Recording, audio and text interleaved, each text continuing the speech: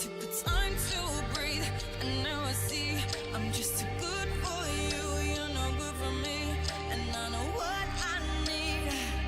So I'll set you free.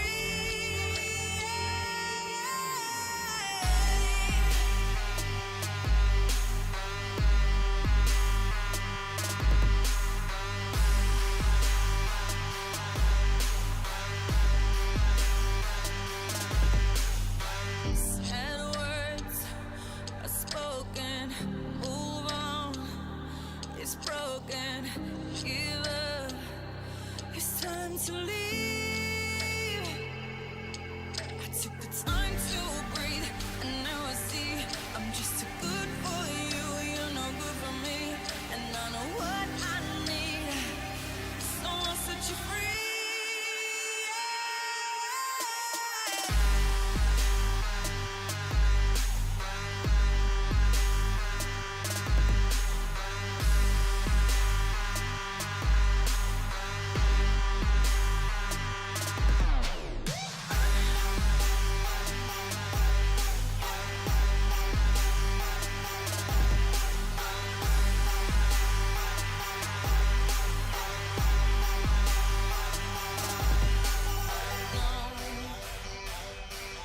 Don't you come and beg no more.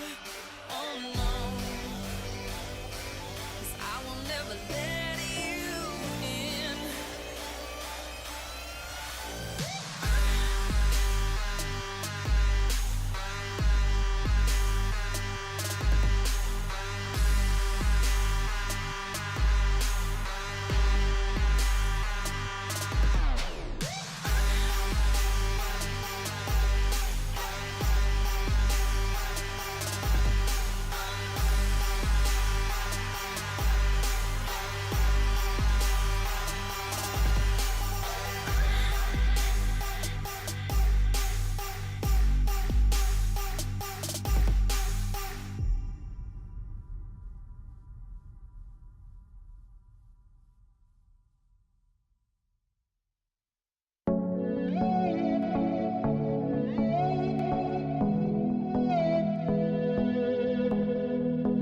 You used to make me smile, you used to hold my hand, you used to tell me that you'd take me to Wonderland. We had it all, you know, we put on quite a show. You were my one and only, never let me go. Then you broke my heart, and I fell apart. I couldn't understand what you did to me, but I'm stronger than you think. I'll make a brand new start, so don't come looking for a way into my heart. Don't come looking for me when the party's over. Don't come crying to me when the party's over. You thought you had it all, but up against the wall I walk right through another open door. I'm gonna hold my tongue, it can't be undone. I'm taking all that I can get from you. I'm not thinking about you, nothing about you. Nothing you can say will change my mind. I won't be back for more, well that's for sure. I'll be flying out underneath the sun. So don't come looking for me when the party's over.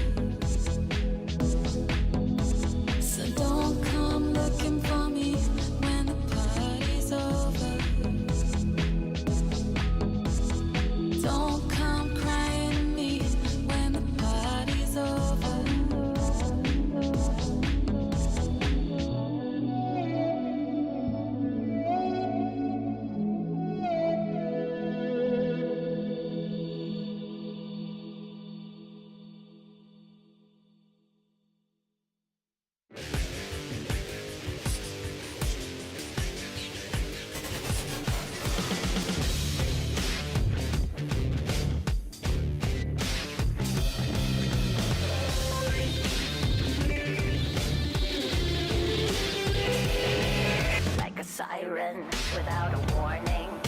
You never know what hits you if you wake up in the morning like a temptress in a red dress. Seduction is destruction, so you better get a move. Danger, danger, that's where you're going. The heart is open, your blood is overflowing, baby. Danger, danger, that's where you're headed. Got your pedal to the metal and life is not ready, baby.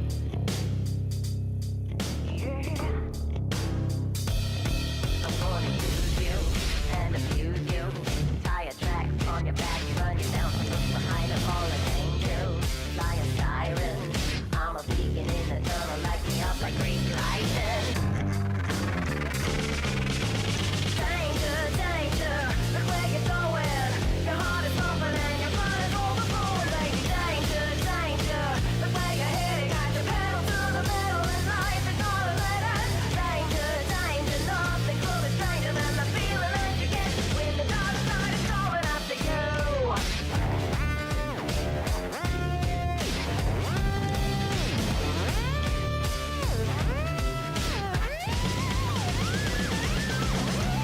Danger, danger, danger, danger, danger, danger. Look where you're headed, got your pedal to the metal and life is not a letter. Danger, danger, nothing could be stranger than the feeling that you get when the dark side is coming after you.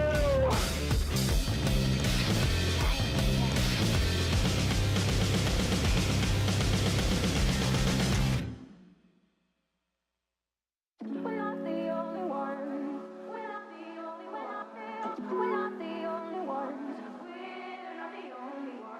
We're not the only ones. We're not the only ones. We're not the only ones.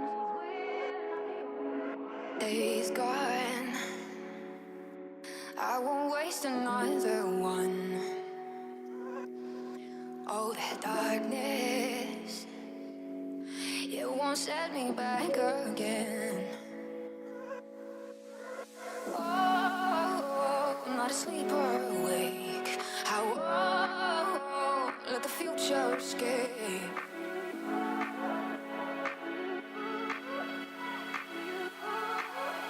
Take me back to you.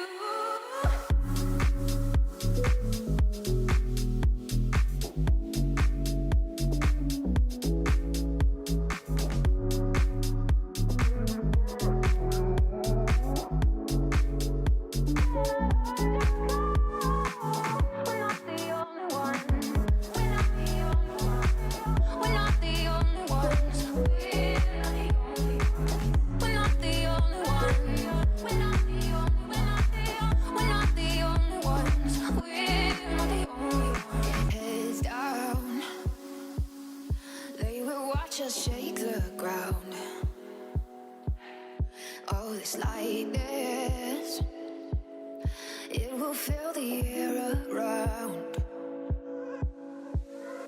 Oh, I'm not asleep or awake. I won't let the future escape.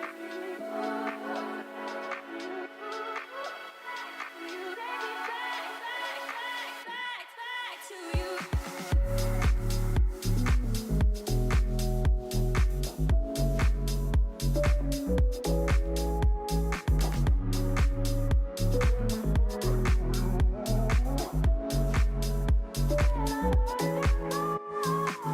We're not the only ones.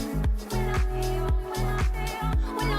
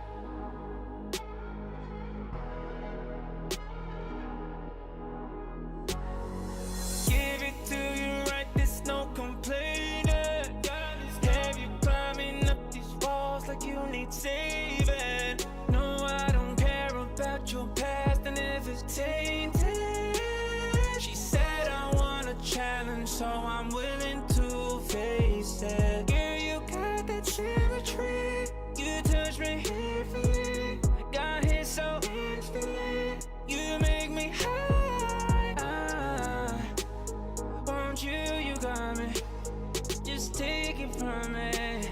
It's real. You make me stay. You got that something in your eyes, something in your eyes.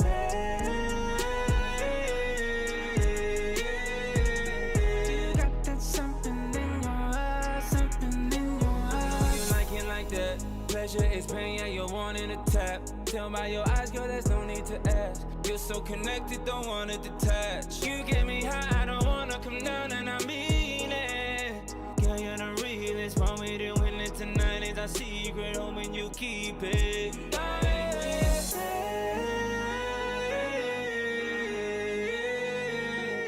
got that something in your eyes, something in your eyes.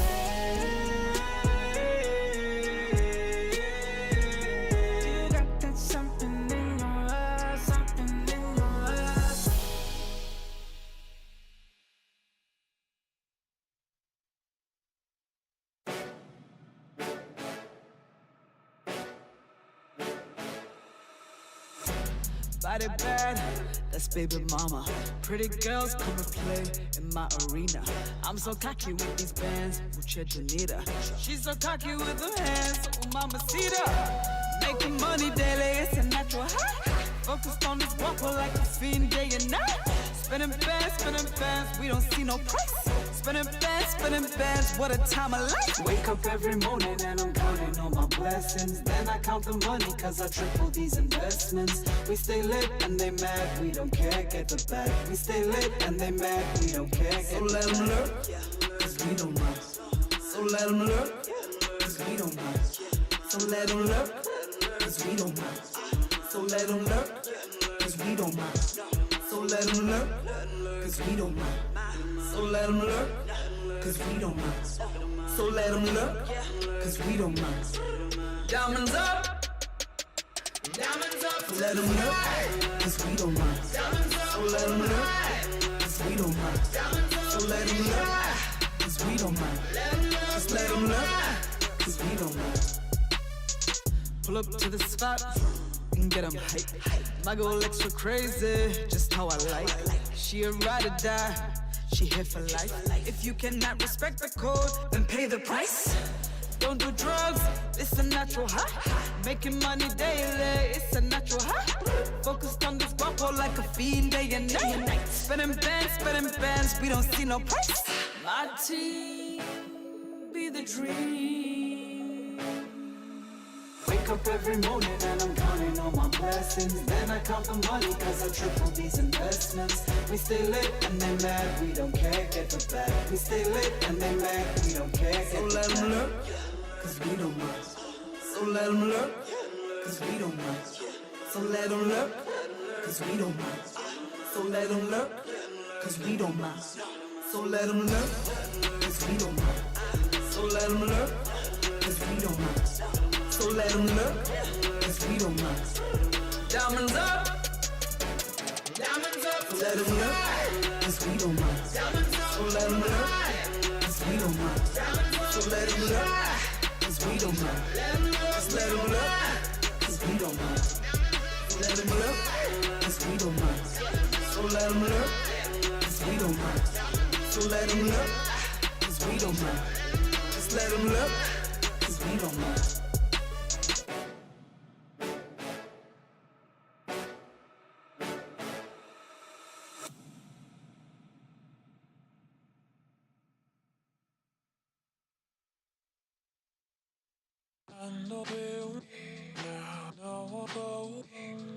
Took the keys to your Mercedes and went for a drive.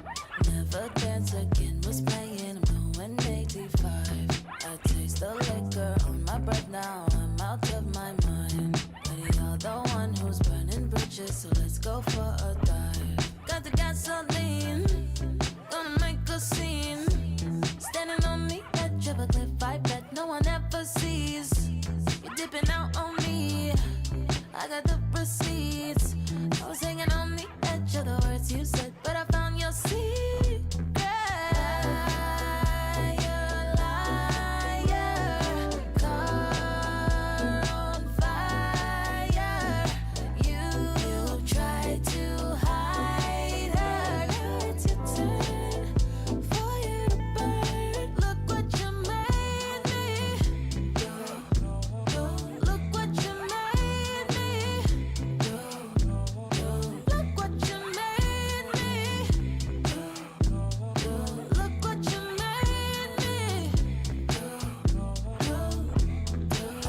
lit a cigarette and burned a heart shape on my tongue.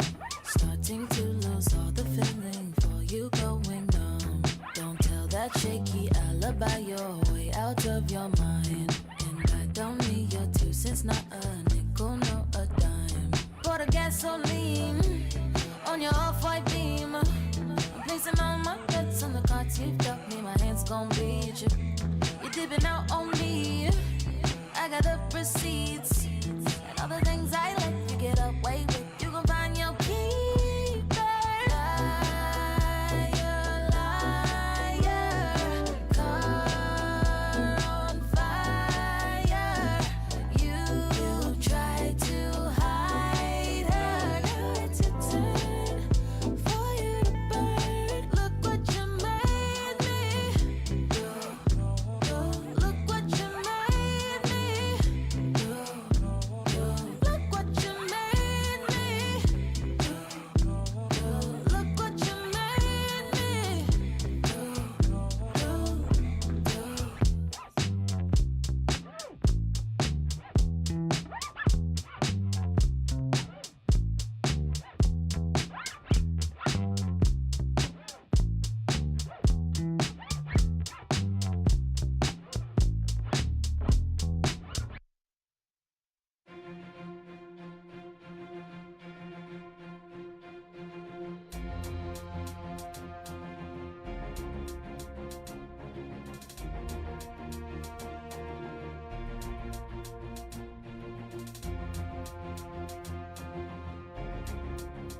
Yeah, picture yourself with your arm raised.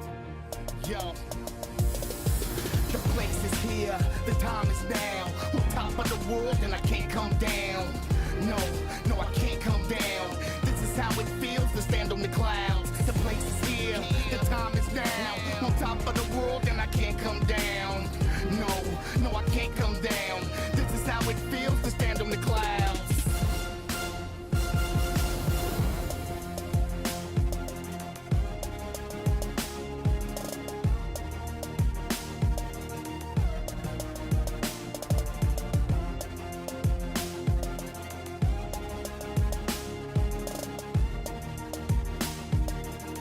Yo, the place is here, the time is now. On top of the world and I can't come down. No, no, I can't come down. This is how it feels to stand on the clouds. The place is here, the time is now. On top of the world and I can't come down. No, no, I can't come down. This is how it feels to stand on the clouds. The place is here, the time is now. On top of the world and I can't come down. No, no, I can't come down. This is how it feels to stand on the clouds. The place is here, the time is now. On top of the world and I can't come down. No, no, I can't come down. This is how it feels to stand on the clouds.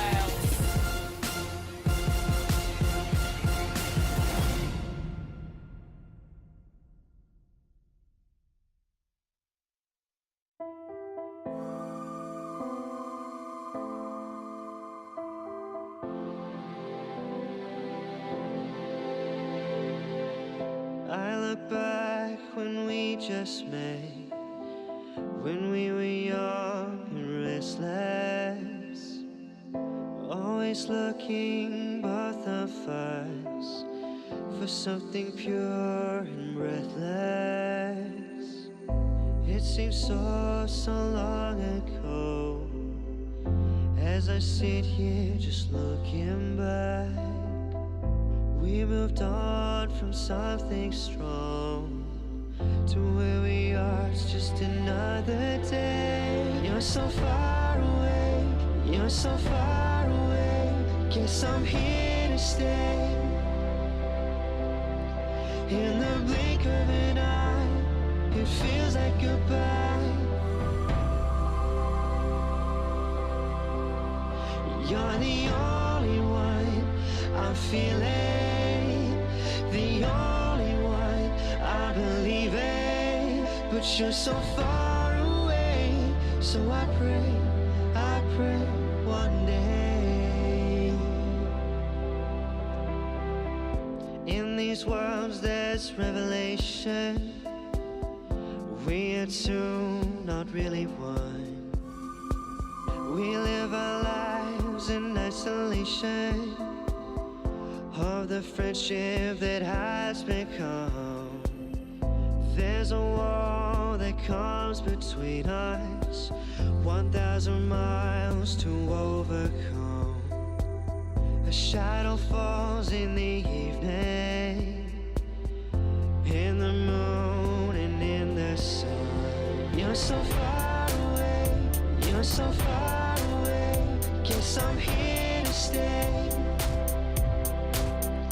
In the blink of an eye, it feels like goodbye. It feels like goodbye. You're the only one I'm feeling, the only one I believe in. But you're so far away, so I pray one day.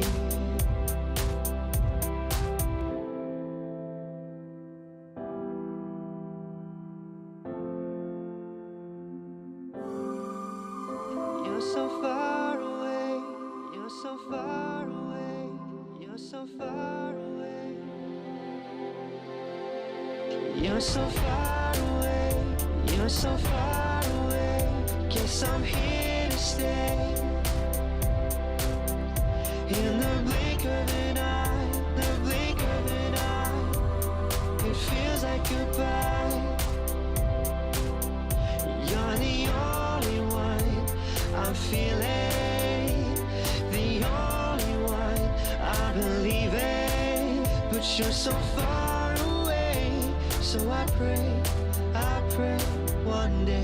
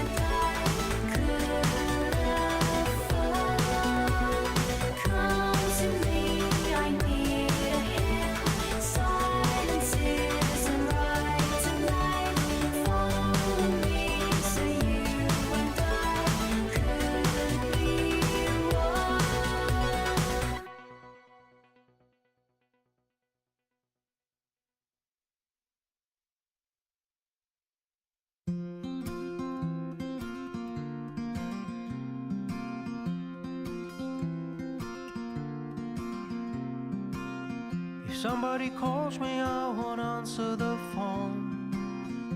Feeling so lonely, won't you leave me alone? You think that you know me, but you don't know me at all.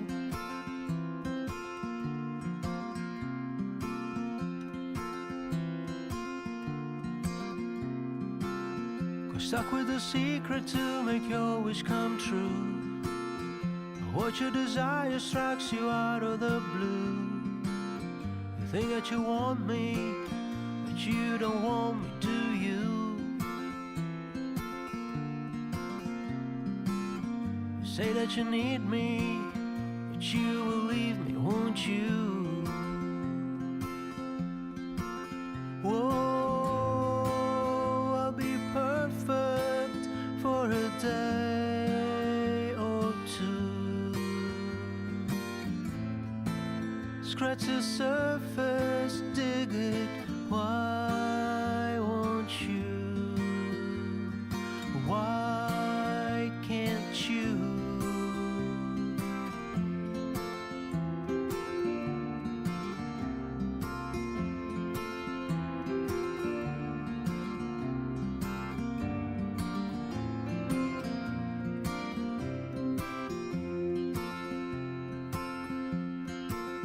Whoa, I'll be lonesome for a day or two. Reach the bottom, dig it, why won't you? Why can't you? If somebody calls me, I won't answer the phone. Feeling so lonely, won't you leave me alone? You think that you know me, but you don't know me at all. You don't know me at all. You don't know me at all. You don't know me at all.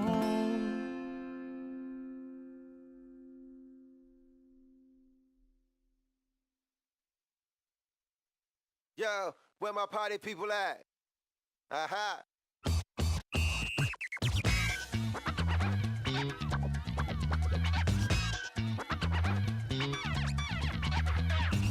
We pump the party up.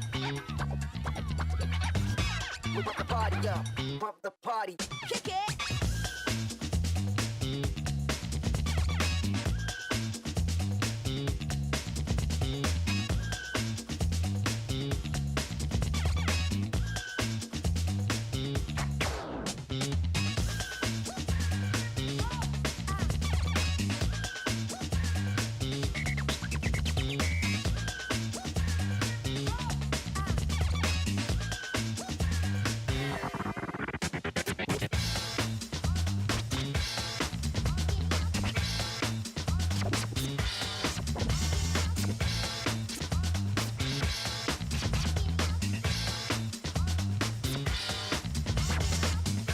We pump the party up. We pump the party up. We pump the party up. We pump the party up. We pump the party up. We pump the party up.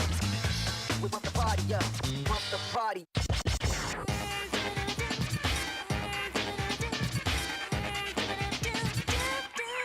Get down.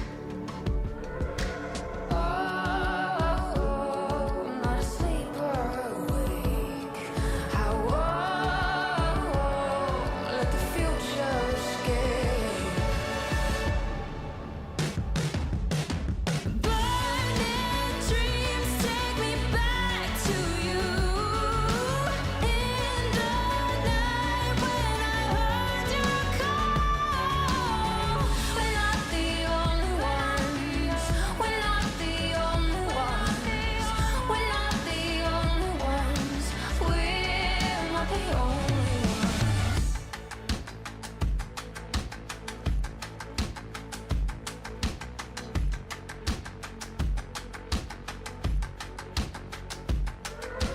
Heads down, they will watch us shake the ground. Oh, it's like this. It will fill the air around. Oh, not asleep or awake. I won't let the future escape. Burning dreams take me back to you. In the night when I heard your call. We're not the only ones. We're not the only ones. We're not the only ones. We're not the only ones.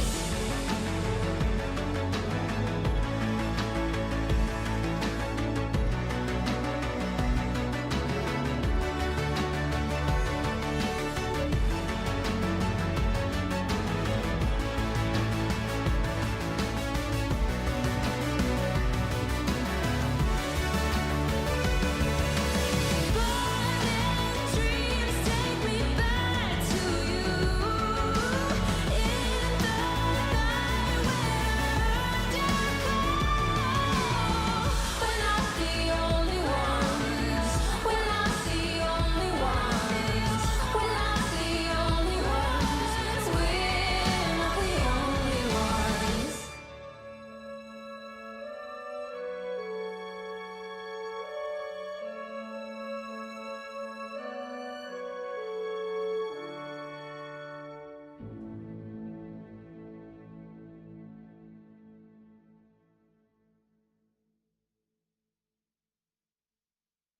I can't be starred, you are, get out my way. I gotta win, act like I'm not the one on the top. We've been it before, you know what I did. I'm on my job, I'm doing my thing. I flex on you boys, I do it again. They said whatever, and I don't do talking, you should score. I'm going in, I can't be starred, you are, get out my way. I gotta win, act like I'm not the one on the top. We've been it before, you know what I did. I'm on my job, I'm doing my thing. I flex on you boys, I do it again. They said whatever, and I don't do talking, you should score. I'm going in, I can't be starred, you are, get out my way. I gotta win, act like I'm not the one on the top. We've been it before, you know what I did. I'm on my job, I'm doing my thing. I flex on you boys, I do it again. They said whatever, and I don't do talking, you should score. I'm going in. I'm going 50 for 50.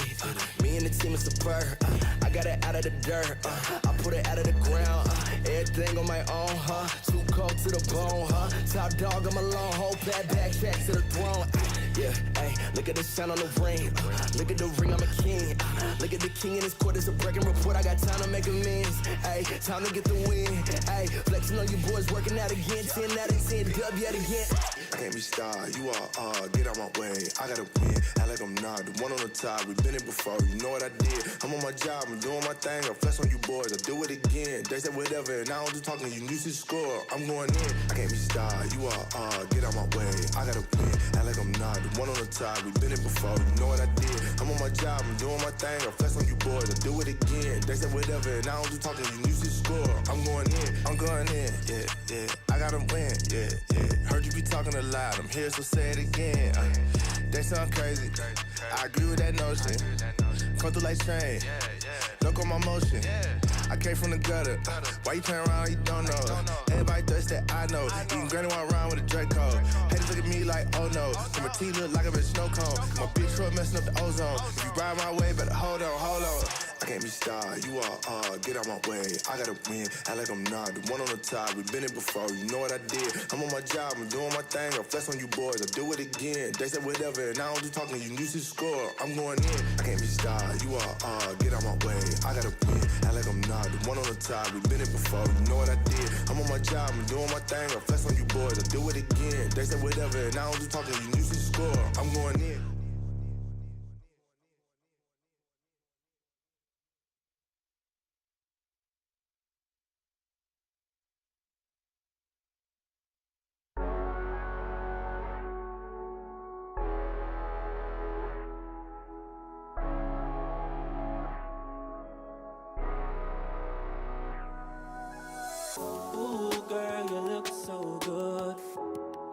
been thinking about you lately. I'm thinking that we should. I won't say nothing, baby. Nah, where you been, girl? I say you looking hotter. You know I could always do you better. Switching positions whenever fed up. Let me show you. You look so good, let me see you work it. Drop position on the side, you deserve it. No competition, girl, you 5-star service. Think we can meet up after you finish working.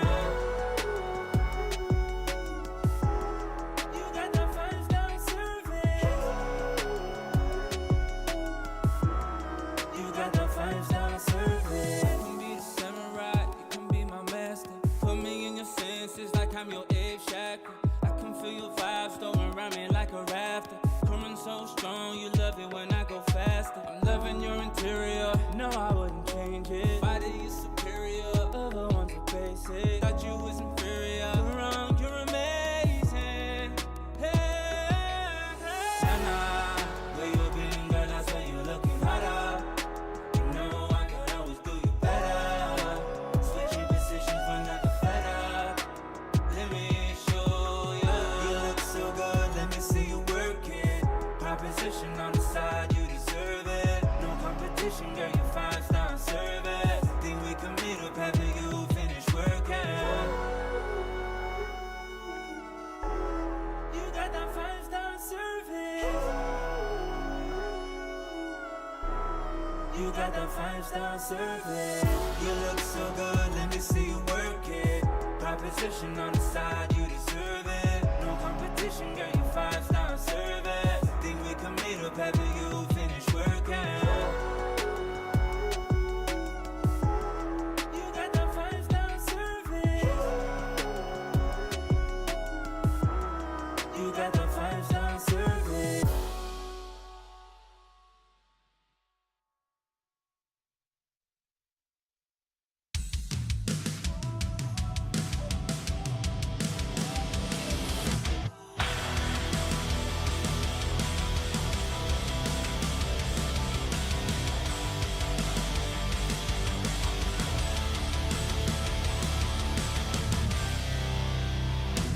Once upon a time, we had it all, sitting safe behind our castle walls. Fast forward to the siren in the distance, getting closer by the minute. Will you stand and answer to the call? Burn like a fire, willful and wild. This is the night that you were made for. Don't close your eyes, safer to stare into the sun than to turn away from what you could become. This was once a perfect symphony, soft and steady like a heartbeat. But these notes turn dissonant and sour, getting violently devoured. So will you stand or let the curtain fall? Burn like a fire, willful and wild. This is the night that you were made for. Don't close your eyes, safer to stare into the sun than to turn away from what you could become. The time has come to stand and fight for what you believe, for what you believe. The dark will fall and we will rise.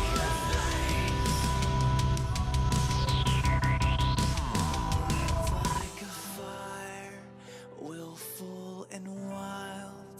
This is the night you were made for. Burn like a fire. This is the night that you were made for. Don't close your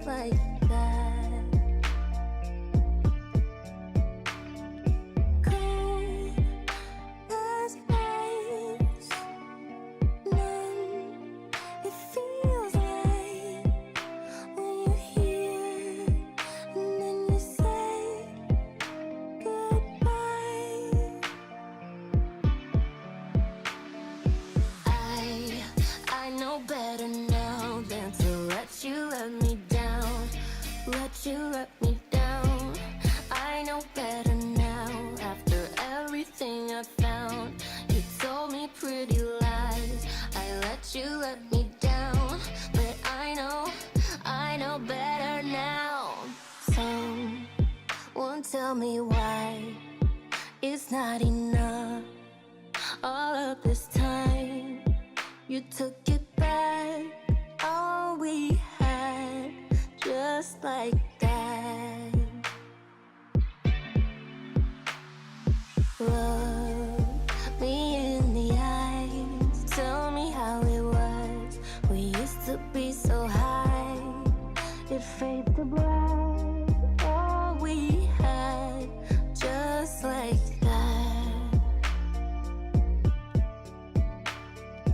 Cold as ice, numb, it feels like when you're here and then you say goodbye. I know better now than to let you let me down, let you let me down. I know better now after everything I found. You told me pretty lies, I let you let me down, but I know better now.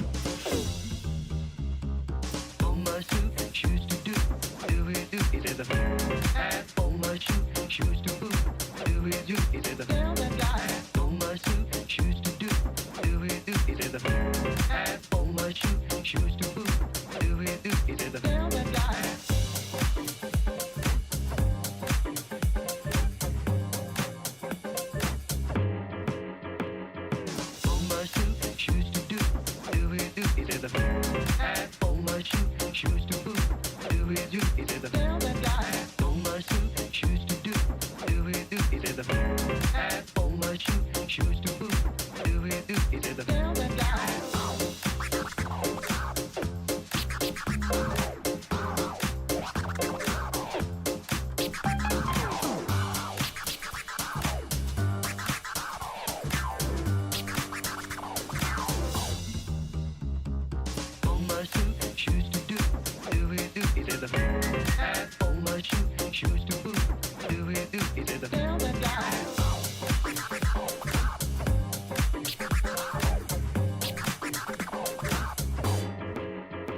do it at the on my shoes to boot, do it at the on my shoes to do it at the on my shoes to boot, do it at the on my shoes to do it at the on my shoes to boot, do it at the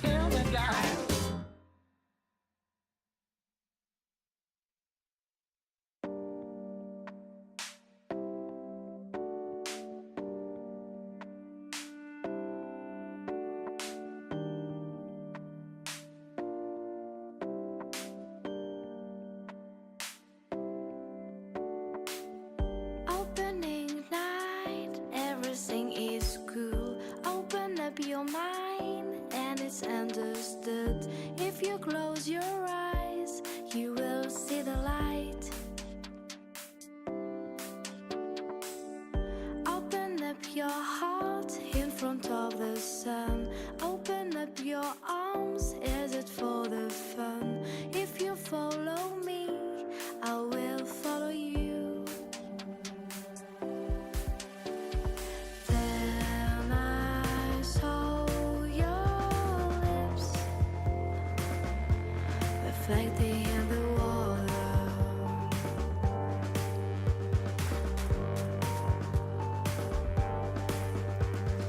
I thought we were young, and nothing really matters.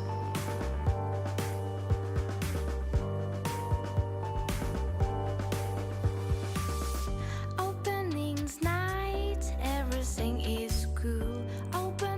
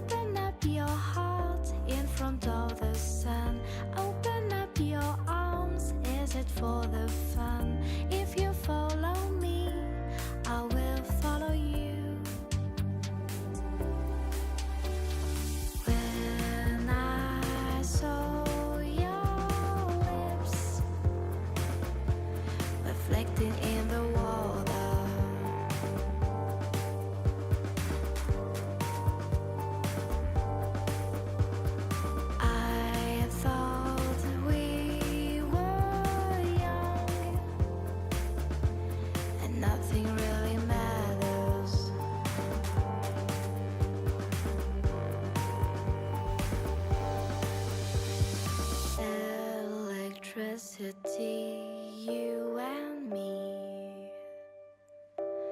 You should come and fly. We should be happy. Openings night, everything is cool and open up your mind, and it's understood. If you close your eyes, you'll see the light.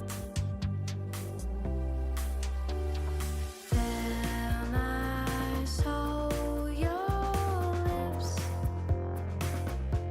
reflecting in the water.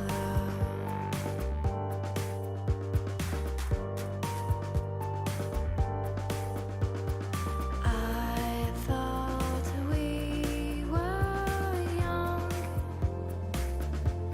and nothing really matters.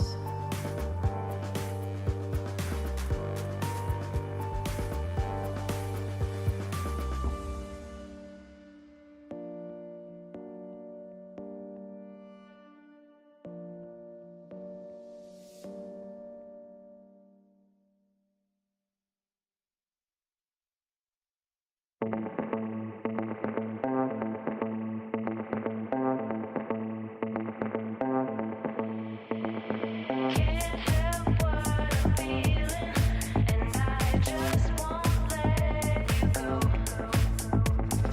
Can't help what I'm feeling, and I wanted you to know.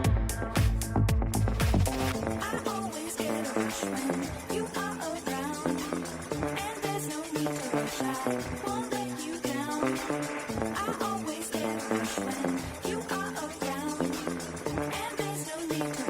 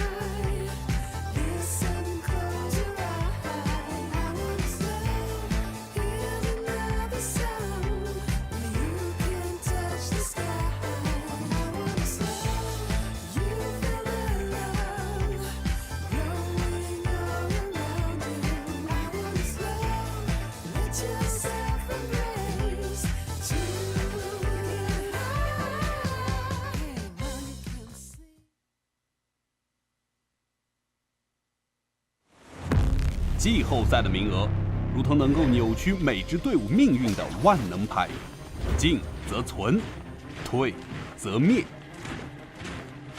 当打的五虎挥洒天赋，蛮横地抢下每一个积分。致命滑才逼不到5000多的大龙血量，旁边的话 Morgan 是在一个侧翼，正面的话马老师这个进场应该能击飞3人。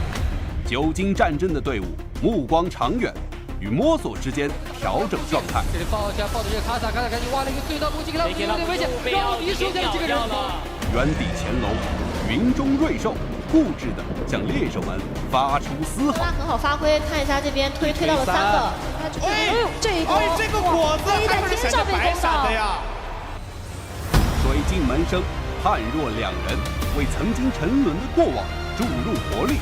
不让防守有机会接近，摸了一下想过来抢，没有抢到的狼骑进场，直接拍到了2个人面前。这个沙湾推到了后排3个人，但位置可能要后续再去抢，直接进来，哇，一个承接给抢到了，而且后续小龙美的进场位置相当不错，被避开了一个鳄鱼主板扫过来，3个人在嘲讽2个，这一波控制链拉满。强手虽无需忧虑，却也为寻求排名的庇佑而对峙。3人有单切了，是一个单杀。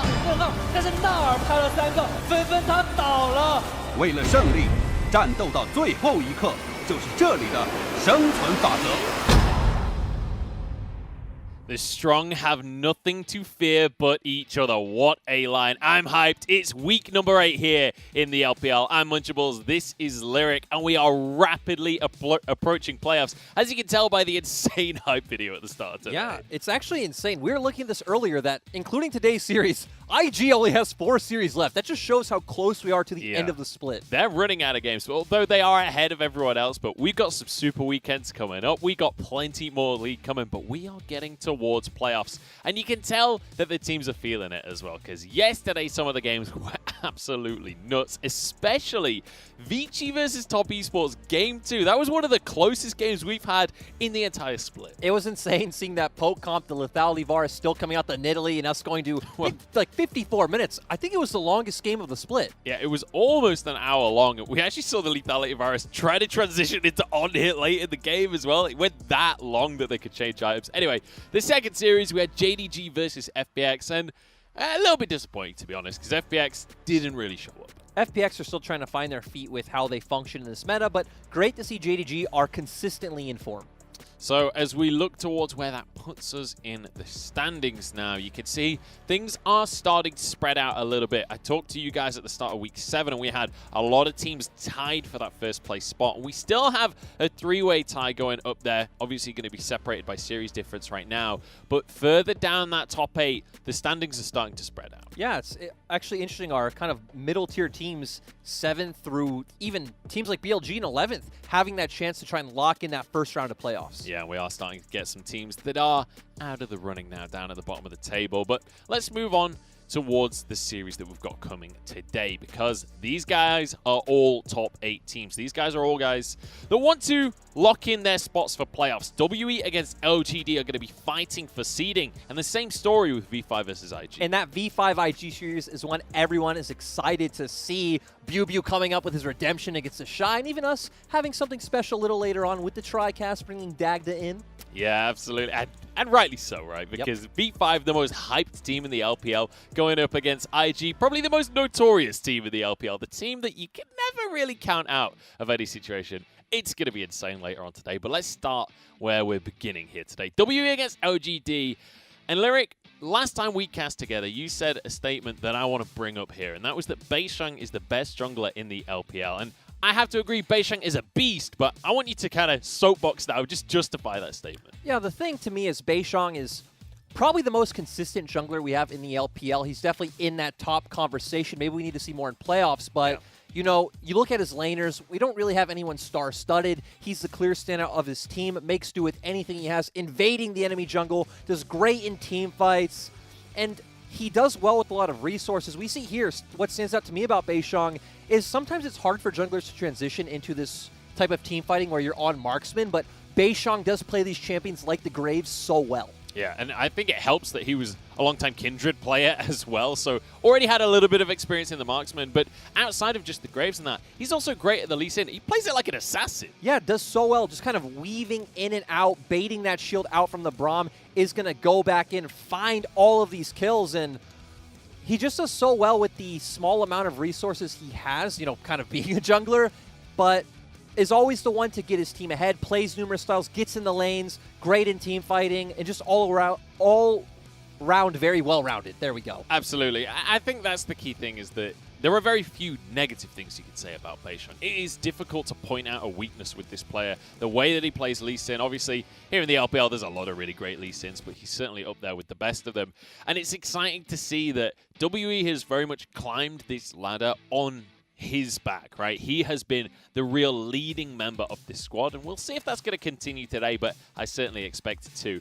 On the other side, though, LGD not had the smoothest split of history. I don't know. I'm tripping over my words here. They started out really strong. They had a super team on paper, but it's been a little bit rocky over the course of the split. Now it feels like maybe they're back on track. Yeah, it's good to see, and, you know, they have had some rocky games, some rocky series. They're actually sitting at 13-2 in game score, so it shows a lot of their series are going the distance, but 6-4 in series, and they still are on that track to be a playoff team, and I'd say especially us using the word team. They very much play for that 5v5 style. They're very strong front line coming out from Longxing and Mark almost every game, and it's setting up people like Xie and Peanut to be the big carries they need. Yeah, one of the exciting things about LGD is when they're playing around the early game, they are all about the early game skirmishes. They're all about grouping up, and they're all about setting Peanut up to force these Dragon plays. Yeah, exactly. They're all about these big neutral objective fights. They always put Longxing on some kind of tank engaged top laner. Mark as well, typically going to be on the Leona or the Nautilus, and this is really where they thrive as a team. Peanut also doing so well on the Graves, going to flash over the wall here, try to finish off a bunch of these kills. And it's really great to see Peanut as well, us talking about Beishang, Peanut stepping up to be a big carry role for his team. And it's interesting when we have two teams that are so jungle-focused. And Peanut has shown, you know, he deserves to be on a team that does play for jungle. Absolutely. Peanut has been a carry for this team, not just this split. He was a carry back in spring as well when LGD was struggling to get any wins on the board. Peanut still looked great, which looking good on a bottom team is a difficult feat in of itself. Yeah, I don't know if a lot of people remember, but Peanut did get voted to the 3rd All-Pro team, despite the fact that LGD was at the bottom of the standings. Yeah. He was the clear standout, and it's so good to see that they rebuilt this team around him. Yeah, they were in like 15th place or something at this stage that he got drafted onto an All-Pro team. That is mind-boggling in of itself, and that's why he's going into the head-to-head today against Beishang. These are the clear two standouts on the two teams heading to the ring. Exactly, and that's what I love to hear, and I love to see that both of these junglers really value the same champions. Both are huge Graves players. We saw the Lee Sin from both of them. Both teams really like to enable their jungle to go for these invades, look for these aggressive options. Typically, both mid laners are going to be on either global mid champions or things that have a supportive style like the Karma, and setting up for these two to go toe-to-toe. Yeah, I think the key difference to point out between these guys is the XP at 15, which you can see heavily in favor of Beishang, because when he has the opportunity to just go for the counter jungle style, just go for invading, he is definitely going to be able to pull that off, whereas Peanut, very much a gank-heavy jungler, very much relying on getting into the lane. Yeah, and I like that you highlight the EXP 15, because another thing is just WE as a team, like as a whole, because once they get ahead, WE know how to push that advantage forward, Munchables. Yeah, I got a little stat here. So WE only get the lead at 15 minutes in about 40% of their games, which, you know, isn't great. It's 13th in the league. But when they do get that lead for themselves, they are the top team in the league for closing that out. They have a 90% win rate when they're ahead at 15 minutes. So if you let them get ahead of you, you are never getting that lead back. So there is so much pressure here on Peanut to stop this train before it leaves the station. You know, and even the other side of that stat is hilarious to me, because you said they're only ahead in 40% of their games. Yeah. This team is sitting at 7-3. They're sitting at 6th place right now, only being ahead in 40% of their games. That's really scary. But they had, if you think back to spring, going into playoffs, their win rate when behind at 15 was still like over 50%. This is a team that waits for item power spikes and maybe not the greatest during the laning phase, but when they do get those items, they know how to use and abuse those spikes so beautiful. And the thing they're great at, as we've seen before, is, you know, they might be down like 5k gold. They're going to find that one perfect Ashe arrow. They're going to get Teachmont in there with the Galio, find that one pick that leads to a Baron or some massive team fight where WE just close out the game almost instantly. Yeah, and now you're talking about things like the Ashe. I want to talk a little bit about the draft and the way that WE has evolved somewhat over the course of this split, because when we think of WE in playoffs in spring and the start of this split, it was still very much about things like the Pantheon Echo, for example. But Teachama has taken a little bit of a step back and is now leaning on towards more things like the Karma to set Jomung up as the primary carry alongside the Graves jungle from Beishang. Exactly. So WE are still very much WE. They're playing that same style where Teachama's going to go for a champion that could just pretty much instantly clear waves, doesn't have to interact with the enemy laner, but we've seen he's more willing to set up Jomung, and it even adds more flexibility to their draft because even Missing is playing this Karma quite well. Even that's a different style where we'll have this Ashe Karma, something along these lines, that's really meant to take place in the bot lane, dominate the lane, and that's not something we knew WE for last split. Yeah, dominating the lane has not usually been the name of the game for them, but you can see them getting ready. There's Morgan jamming away to some music, as you'd expect from a WWE superstar. He's probably selecting his entry music for later down in his career,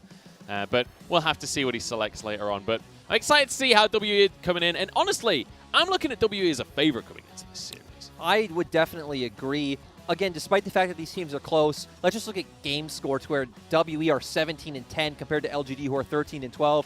When WE are able to get ahead, they're able to close out these series a lot more cleanly. It feels like they have a lot more of a set identity where, sure, we said LGD are all about the 5v5s, but that's a very general and ambiguous, term. It's like, where do they get their pressure in the early game? How do they transition that into a mid-game setup?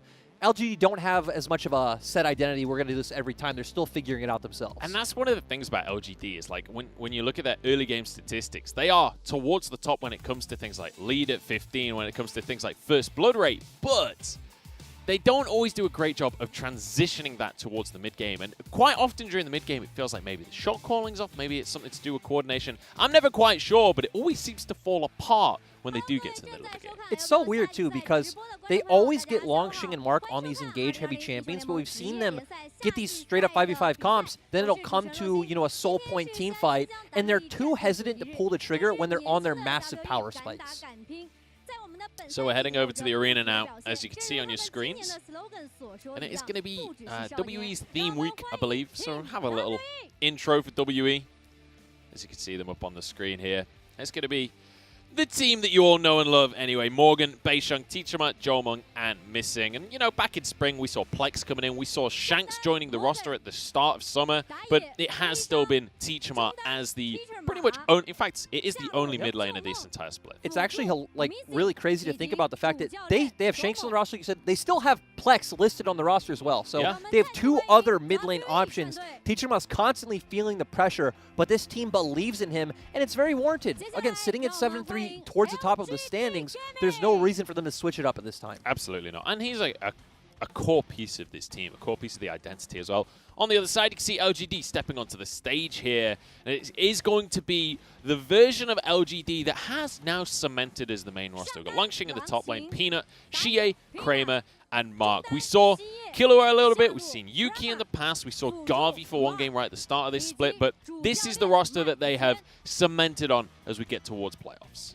Yeah, and LGD definitely have a chance to, make some kind of big surprise run going into playoffs, or even past that when we talk about things like regionals.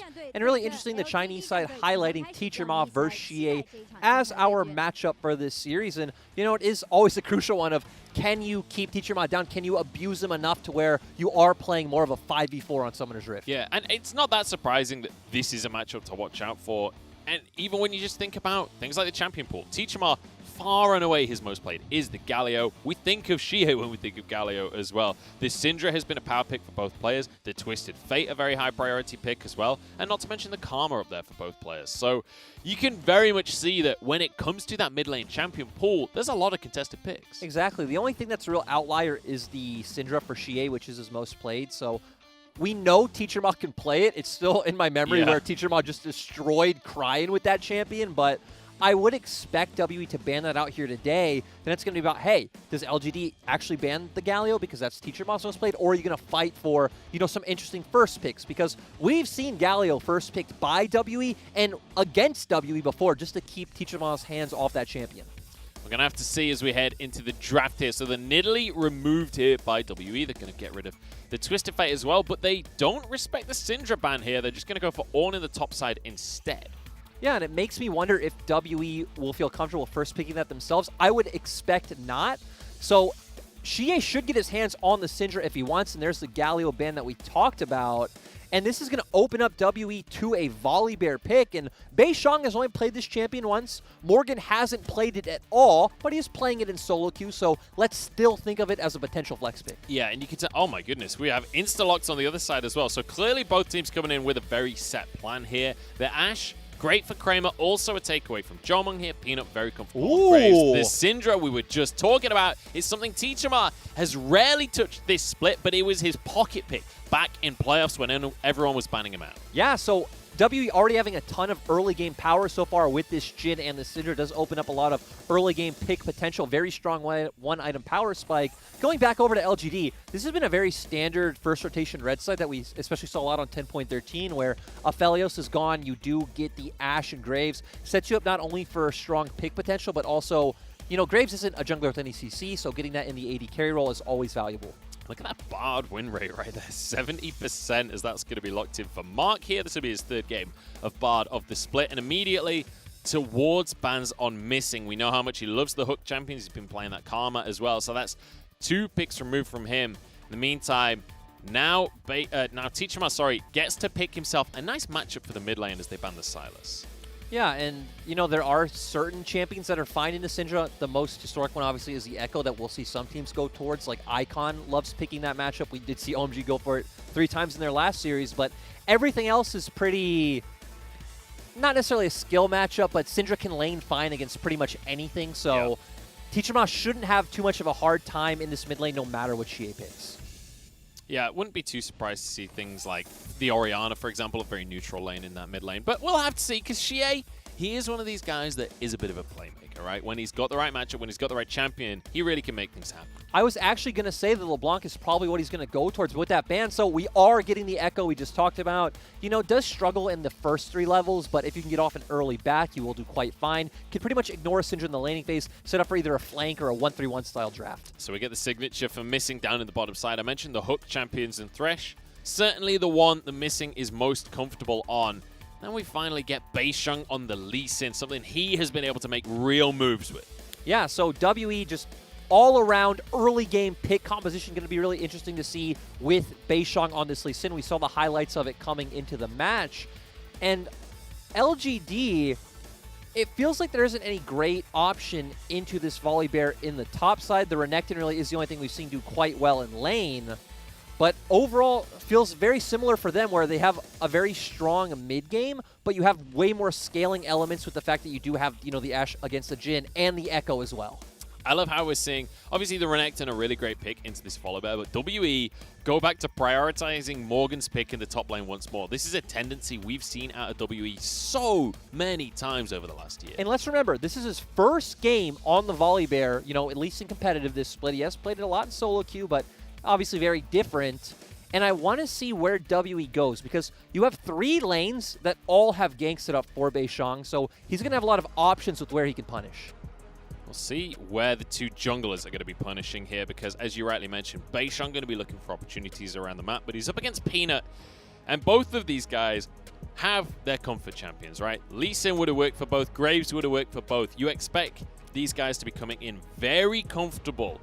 And my big curiosity is who's going to be the one putting their foot on the accelerator in the early game. It's definitely going to be WE when we look at these drafts, because, again, you have set up in mid lane, Lee Sin, Syndra, extremely strong 2v2. If you get in a gank onto Echo early, he's pretty much completely out of this game. We know Renekton's going to push up in the top side. Lee Sin, Volibear, also a lot of kill potential. You highlighted the Hook in the bot lane, so Missing always going to have that option as well. You move over to LGD, and it's like, okay, mid-jungle 2v2, not really strong. You have no CC, you have no setup.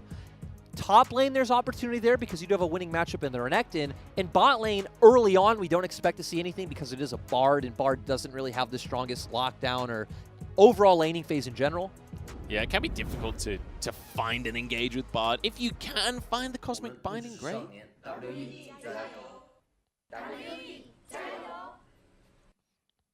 Keep your dreams, Munchables. Keep your dreams. Them's the rules. Here we go, LPL. It's WE versus LGD. And as Jordan said before, it's WE that have to put their foot down a little bit in the early game.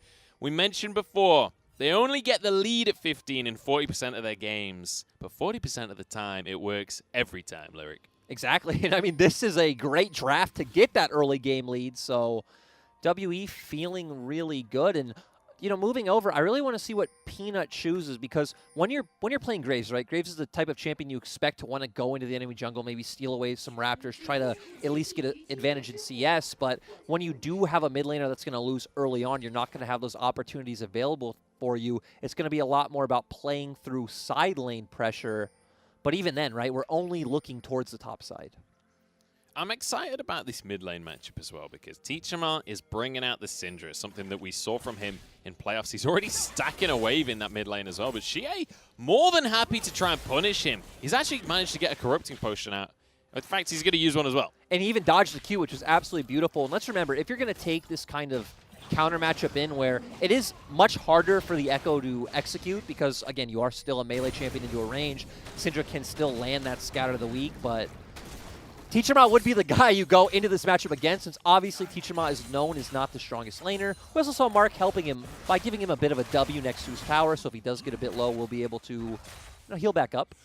And he'll be hoping for a W off the back of this counter matchup as well, because, you know, we have seen this matchup go awry for Echoes, but on paper, it should be Echo favored. As you rightly mentioned, the Syndra not something that we have seen thousands of times from Teachama. It was the fall back in spring, but it is something that I'm excited for if they're going to prioritize it like this. Especially when you look at LGD's composition, which really doesn't have any tanks, so you're going to have potential burst opportunities on every member of LGD's comp come mid-game. And going back to that mid lane matchup you just highlighted, because Xie is taking another amazing trade, and this is what you expect, right? He has the electrocute, he just wants these short burst trades. Typically, Echo just wants to get an early push, maybe back, get a Dark Seal, come back into the lane. Then he could just start spamming Time Winder and really ignoring the lane. Ooh. Just the damage out of Morgan, that is disgusting. Peanut's here to try and find himself a bear, but it ain't happening. Morgan won that trade way too hard to get a buy. And I remember it was actually me and you talking about this where, you know, Volibear in top lane doesn't seem like it has too many bad meta matchups. Oh, stun in the mid lane. Beitsung is here. First blood WE. And great, spamming the emote at the end. And we mentioned this before. If that Echo starts falling behind early, you know, Teachama's going to get an item advantage. It's going to be really hard for him to look for these all-in trades, but good job by him to TP and make sure that Teachama can't find any sort of freeze opportunity. Also going to dissuade him from backing right now, and as we can see, he has no mana. I'm curious if Peanut is going to try and make some kind of flashy play in the mid lane to punish this, because Teachama's pretty low on health, has no mana. Morgan is here to protect his mid laner. Scatter the Weak isn't going to get a stun. Teachama flashes out to safety here. Peanut over the wall, though, gets his flash and gets the kill. Now Xie's in trouble as Morgan is desperate to finish the kill, but Xie gets away with it. And now Peanut wants to secure his prize. He's looking for a second kill in this play, but Morgan gets the shield at the last second. Patience here as well, and Peanut goes down! And this is absolutely crazy. Great read by Morgan at the start of this play. Teachama almost outplaying, almost surviving. Ultimately, though, WE coming out a bit ahead and not even losing any CS from the map, because, look, Teachama TP to the top side. And, you know, my favorite thing to say about WE was always that they played through friendship and magic, that they're the Star Guardians. It started off as a meme, but you know what? They are the epitome of a team. When your top laner is hovering around mid turret, there's nothing that says friendship more than that. Exactly. Like, happy to sacrifice waves to make a play. Missing finds a hook in the bottom side as well. It's going to be Mark pulled in here. Exhaust immediately onto Jomung as well, as Kramer is really hammering home in this trade. This is not a good one for WE. At the same time, though, nothing comes of it in the end, and you actually won out on a summoner spell since Mark did use his exhaust, and this is what we talked about with Ashbard, right? It doesn't really have a ton of lockdown, it doesn't have a ton of damage in this early 2v2. So one of the reasons why Bard has never been a staple in the meta is you do struggle, especially against a lot of these engaged champions like the Thresh. The trading is just going to continue here, and I'm curious about this pick for Jomung as well, because the Jhin, not something we know Jomung for, it's not something he's played at all this split, but it is a similar theme to Ashe, in that you have that ultimate that's a utility ult. It's there to try and force engages, which is kind of what we know Jomung to do with that Ashe pick. Yeah, it's really interesting because even asking around and talking to teams, they are very divided on it. Some teams think it's a terrible champion. It doesn't belong in the meta. They think it's very easy to draft around. Just pick a tankier sort of composition. Some teams do love the proactivity it brings with that ultimate to go toe-to-toe with the Ashe in the mid game. Peanut going to start the Dragon off here as Mark was there as well. Missing. Aggroed the dragon just to see if you could get some damage onto the enemy support, but LGD basically said, we're happy with that. We want to go for this dragon anyway. She has hit 6 in this mid lane, so it does mean Teachama has to be a little cautious. There is now all-in potential for this Echo.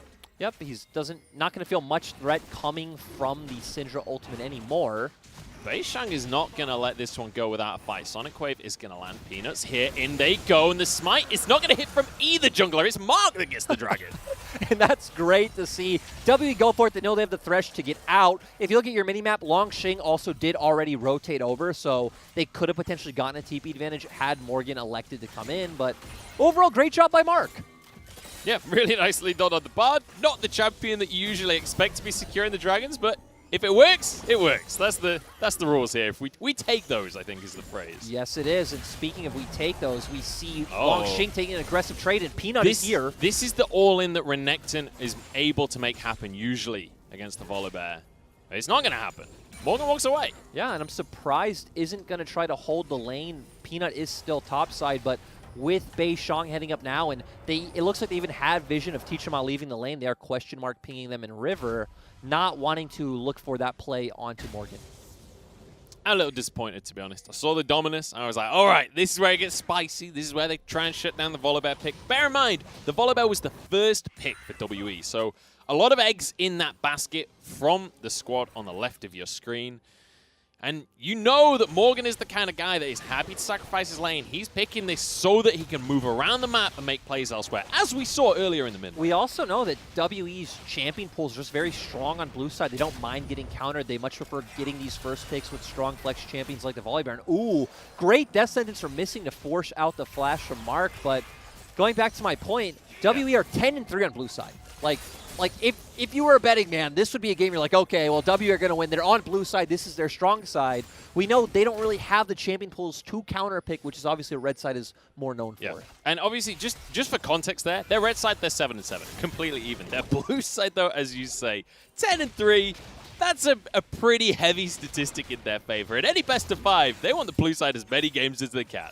Yep, and, you know, we do see now WE using this pressure, just having their bot lane rotate up for the Herald. They don't even need to fully commit, so they aren't going to lose out too much in the bot side, but trying to take this red. They do have the ward down, so they see Peanut going for this. Obviously, it's right in front of their faces. Jomon kind of has a smite with this 4th shot, and he's going to pull it off. He just crit that for 900. Yes, he did. We're 8 minutes in. And now Beishang going to get the red on the other side of the map. Ooh. Hang on. Mark. Tempered Fate in the mid lane. Mark's got to follow it up with the bind. We'll get the stun here, and that's Teachama going down. Yeah, and this is what we want to see from LGD's. Actually, both teams have similar globals like this where, of course, Bard is a roaming champion, can roam mid, throw down that Tempered Fate, but we also have the Ashe Arrow that can do the same thing. Even Jomon can technically walk to another lane, open that ultimate, and try to set up a kill. So a lot of pick potential coming out from both sides. And you can kind of see a bit of a strategy being built here by LGD that they really want to shut Teachama down. They really want to focus him out. This is the second time now that they're making tower dive plays onto him. Yeah, and it's a strategy we've seen work time and time again. And even as we move into the mid and late game, we know that Syndra is not going to be able to go toe-to-toe with Xie in a side lane. So if you can get that advantage on the Echo start rolling, going to be even harder for WE to play through him in the mid game. We'll have to see. And let's bear in mind, the mid-game is very much what both of these teams have been about. Or at least, it's kind of been where WE get their wins. It's where LGD have typically fallen off a little bit. Yeah, and it's interesting because both of these compositions have very similar power spikes, as we talked about. Sure, WE is a bit stronger early, LGD a bit stronger later on, but both still have very mid-game focused champions like Jhin, Syndra, Lee Sin on the side of WE, and Renekton and Ashe for LGD. So we expect to see very high kill skirmishes, tons of action, the whole shebang in the LPL. Especially when this Mountain Drake spawns. It's going to be coming up in about a minute's time, because when we look at especially WE, they love those Drakes. They love to play around that objective. And quite often, I mean, Morgan built his reputation in the LPL for teleporting selflessly to get into these dragon skirmishes. Yeah, Morgan is known for that, even not TPing all the time, just sometimes doing a great job to know when, hey, I can give up a bit in my own lane. I'm going to walk over first, make sure we have the tempo advantage to get the vision down on this objective first, and have the favorable position going into the team fight. Speaking of which, that's exactly what Missing is doing right there, littering wards into the blue buff area of LGD's jungle. And I'm curious if WE are going to commit a little bit harder to this one. It feels to me that it's likely at least, but we'll have to see. Obviously no completed items on either side yet. They want to, as we've said, they do have a bit of a stronger early in comp. They also have the Herald, so they could put that down to try to pull LGD's pressure elsewhere. LGD aren't going to go down without a fight, though. Arrow comes across, it's hitting, missing, and immediately they jump onto the support, bursting down. Suddenly, Jomung finds himself alone, flashes out of the pit. And with a pick like that, LGD have secured this. Exactly, just very clean play coming out from Kramer, and this is why we see Ashe is such a staple pick here in the LPL, because you throw down that Ashe ultimate, especially with all the high damage jugglers we have in this meta. We do typically see it paired with the Graves. You saw missing, and then he didn't. He was gone right away, and now 2 dragons stacked for LGD, quickly making their way towards that soul. Yeah, the only thing that's missing in that play is the ping that I'm sure the rest of WE spammed on him when he gets picked off that early before the fight kicks off. And let's bear in mind, WE, this is a team-fighting team, so getting picks like that early on is going to be an issue. But Beisheng, he's not looking for a team fight here.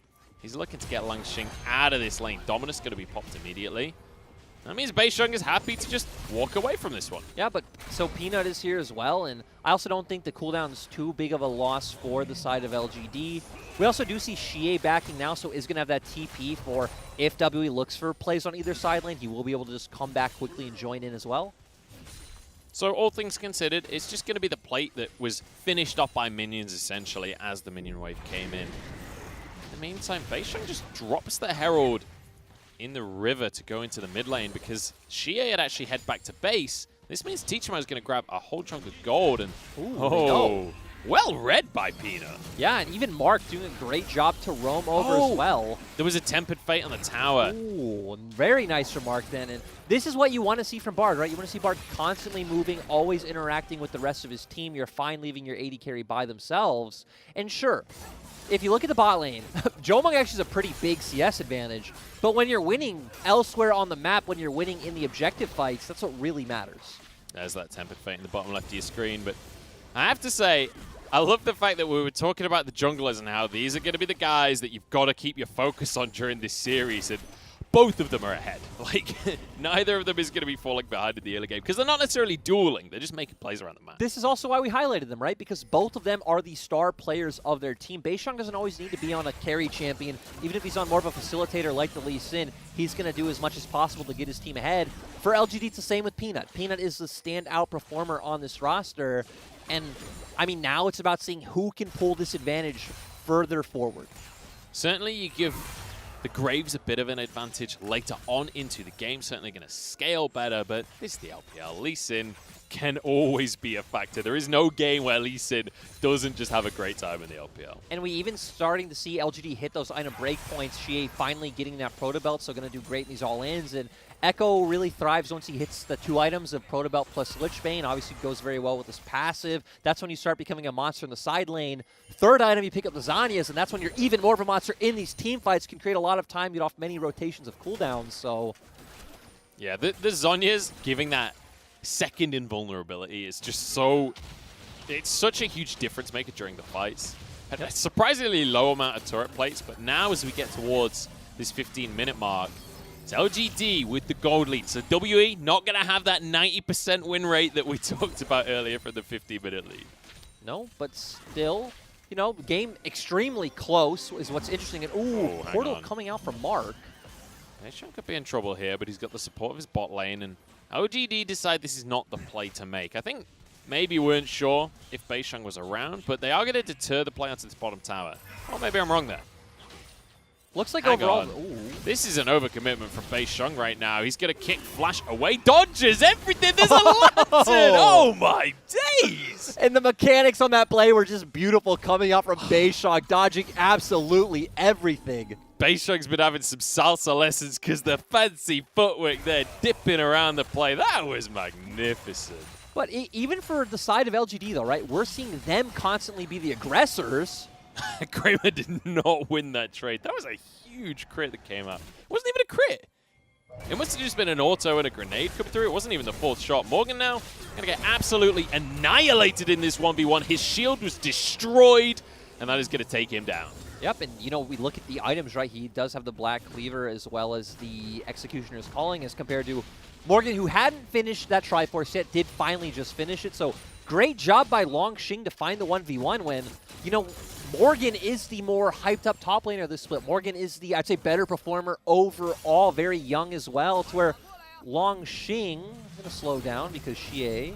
We've seen him do dives before. He's not going to be able to pull it off this time, though. And Teachmar will clear the wave. But Longxing is seen as more of the, like, reliable. You know, he's going to do his job well. He's going to bring some veterancy.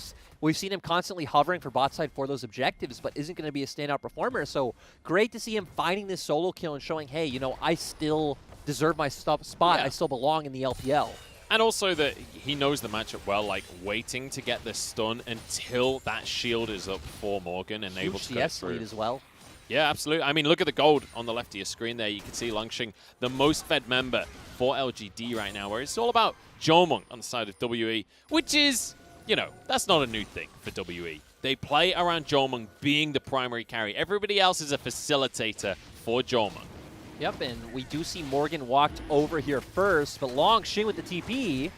So Morgan has TP advantage off the back of this play, but it's all about the Drake here. Let's bear in mind, it's an Infernal Soul this game in LGD. Already grabbed 2 Drakes. But WE are not ones to give up the 3rd Drake easily. They always want to play around this. And for me in this teamfight, we really need to see Teacherma step up. He's a Syndra with his first item, the Ludens. He can just pretty much blow up Kramer outright. Xie trying to find a flank because Morgan's just going to be stopping that play from happening before it starts here. 3,000 on the Dragon. Arrow goes through, and it's onto Beishang as well. He jumps out of the main part of the fight, though, and it turns into chaos immediately. Dragon's going to be taken. It's going to be Kramer that grabs it in the end. No kills on either side, and LGD get away with the Drake. Yeah, Beishang almost went down from all the bursts from the side of LGD. We saw that ultimate coming out from Peanut. Almost got him, didn't in the end, still forced him out, so LGD were able to get that Dragon. And now, I mean, 4 minutes and 43 seconds. We're going to be at Seoul for the side of LGD. Yeah, that is a scary prospect for WE. They can't afford to and ah around the next Dragon fight, because that was not very characteristic of WE to be dancing around it, but not really committing. But, I mean, we look at what's happened in this game so far, right? Morgan is very much behind Longxing at this point. Teacherma too afraid to be that damage dealer, but there is a lot of threat on the side of LGD, of course, and Chan Crystal Arrow, Tempered Fate coming out as well. Xie is ahead in the matchup, so also feeling pressure from that W.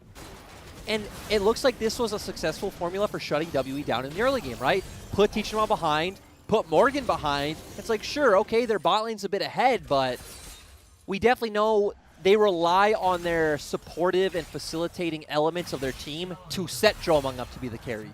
And now, off the back of that win for LGD here, they've got themselves a 1,000 gold lead just as Kramer grabs himself that red buff.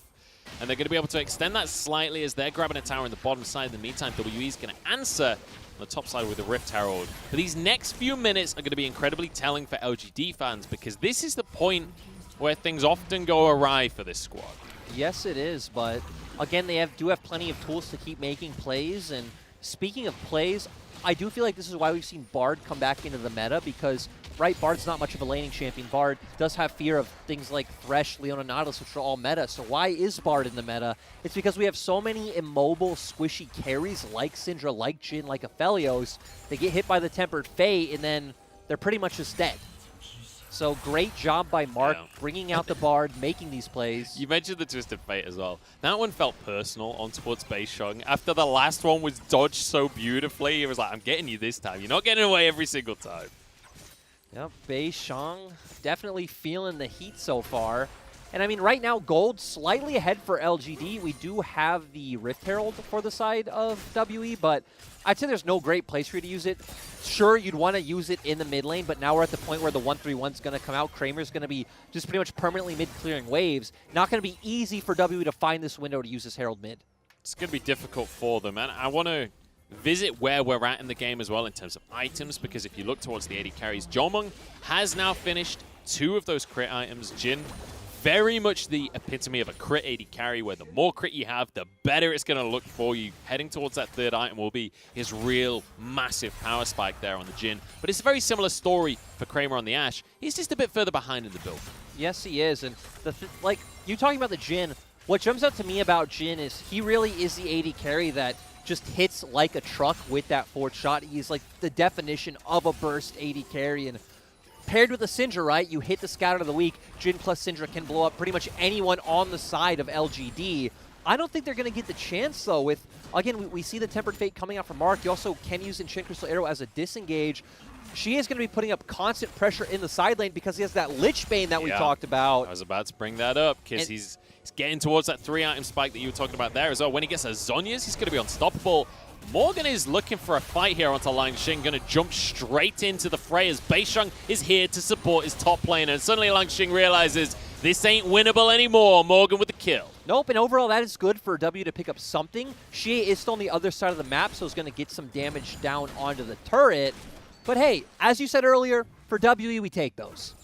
You certainly do, but Xie is saying the same thing about a tier 2 in the top side of the map right now. If you're going to commit to the bottom side, LGD are happy to answer elsewhere. Ooh, but yeah, they do have the Rift Herald, so they are going to be able to push in another turret. We do got to remember, Mark has Tempered Fate, so I wouldn't expect this turret to go down.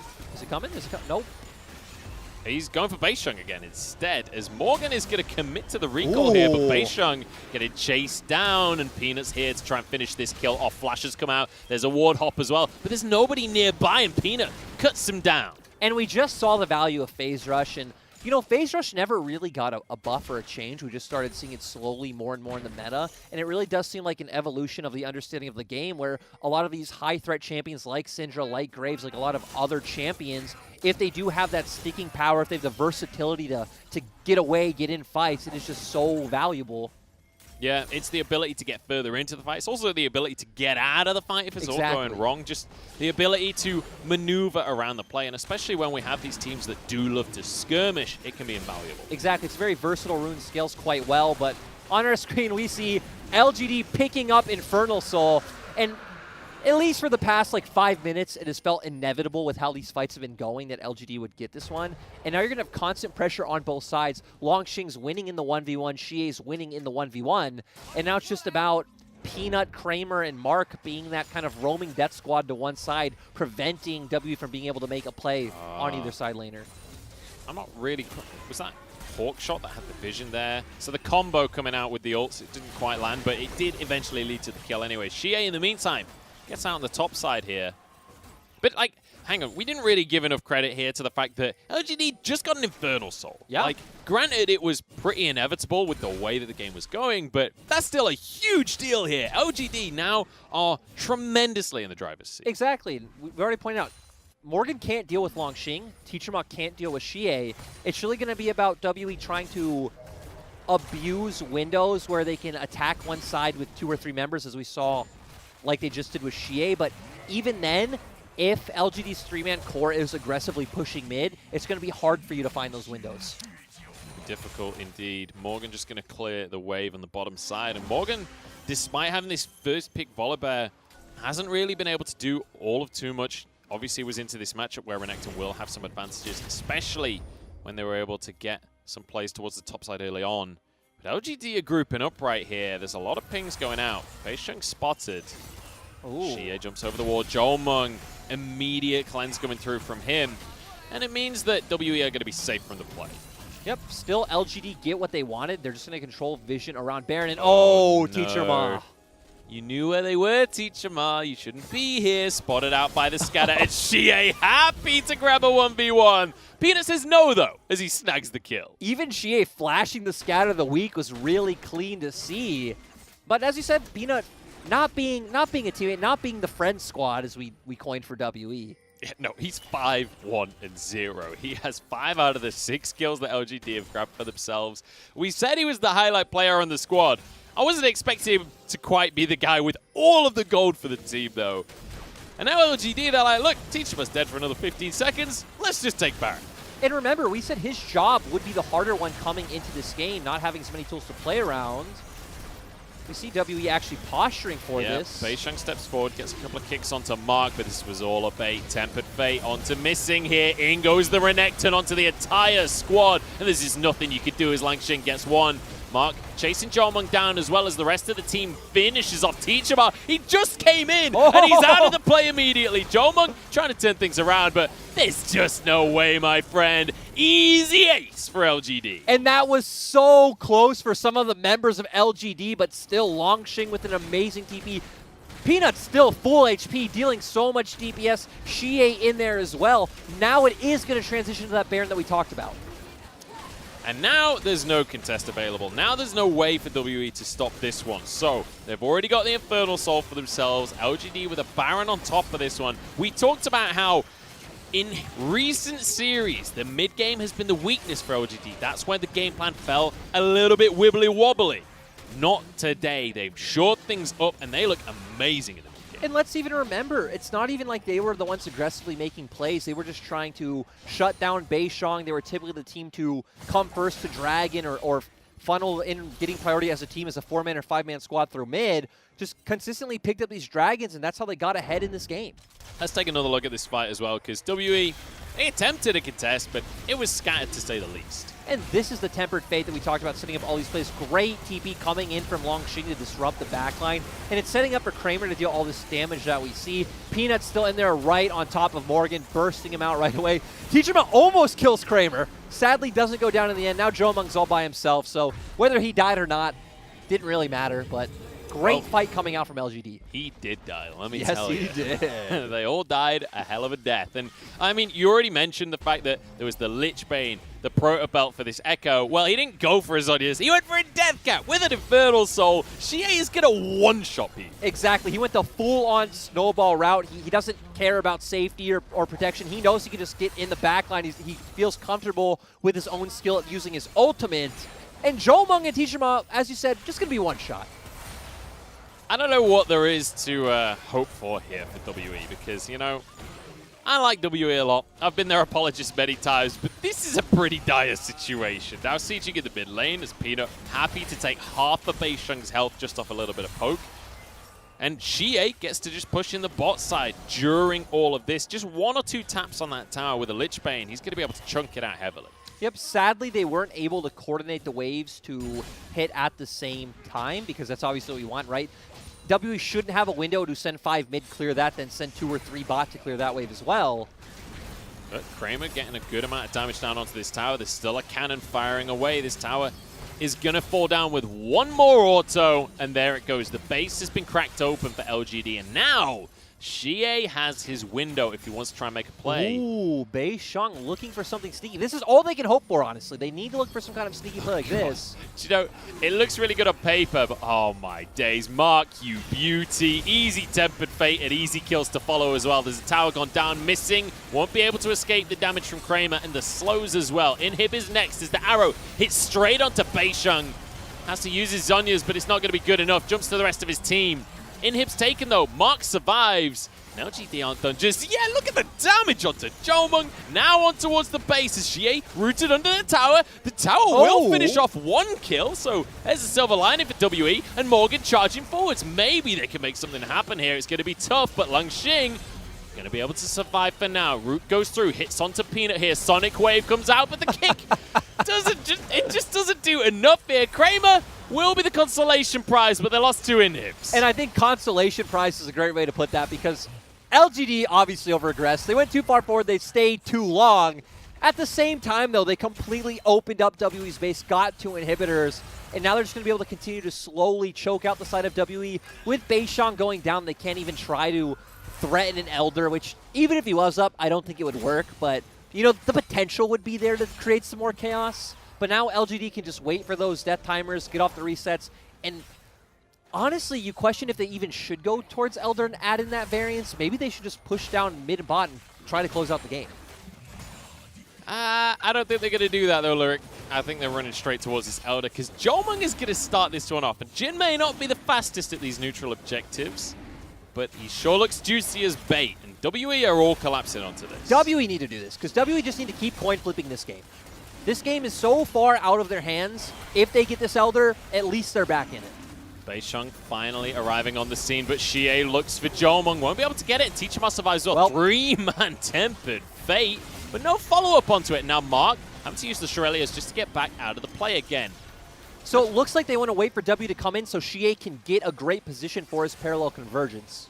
Xie would love to do exactly that. His Chrono Break's going to be on cooldown, though, so just needs to be a little cautious. They're just buying time. They don't care about the Elder because Langxing has got into the base. Now the fight comes out from WE, and they've got to win this one fast because we do have Teachma who went back to base. John gets 2 kills for himself, and Peanut suddenly finds himself without a team in the back line. Hook comes through from missing. WE get the fight somehow. In the meantime, Langxing still in the base here, trying to end things right now as he gets straight onto Teachma, forcing him onto the fountain, DPSing down onto the Nexus. The TPs come through. Beisheng is here, doesn't have kick available. Langxing doesn't quite have the damage. WE hold on. And this game is going back and forth. Oh, wait, what? Kramer finds himself alone, but there's a bear! You can't win that one. And WE are actually going to get Elder. They are 6K behind. Their base is completely opened.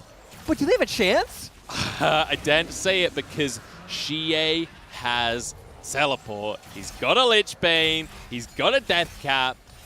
All he needs to do is pull off a sneaky TP, and this game ends. And, I mean, right now, I have no idea where this was going to go. Again, you should still expect LGD to win this game. The base is open. They have Infernal Soul. You pointed out the TP. Even their Nexus is on like 40% HP. Let me just point out one extra thing there as well, because LGD have 11 towers so far. WE have 1. Yeah. Even if WE gets a full clean ace, it's going to take them a long old time to get to that Nexus. Exactly. And not even just through turrets, right? Like, they have to push through super minions as well. So, yeah, I'm going to pull down my excitement. That was awesome. That was exciting. Look, I'm excited that we got to see anything out of WE this game because it was looking pretty doomed, let's not lie. But hey, great play from Langxing as well to try and end the game. I'm glad to see him flexing a little bit. Now he's got himself a carry pick because we've seen him relegated to weak side a lot this split. We've seen a lot of Ornn. We've seen a lot of other things up there. I'm glad to see him on something like a Renekton. And it's great to not only see him on it, but to be playing extremely well as well. I mean, almost ending that game outright by himself. The one TP flank in that fight in WE's jungle was also beautiful. And now LGD have this Baron. Not to mention a solo kill in lane. Yeah. Always adds to the CV. Yeah, exactly. Always, you know, puts a little metal on the jacket. So now, WE back to base defense for you. They've got 4 minutes from the top inhib, but the other 2 are coming up in the next minute. And so LGD need to take this slow. They have 50 seconds to wait out for this Elder. Just kind of buff up the waves, wait this out, and then collapse for the base. So one thing we do have to revisit is the damage that Jomung is now going to be kicking out. Because yes, he's going to get one shot if Xie gets onto him, but if Xie can't get onto him, Jomung is going to annihilate people because there ain't anyone that's particularly tanky on LGD. Especially Kramer or Mark, who, right, are just pretty much defenseless. They don't have any resistances built. You do feel a bit better for Xie with the ultimate and Langxing. Even Peanut is a bit tanky with both the Black Cleaver and the Death Stance, but still, like you said, Jomung's damage has to be respected. Jomung is the guy that WE always plays around. He is the egg in the basket, if you will.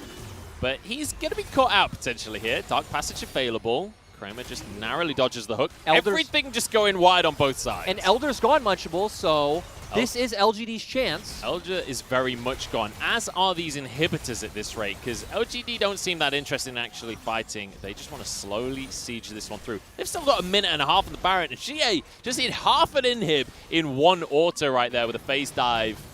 WE are running out of time on this one. Teachama getting jumped on by Xie, but doesn't quite finish the kill.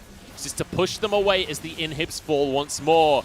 WE getting herded like sheep with a sheepdog right here. Ult comes out from Xie as he tries to get onto the backline. Sorry, Jomung with the current call there. And LGD just play this beautifully. They don't need to rush. They don't need to do anything crazy. Maybe they do because Jomung ain't done just yet. Teachama gets onto the fountain, somehow surviving. Beisheng will not be so lucky, but LGD don't care about the fight. They just want to win the game. And that was pretty beautiful, like we talked about. They were taking it slow, which is what we wanted to see. That was pretty much the perfect way to execute on that. We saw Xie get a bit over-aggressive with that first dive onto Teachama, which made him blow his ultimate, gave Jomung the room to look for that kill. But, you know, at the end of the day, it doesn't matter. LGD pretty much dominated that game from start to finish. There was a bit of a hiccup in there, but I'm just glad we got some excitement because, like, once we got to, what, like 25 minutes, there was already an Indips taken, there was already an Infernal Soul taken. I was like, oh, this is a little bit doomed. But hey, we saw some signs of life from WE, so they certainly hadn't given up hope. Yeah, and it was really great to see they minimized that early game. Beishang wasn't able to go in and, get the Syndra ahead and make the Echo, useless. We didn't see him get in the bot lane despite hitting some pretty clutch hooks. And it got to a point where LGD just kept taking a bunch of free dragons while WE either wasn't there in time or taking Rift Herald. They quickly got a soul, and it's like, well, that's that. Yep. And I want to point out as well that despite us highlighting the junglers coming into the series, and they were definitely the highlight players, 2 of those dragons got taken by Kramer and by Mark during that game. That is not the way that's meant to go with both junglers present as well. Surely some kind of smites should come into play there. Yeah, but, I like that we go down this route, not for the memes, but to highlight Mark, because Mark's Bard is really good, and Mark was one of those players, to me, I think Mark and Sword Art, they came in playing Nautilus and Leona, and whether it was their team or them not being able to coordinate and engage as well, it just didn't look so hot. Then these 2 players who aren't known for Bard pull out Bard, and they look so great on it. Amazing roams, amazing tempered fates. They're constantly around mid, top side, and setting up their teams. And Mark looked amazing. And I want to point out as well how great of a combo this Bard Ashe is in the bottom lane when it comes to trying to force mid-game fights. Because we saw, even with Beishang playing mechanically exceptionally well, he was still getting caught out. We saw him dodging so many of these ults across the game, but with the 2 of them in chain combination, it's so difficult to get away. You step a tiny bit out of position, you're gone. And, that combo as well as with the Graves, we've seen it so many times in draft now where it's like, hey, you just take this CC lockdown in the bot lane, you have a strong carry-oriented jungler like the Graves, and then we saw when he did a Tempered Fate, Peanut would be there, you pretty much just one-shot someone.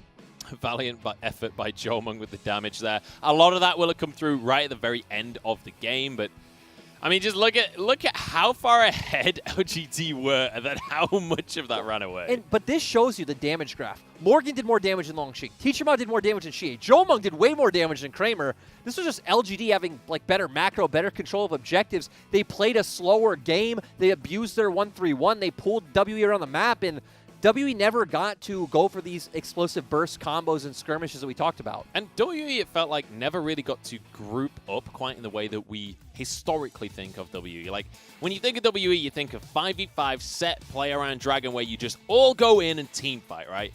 This composition, while it can execute on that, obviously, they never found the position where either they were in the driver's seat or they were in position to be able to contest in the way that they want. Exactly, and it's because this composition obviously relies a lot on pick potential, right? You have no hard set engage. It's like Lee Sin has to find some crazy insect. Teacher Moss hit a scatter of the week. Maybe Jin opens up his ultimate, gets the slow, so Volibear could run in there, but it's all very conditional, and I feel like LGD played around it extremely well. Yeah, beautiful stuff from LGD here in game number 1. And we'll see what WE have up their sleeves for game number 2. They'll be moving over to the red side, which is their worst side significantly. So who knows what's in store. LGD could come out with arguably an upset. I don't know if we can really call it an upset. It feels a fairly even matchup, but we'll have to wait and see right after the break.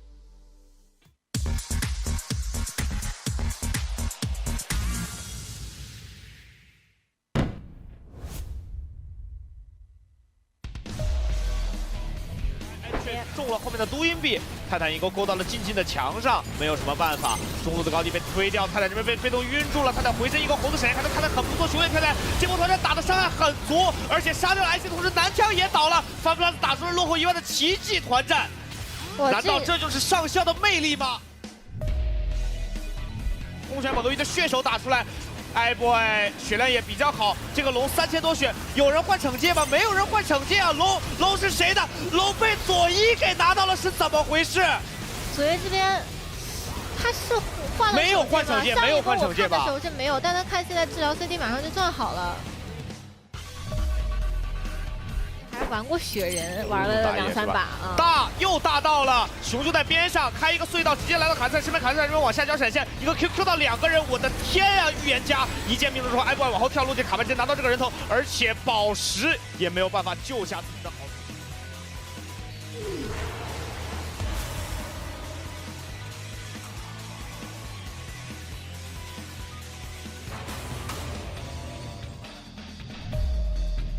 哎偷了一个奥恩大，直接选择动龙。FunPlus这个时候也心知肚明，自己打船来是有优势的。船长大招将至关的重要，现在脚底下藏一个桶。 看一下船长这波怎么操作，卡牌开大招给一下队友视野，京东要上了，直接飞到奥恩这一侧，卡牌这边回身黄牌马上时间就要到了，奥恩2个羊交叉开出来，奥恩先撞，汉子哥再撞，羊撞的都一般，对面先切到左边，龙没有人管，这边卡纳威爆进去之后，一个蓄力红拳加一技能把所有人都炸开，大圣花火打了很高的伤害，而且对面被2个人解决了，FunPlus这波打的有点不好，这个团战回身以后再勾到刘青龙，刘青龙也要倒，而且这边熊家大招逃跑之后，卡纳威。 回头又，这 Loken 没有管他，回头又陪着队友杀掉了船长。哇，我觉得这波起飞了！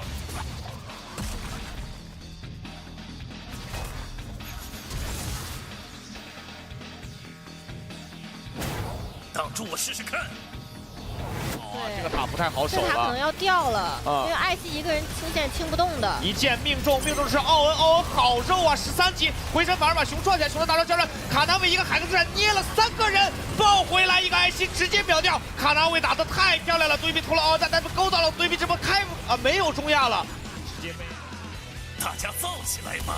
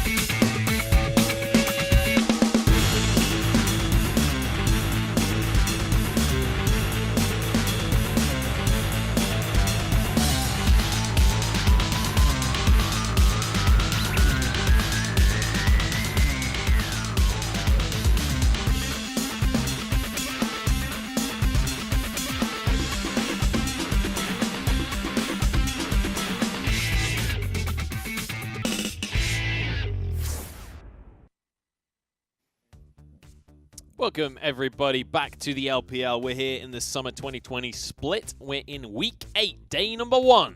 And we're in our second game of our first series here. It's WE versus LGD. And LGD starting things off in fashion here as they honestly looked dominant, especially during the mid-game. Managed to grab themselves basically uncontested Infernal Soul. Fantastic stuff. I'm Munchables. This is Lyric, and I mean, LGD looking way better than I was expecting here today. Yeah, me as well. Just great job from Peanut. Great, macro and team play from the team coming out. And even when they made some small mistakes, we saw them realize, hey, we just need to slow it down. We know how we're going to win out this game, and looked good overall in the end. They didn't throw anything in the mid-game, and that's what I'm excited about for LGD. It was all off the back of Peanut, though, starting things off in the early game. He's going to grab MVP, and rightly so. 6-2-6 on the Graves. Looked amazing, and he read exactly what Beishang wanted to do at every step of the game. Yeah, we saw him constantly hovering around the lanes where Beishang would go. We always saw he was on Dragon first, setting up vision, linking up with Mark, their support jungle synergy looking amazing.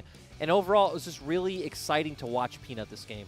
Yeah, I mean, the early plays were certainly a little more back and forth, but once we got towards the mid-game, like, Mark and Kramer also setting Peanut up to carry on the Graves. Exactly. It really feels like they were a three-man core. Maybe Kramer wasn't always there, but he was there in spirit with the Enchanted Crystal Arrow, and then Mark and Peanut to get in there and find the kills. And even here, Peanut doing a great job team fighting. Look at him right on top of Morgan, dishing out all of this DPS, just leading LGD to this victory. Yeah, beautiful fighting, honestly, from LGD. And it definitely felt like WE, once they lost track of the game, or not lost track, once they lost any control of the game, they really start to flounder. They really start to struggle to find a way into things. Beishang, especially on this Lee Sin, like, when you don't have the damage to follow up on some kind of crazy Lee Sin play, like, what do you do at that point? Like, where do you go from there? And it felt like WE were asking the same question. Exactly, and for me, it was especially with Teacher Ma, where he actually got a gank in the mid lane. Beishang came and he killed Xie, but we still saw Xie came back, was controlling the lane. Nothing Teacher was able to do. He was consistently under threat of getting dove. And it's like, well, when you're Syndra this far behind the matchup, you can't even match Echo in a side lane. You're not finding the opportunities you need to scatter the weaks in team fights. It was very underwhelming. Yeah, disappointing performance from Teacher Ma. And it brings up the question of how much of a pick is this Syndra for Teacher Ma. We saw it as the like stretch pick back in playoffs when everyone was perma-banning him out, but Teacher Ma wasn't banned out this game. Like, there were still picks available for Teacher Ma that we've seen him play time and time again. There was only 2 bans towards him, so maybe this Syndra shouldn't be as high priority here for WE. Yeah, no, they're definitely, and I mean, with them moving over to red side, you would expect it to be banned, but I mean, also opens up for if LGD are able to get it this time, because I mean, if you're WE, you're not going to feel comfortable to take it. Maybe on 3-4 if you could then ban out the Echo, but I mean, you can't ban out everything Xie can play. That's the thing. Xie, he's got a little bit of experience under his belt. And that, I mean, when we look at LGD, you can say that in every single role. This is one of the real strengths of LGD is when it comes to champion pool. These guys have been around forever. They all have played through so many metas that pretty much every champion that's going to be meta, these guys have experience on. Unless it's, a new champion. Yeah, I mean, yep. Logic would go. Aphelios a few months ago, I guess. But yeah, point is, a lot of veterancy in the roster. They have a ton of experience. They know how to play the game. And again, they clearly have a set way they like to draft and play around mid and bot accordingly. And it's nice to see, and I'm interested to see where LGD take it game 2. Yeah, I'm curious where we'll go in the draft in game number 2. So we're just getting the players back onto stage. But one thing I am happy to see, at least, was that WE did show some signs of life towards the end. We didn't just see LGD. After they got Infernal Soul, I kind of gave up hope for WE. Like, it's very difficult to beat a team that has Infernal Soul, especially when their composition does better in the late game as well. Also, very difficult for WE to get Munchables to give up on them, so that in itself true. is That's true. pretty Even surprising. I give it up. But we still saw a couple of good fights out of them. Joman coming online on the Jhin as well. But now, as we head towards game number 2, they're hoping that they can have a little bit of a better performance in the mid-game and contest some of these Drakes, because I have to say, WE, usually the strength is fighting for these Drakes. So the fact that LGD were able to just take 4 straight on the trot is a bit of a worrying sign. Yep, and now getting into draft, I mean, this time around, LGD sticking with banning those 2 signature Teacher Ma champions in the Karma and the Galio. Syndra still open as WE maybe just think, hey, it's not a problem. Maybe we'll be the ones to pick it again, or even if they give it over to Xie, they don't really mind. Yeah, I mean, the big ban towards Xie this series, has been this Twisted Fate that we've seen banned by WE in both games in this series now. The Volibear removed. I mean, we've seen LGD first pick Twisted Fate on blue side, so it is a champion that they love. Now I want to see where LGD goes. Do they first pick the Ashe themselves? Do they want to keep Peanut on the Graves? 10.14 feels very wide open with where you can go with first picks. It's going to be the Graves here for Peanut, and you know what?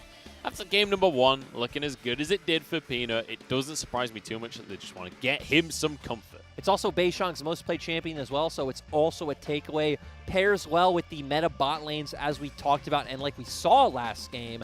And now WE doing what we've seen them do before. When they start losing, they start putting Morgan on the Ornn. They're going to get to a point where, hey, we're going to be able to force these team fights. We have Call of the Forge God. Everything's going to go our way. They're just like, all right, guys, we lost game 1. Time to lock in some signature picks here because Jomung gets the Ashe as well, which is something we see time and time again. He has played it 11 times this split, but it also removes it from Kramer because it has been somewhat of a comfort for Kramer with Ezreal and Aphelios off the board, but Ezreal is available. Yes, it is. Obviously, it did get nerfed. We are seeing more teams shy away from it. Even Kramer himself has been someone who's gone towards the Jhin numerous times this matchup. We've actually seen him pick it up 3 times. Did look pretty good in lane on it every single time we've seen it. Still will pair quite well with the Bard.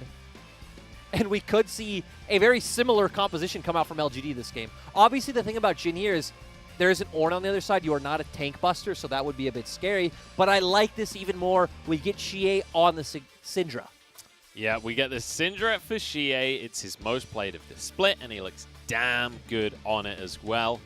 Teachama, though, not an Echo player, typically speaking, so I'm curious what on earth he's going to do in the mid lane, but it's Teachama, so there's a lot of picks that he's likely to pick into matchups that you don't really know. You know, he likes to go in different directions like the ASOL or the Rumble.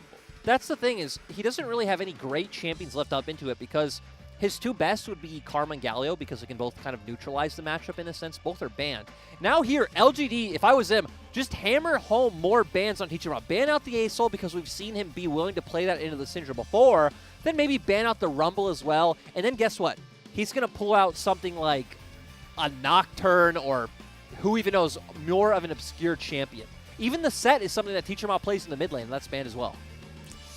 Yeah, Rumble banned away here. That's a Teachama ban. Let's bear in mind, this was the strategy from Top Esports when they beat WE back in playoffs in spring, was just ban all of Teachama's champions, pick ourselves the Syndra, and watch WE flounder. Silas been being banned away here from WE as well. I'm actually kind of surprised at that one because so they're banning away Long Xing Silas. Of course, they did draft the Ornn. It's something we've seen before, but still not something Long Xing has picked up yet this split. Not something he plays much in solo queue either. You can see the respect towards Kramer's Ezreal there as well. We mentioned it before. So now Kramer will be forced on something very likely, the Jhin that we talked about before, or just into stuff that he's played either one game of or very few games of for the rest of this split. Now into the picks is Nautilus taken off the board away from Missing. Yeah, Missing could just go Thresh here. Leona would also be a very interesting pickup, so something he's done quite well on in the past. I mean, when we talk about WE, we talk about getting hard engaged. Leona certainly answers that. Exactly, and we saw last game, right? We said the issue was, hey, they don't actually have any hard engage. It is all a bit skill-based, so this time around they're making sure, hey, we don't have that problem. And again, now the big question mark is where does Teachama go with mid lane? Does he just default back to the Aurelion Sol, which is the second most played champion this split? I don't know, is the answer. I'm just going to wait and see where Teachama goes, because he knows ASOL's matchups a lot better than I do. I'd imagine he doesn't do too hot into Syndra, though. Kramer does go with Jhin. Doesn't do too bad? No, it doesn't do too bad. We've actually seen him pick it up before into the Syndra.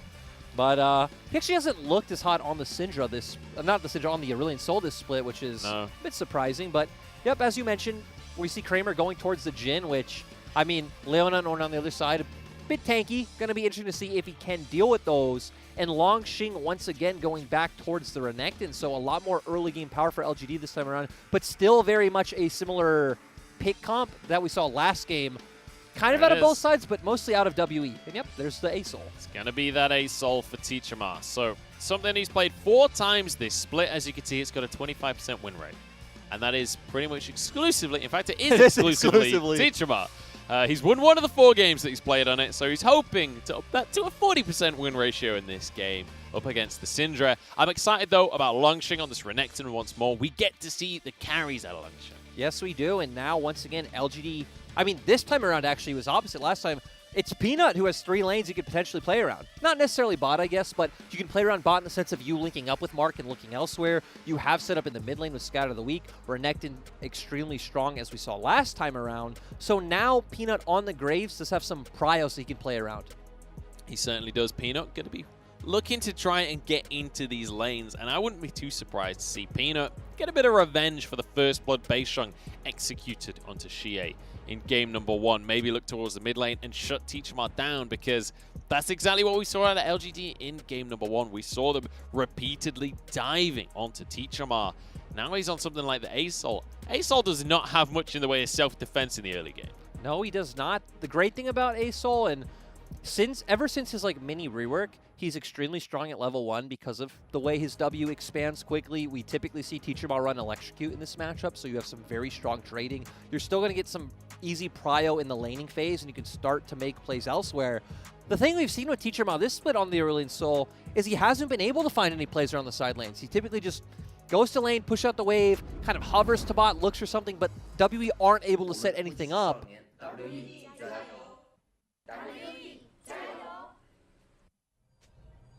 And the Gyos coming through. Continue your thought, Lyric.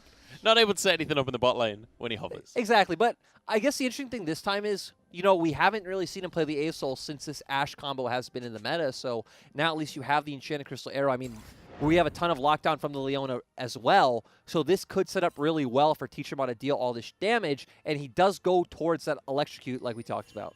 Yeah, goes for the Infernal skin as well, so extra bonus damage. Oh, wait, no, that's not how that works. I wish that was how that worked. Extra Actually, confidence. No, I don't wish that was how that worked at all. What are you saying? I don't know. I take it back. Oh, God. Well, the Colonel likes LGD's comp, that's for sure. I saw the other day where someone asked, why was Aurelion Sol originally nerfed? And someone linked the clip of who he ganking bot at level 1 at Worlds. And it's like, this is why. The fact that you could push lane and gank at level 1 is insane. Yeah, it was a little bit not okay. It was against the Rocks Tigers, but I'm not quite positive who it was against. That's the thing about, I love that you remember even that much about Asol as a pick. The fact that I mentioned Asol mid and you're like, here is the list of information I could spiel off about the way that Teachmar specifically plays Asol. Here are some historic Asol clips that I could give you. Like, I don't know how you have this kind of encyclopedia in between your eyes, but I'm just saying, on my business card, the Xiaohu Apologist business card, there is a little Asol logo, so... Ooh. I don't believe you. And Peanut doesn't either. He's got a red buff. Teachmar forced to flash, but he's already going to be slowed. There's no way out of this one. Goodbye, Teachmar. Hello, First Blood. He almost pulled it off with the fancy footwork, but hey, we mentioned in Champ Select, Peanut has a lot more lanes he could play around this time around, and this is what happens when you give Peanut those options. And you know what? You talked about Asol shoving the wave out at level 1. Teachmar does exactly that and is heavily punished for it. Yeah, now not going to be fun. Now Xie going to have control of this wave, can look for trades onto Teachmar, but still, overall, great start from LGD, and maybe potentially not too bad for WE, as we've highlighted their win rate behind at 15 minutes. Yeah, they look amazing when they are ahead at 15 minutes, but they have an almost 50% win rate when behind. So it's more a matter of they don't get ahead in the first 15 minutes that often. It's usually around the mid-game that they'll find their win conditions and find the spikes to fight around. I am curious what Beisheng is going to be up to during this early game, though, because once again, he's on this Lee Sin. You can be aggressive in the early game. Yeah, and the thing for him this time around is you can try to set up something bot lane, but the thing that jumps out to me about WE's comp specifically, Beisheng. Yeah, Kramer's going to spot this one out. He's just going to steal a Croak for now as Beisheng hops over the wall. Q lands, though. Oh, Kramer's in trouble here. Slowed down. Cripple not going to follow through, but there's a Zenith Blade straight onto Kramer, gets the cleanse. Beisheng not willing to follow through and commit onto this one. They are going to be able to crash his minion wave underneath the tower here. They're going for the dive. There's a flash stun. Kramer gets underneath the tower for himself, and he will survive this one as Langxing looks to clean things up. Beisheng keeps alive, but missing falls. So does the other one. And now Teachma's in trouble in the mid lane as well. It's all going wrong for WE. They're losing everywhere on the map. Overall, though, beautiful play from LGD in the bot lane to pretty much just dissuade that dive. Great job of them tracking Beishong even initially invading the Krugs with that ward, and then Long Xing with the clutch TP to now, I mean, 4-0 for the side of LGD. And you know what? LGD come into this one and say, oh, your early game's not the strongest in the league? Well, we're going to bully you and make sure you know that your early game is not the strongest. Peanut looking amazing, just hard ganking in the mid lane and reading what Beishong is able to get away with. Long Xing as well, with the kind of teleport that we know Morgan for. Yeah, great TP from him, and still, this was something that Long Xing was very good on when he was on RNG last year, so great to see from him. And I mean, this is just LGD abusing the fact that they had already gotten Teacher Must Flash. We saw Shea hitting a lot of these skill shots, and overall, just great play from him, and now going to come back to lane with the Lost Chapter, so going to be safe with that mana, going to have a bit of an item advantage, and they could potentially just look to abusing Teacher Ma on the Aesol. And you know, this mid lane matchup is starting to go real rough for WE fans because we saw Teacher Ma playing the Syndra last game, and it's not like LGD had to ban the Echo. This is pure champion pool issues for the side of WE. Yeah, this is just what happens when you see Teacher Ma get banned out. Doesn't really have too much in his wheelhouse, and Peanut now abusing Beishong in his jungle, and this is what you get to do when you have constant mid lane prio, now from a 2-0 Syndra.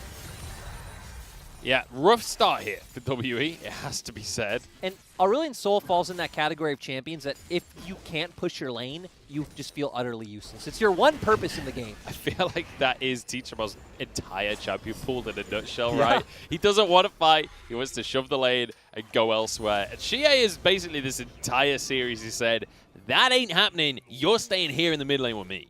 Yeah, he is just keeping him under his turret like that, and WE not going to be able to find... Oh my goodness, yet more plays out of LGD. This early game is not going without a fight. Joe Monk falls and missing nothing he could do to stop him. No, and LGD being so proactive, we said that, hey, they're a really strong early game team, but seeing something like this is really amazing. We don't typically see them, I mean, 5 kills in 6 minutes. Honestly, to me, it is reassuring as well, because let's bear in mind, this is the team that had a couple of losses on the trot to Suning and JDG, had a really rough series against OMG, then lost to Rogue Warriors 0-2. They managed to finally get back on the bike against EDG, finally find their footing again, and now against WE, another team that is high up in the standings alongside them. To have a commanding performance like this is so reassuring that this is going to be a playoff team. This is going to be a contender when it comes to the end of summer. I mean, they'll be tied with WE if they do take this series. It's going to be looking really good, but you know, I do want to say the loss to Rogue Warriors is understandable. I've already dubbed Rogue Warriors are going to be the top esports of the second half of the regular season. They're going to go on an 8-game win streak. I don't know about that one, Chief. Missing started a fight in the bottom lane here, but immediately regretting starting a fight in the bottom lane as well. Yeah, I don't know. Rogue Warriors, they're exciting. I love casting Rogue Warriors. I'm not as faithful in the win streak as you are, Larry. And this is why the teams that you support, like LNG, sit at the bottom of the table. I don't support because your faith isn't strong enough. Rogue Warriors, if you're listening to this English cast, I believe in you. Well, that's all it takes. I will say, as a commentator, I am entirely impartial. You just said you don't support biases LNG. towards teams like WE. I have no... well, I'm not saying I don't... I'm not saying I dislike LNG. I'm just saying I'm completely neutral towards them. Not me. I'm not neutral to anyone. No? There's bias all over all of these casts. Especially with RNG in the picture. Exactly. And we're all biased towards V5. Because let's be honest, they're the most exciting thing to happen in a long old while. Well, actually, that's not even true, because top esports. Teacher Ma, I'm not going to lie, he tanked that like a champ. He took barely any damage from the ult. I mean, it didn't look like she had that many spears down. Also, the Null Magic Mantle coming out for Teacher Ma. So, you know, we're not at the stage where she's just going to outright blow him up. Which is good news for Teacher Ma. Yes, because it is. we've been at that stage basically the whole game so far. We were at that stage in Game 1 for pretty much all game as well. I'm honestly kind of impressed that Teacher Ma is even in CS right now, considering he's died twice in this lane. Shie's had just free roam this entire time. Yeah, I guess the good thing for him is both times he died, his wave wasn't really placed in an awkward position, was able to easily get back to lane and not really miss out on any CS. And looks like LGD want to come contest this Herald, but I think WE will probably finish it before they can even react. Xie does have teleport available, but obviously with his ult on cooldown as well, I don't know if this is necessarily the fight. They reckon it is, because the TP channel here by Xie, they're going to be a little late to the play, though. Morgan is happy to go for this one. WE want to turn things around, knock up on a couple of members, and down goes Xie. Down goes the big bounty. And now onto Longxing as well. What a kick out of Beisheng, but he's completely on his own. It looked good, but not good enough. And Longxing somehow gets a kill onto the enemy mid laner. He's going to be chased down by the rest of the squad, but he's surviving for a long old while here. The follow-up from LGD. This is beautiful before my eyes. And Kramer should easily finish this one off with a curtain call. No. Longxing cuts him down. And overall, this is just a slaughter for the side of LGD so far. Honestly, that fight was almost perfect, a bit miscoordinated, but my eyes were on Longxing the whole time. He popped Dominus, was over the wall, used the blasting plant, was already right in the back line of WE. Nothing they could do at that point. And the thing that we always compliment for WE is the coordination. It was not here. Beisheng on a totally different page to the rest of the team. Yes, he was. And like I said, look here at Longxing. Already popped the Dominus, came over, was directly in the back line. Had Xie waited a bit sooner to go aggressive, I feel like all of LGD could have lived. Still, beautiful slice and dice coming out from Longxing. And like you pointed out here, I can't even believe he survived this long. But Mark flashing in gives him the Guardian. And he's going to be able to secure this last kill as well. So beautiful from Longxing as well. We saw Beisheng jump in over to try and do a similar thing to LGD. Got a really great kick, but we could see the entire rest of WE was busy trying to deal with this giant crocodile who's now got a Black Cleaver on top of everything else. This is starting to already get really difficult for WE. They're almost 4,000 gold down. Yeah, I mean, this game... This game's not looking good, and sure, LGD do have a lot of early game-centric champions, right? They have the Jhin, they have the Renekton, but still, it feels like we're just going to go full force forward for the side of LGD and can quickly start stacking up some Drakes. I mean, we're going to get an Infernal Rift or a Mountain Rift, so both being pretty good for the side of LGD. Yep, they're going to be happy with that one. Do you know what? If this is the way that LGD is going to play for the rest of the split, I'm up for watching more LGD games because I was a little unsure about them halfway through. We were getting a bit of inconsistency. We weren't really sure. They seem to be changing styles and whatnot. This aggressive early play is beautiful to watch, and the coordination, the sheer mechanics as well during these team fights, just spectacular. Yeah, been really amazing to watch, and we do see WE trying to answer with the play on the top side, but it looks like Mark and Xie are heading up there now to try to contest. Xie did finally pick up the GLP, so it's going to have a lot more threat to land the Scatter of the Weak. We're going to see Tempered Fate. Just a tiny little bit late on that one. Still, WE will be able to grab themselves the tower up on the top side here. And that's actually quite a big mistake from Mark because literally loses the entire tower. Yeah, overall, going to be a bit of gold for the side of WE, and LGD aren't in a place where they can answer. And I mean, this is what you need for WE. Actually, I don't want to downplay this because, right, they still have the Ornn, they still have the Leona. Do they have the Ornn? Because Morgan is getting chased down on the bottom side. Longxing doesn't have flash, already used the slice and dice. And Morgan will walk away with his life. And Morgan to me, Morgan and Missing are the members they're going to need to rely on because I said Jhin and Renekton, but even Syndra isn't much of a tank buster. So if they can get to a place where WE has a really strong front line, they can start hoping to try to come out in these 5v5s. But I don't think we're going to hit that point until, let's say, like 3 items. And right now, LGD are still completely in the driver's seat. Yeah, I mean, as you said before, we're in a similar position compositionally to where we were in Game 1, right? Where there was a lot of damage from WE if they could get onto squishy targets, and LGD had drafted squishy targets, but there was no world where WE could win the fights at that point because LGD was so damn far ahead. And it feels like we're looking at a similar theme here in Game 2. And I mean, very similar in the sense, too, that LGD are just picking up all of these dragons for free. And that shield and even the increased resistance is going to be really great when your 2 sources of damage for WE are an Aurelion Sol and an Ashe. These are really insane late-game DPS champions.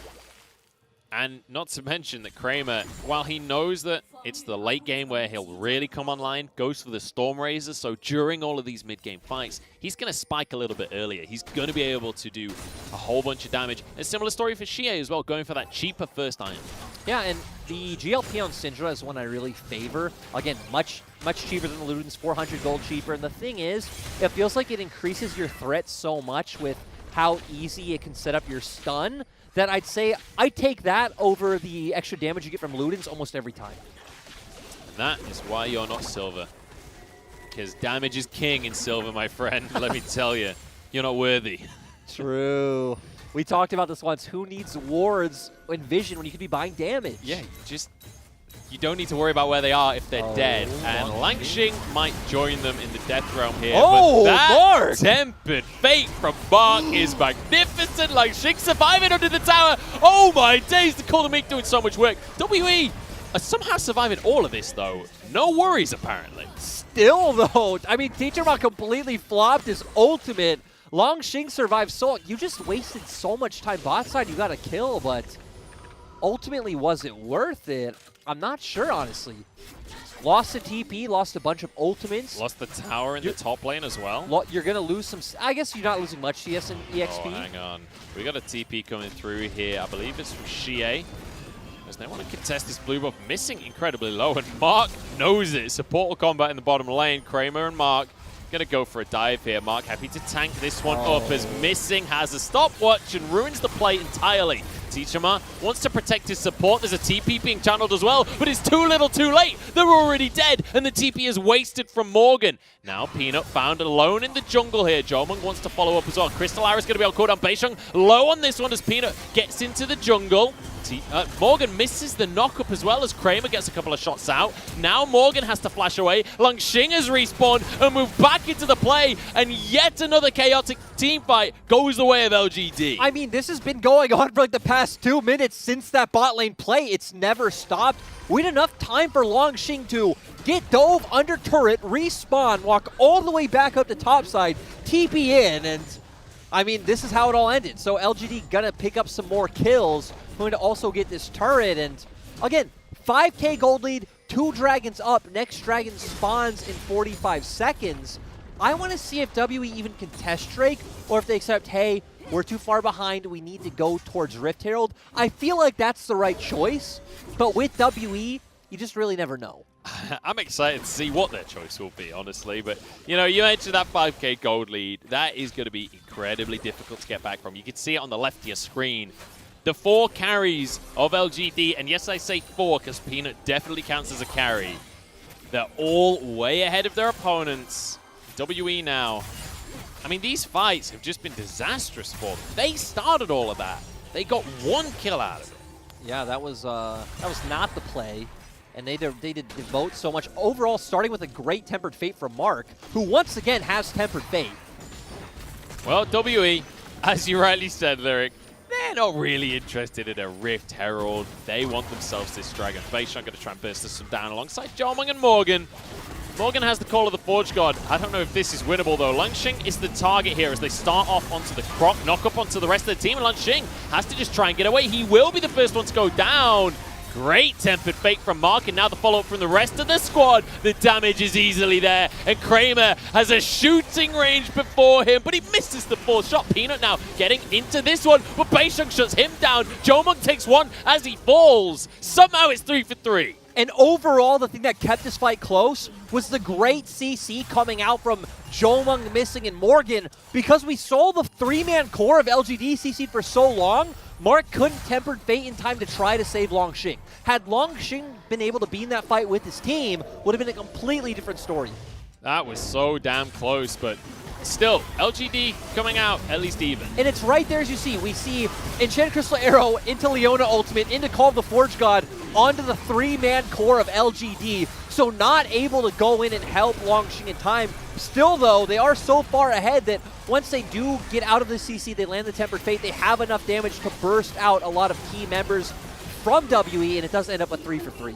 Damn, I can't believe they got 2 kills at the end there as well. And now we rinse and repeat on this Dragon fight. Cooldowns on both sides, though, when it comes to these ultimates, so be careful, because Morgan does not have that Call of the Forge God. It's such a crucial ability. Stun from the Scatter of the Weak, not going to be followed up on here.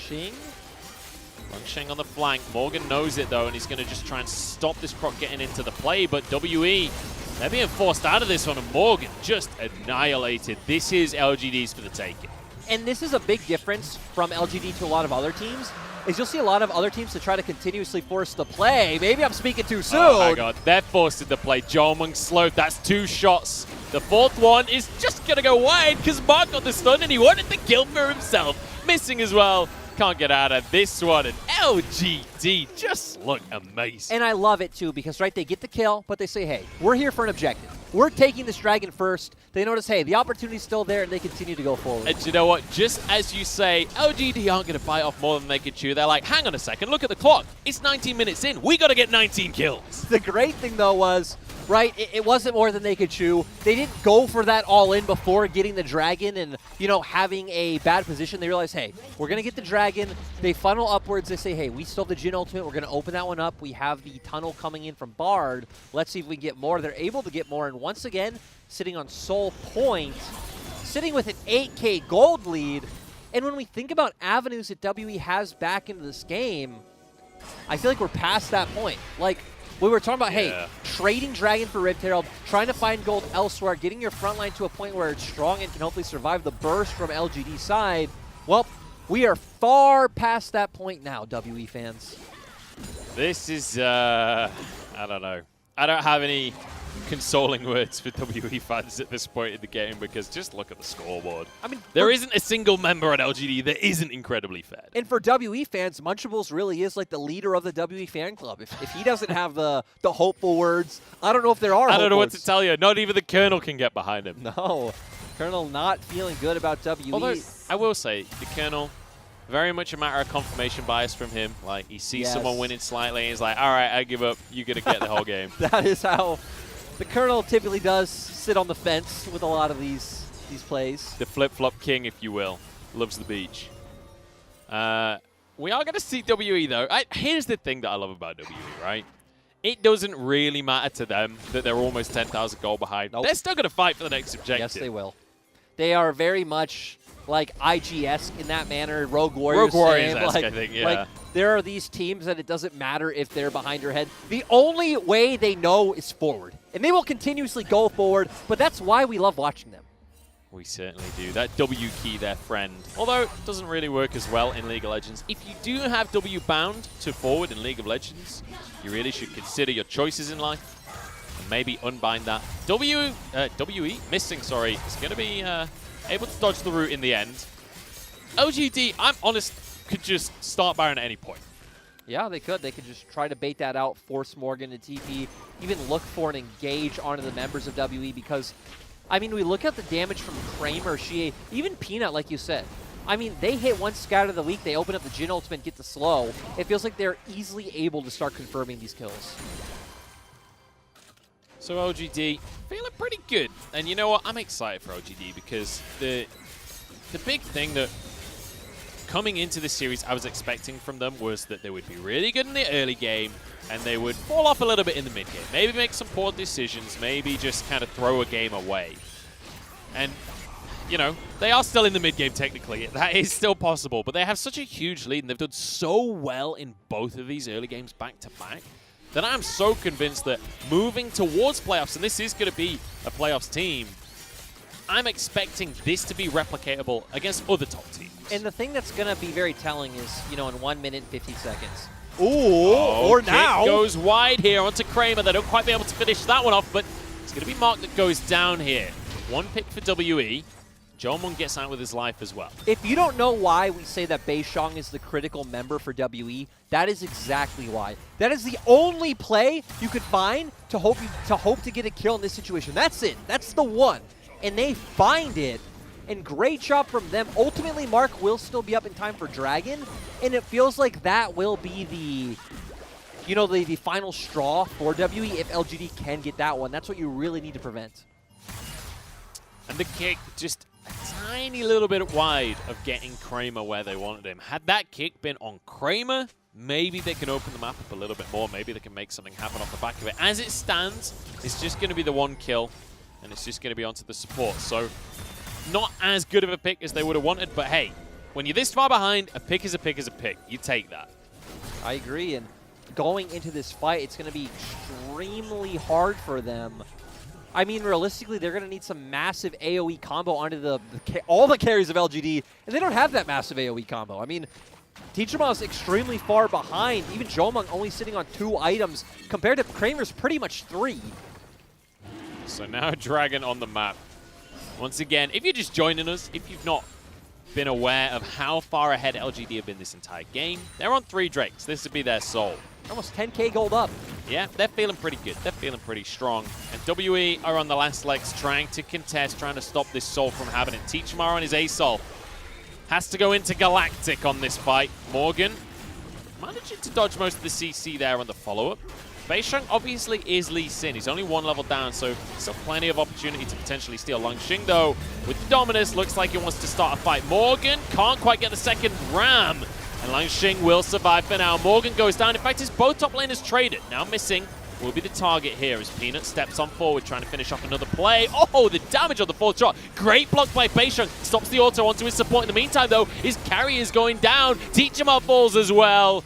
Missing. You may have got out with your life, but you got out without a team. Smoke screen comes down. Peanut just going to get a quick draw in to chase it and finds one last kill. Yeah, overall great fight coming out from LGD. We saw it took everything to kill Langxing. The rest of WE members left with nothing, pretty much left floundering around. LGD able to catch them out on both sides, especially with Xie and Kramer finding kills onto Jomung and Teacherma. And there we go. That's the Mountain Soul. That's going to be the soul. And I want to just give some props here quickly to Xie, because he's not been the guy we're talking about in most of the fights, because he's able to just sit back and just blast out damage. But look at the damn scoreline. He's got 14 stacks in his mid-jais. He's on 3 items. The man is a monster when he gets the Syndra. Exactly. Looked amazing. And that fight was the exact type of fight Syndra thrives in, where enemies are just sitting right in front of you in a choke. Very easy to hit those scatter of the weaks and to shut all the damage. And Xie is making it look effortless. And yeah, here's exactly what we talked about. WE are the ones to start it off. Mark not hitting a great Tempered Fate. Langxing goes in, but as we said, the damage really not there. They're trying to put it down. They do end up bursting him out in the end, but pretty much everything's been used by WE. Does still look like Teacherma has his ultimate available. We see that the 2 sides of LGD separate, with Xie and Kramer going in. Flash ult onto Jomung, and then all the bursts coming out onto Teacherma. I love how that was a 2v2 between the carries there. It's like the mid and AD carry just go head to head, and when you've got a 10k gold lead, there's only one way that's ever going to go. Yep, and we can see the damage right there. I mean, Kramer dealing double Jomung's damage in that last fight. I mean, even Peanut, right? Oh, doing so much more than Beisheng, which is what you'd expect of a Fed Graves at this point against the Lee Sin, who is kind of behind. Yeah, I mean, none of it is unexpected, right? But still important. Oh, scatter of the week onto Jomung there, but he gets out with his life. And this is what I said about WE. They're still going to contest. They're not going to let you get this Baron without a fight. Will they win the fight? Absolutely not. But they're still going to fight you. I still love what they do, right? Just continuously look for these fights. The enemy's not going to expect it. Hope some kind of misplay Look at Missing right now. The magical journey appears, and he stands right next to the entrance like, whoever comes out, I'm going to stun you. There's nothing you can do about it. Morgan's the next one. Gets out with his life for now, but we've got 4 shots from the curtain call coming on through, and Peanut's over the wall with the collateral damage as well. Easy snipe comes through from Kramer. They don't need the Baron. They might just be able to end the game here as another one goes the way of Xie. That's his 24th stack on the Mejai's now. And he wants another one. Beisheng just about gets on into the base. And this one's over, Lyric. Exactly. 30-second death timers on the members of WE. You still have a bunch of cooldowns up for LGD as well. You're going to be able to find this quite easily. And great convincing performance. And, you know, I was expecting WE to show up a little bit more in this one, as they're just going to get slaughtered on the fountain. But LGD, what a way to do it. They kept up their kills per minute. 28-minute game and 28 kills to boot. And it looked absolutely convincing coming from LGD, and great to see. This was a team I had a lot of question marks for, that like their series score looked a lot more convincing than their actual games. And this series, as well as their one against EDG, were 2 series that we really needed to see from them, and they're starting to look like that team that it's just like, well, they're definitely in playoffs, right? Yeah, I mean, LGD are 100% going to make playoffs at this point, in my eyes at least. Like, yes. In terms of the standings, they have not guaranteed that, but like, just look at the performance they've had today. This is against the team that is 6th in the league. They have now tied their position against WE in the league as well. Like, LGD are revitalized after a rocky middle of the split. They've come back online. Yeah, they are looking good, and they still do have 5 series left, so a lot of time to pick up those extra series where they need, but I really just hope they can keep up these convincing performances, not hit those bumps in the roads, and go forward, because we didn't really see many issues today, right? We saw the one flop in Game 1, that was about it, and it feels like things like that are very easy to clean up. There were no glaring, like, oh my god, this game was back and forth the whole time. You just inched out barely with some teamfight win at Baron. Both games were extremely convincing. And even the flop in Game 1, right? Like, let's actually realistically look at what they had to lose by losing a fight there. They already have Infernal Soul. There's no Elder Dragon up right now. The Baron, I believe, was available, but even if WE gets a clean ace, I'm not sure if they could have rushed it. Their Nexus was like 20% HP. Yeah, like, I mean, really, there wasn't much comeback potential there. I'm going to let them have that kind of victory lap play that they went for. And I mean, the same thing in Game 2, right? They push the envelope in the final fight, and they go for some kills in the fountain because they could. They were so far ahead. Why not go for some flashy plays at the end? Yeah, and the thing that's great to see is there's a lot of highlight moments for a lot of members here. We already talked about Longxing with the solo kill. Longxing looking great over on the Renekton. Peanut on the Graves. I mean, Mark, 2 games ago on the Bard, a lot of great Tempered Fates. And Xie, this game looked amazing. And though there was no standout play from Kramer, he was just being an AD carry, dishing out the damage, being the consistent threat that his team needed. As Jin, there's not that many flashy plays that you can make aside from hit all of the 4 shots of the curtain call. Slow the enemy. Pretty good at that. So he got 1 snipe. I think it was onto Jomung right at the end where he's through the middle of a team fight. But I mean, it's Jin. Like, there's a certain level of flashiness from different AD carries, and aside from flashing for a 4th shot, that's about it. Yeah, and I mean, it would have been cool to see one of those, but still, Kramer did his job. I love that we're in a meta where here in the LPL, we're seeing Ashe and Jin consistently very fun champions to watch. And, you know, back over to the side of WE, I don't know. I mean, we're seeing these compositions. I thought you had a talking point there. I mean, I feel like the talking point is the lack of talking point. Like, we consistently see the same compositions from them. Like, sometimes they work, sometimes they find those beautiful engages, sometimes they don't. It's like, right, we are almost a full split along from spring playoffs, and the same thing that lost them spring playoffs just lost them a series here. Like, Teachama's champion pool is not deep enough, and it feels like they were working on that this split. Like, we saw the Karmas coming on through. We've seen him playing Set, Pantheon, like the Syndra, Twisted Fate, Rumble. Like, he has had a bunch of champions. Obviously, the Galio, like, goes without saying.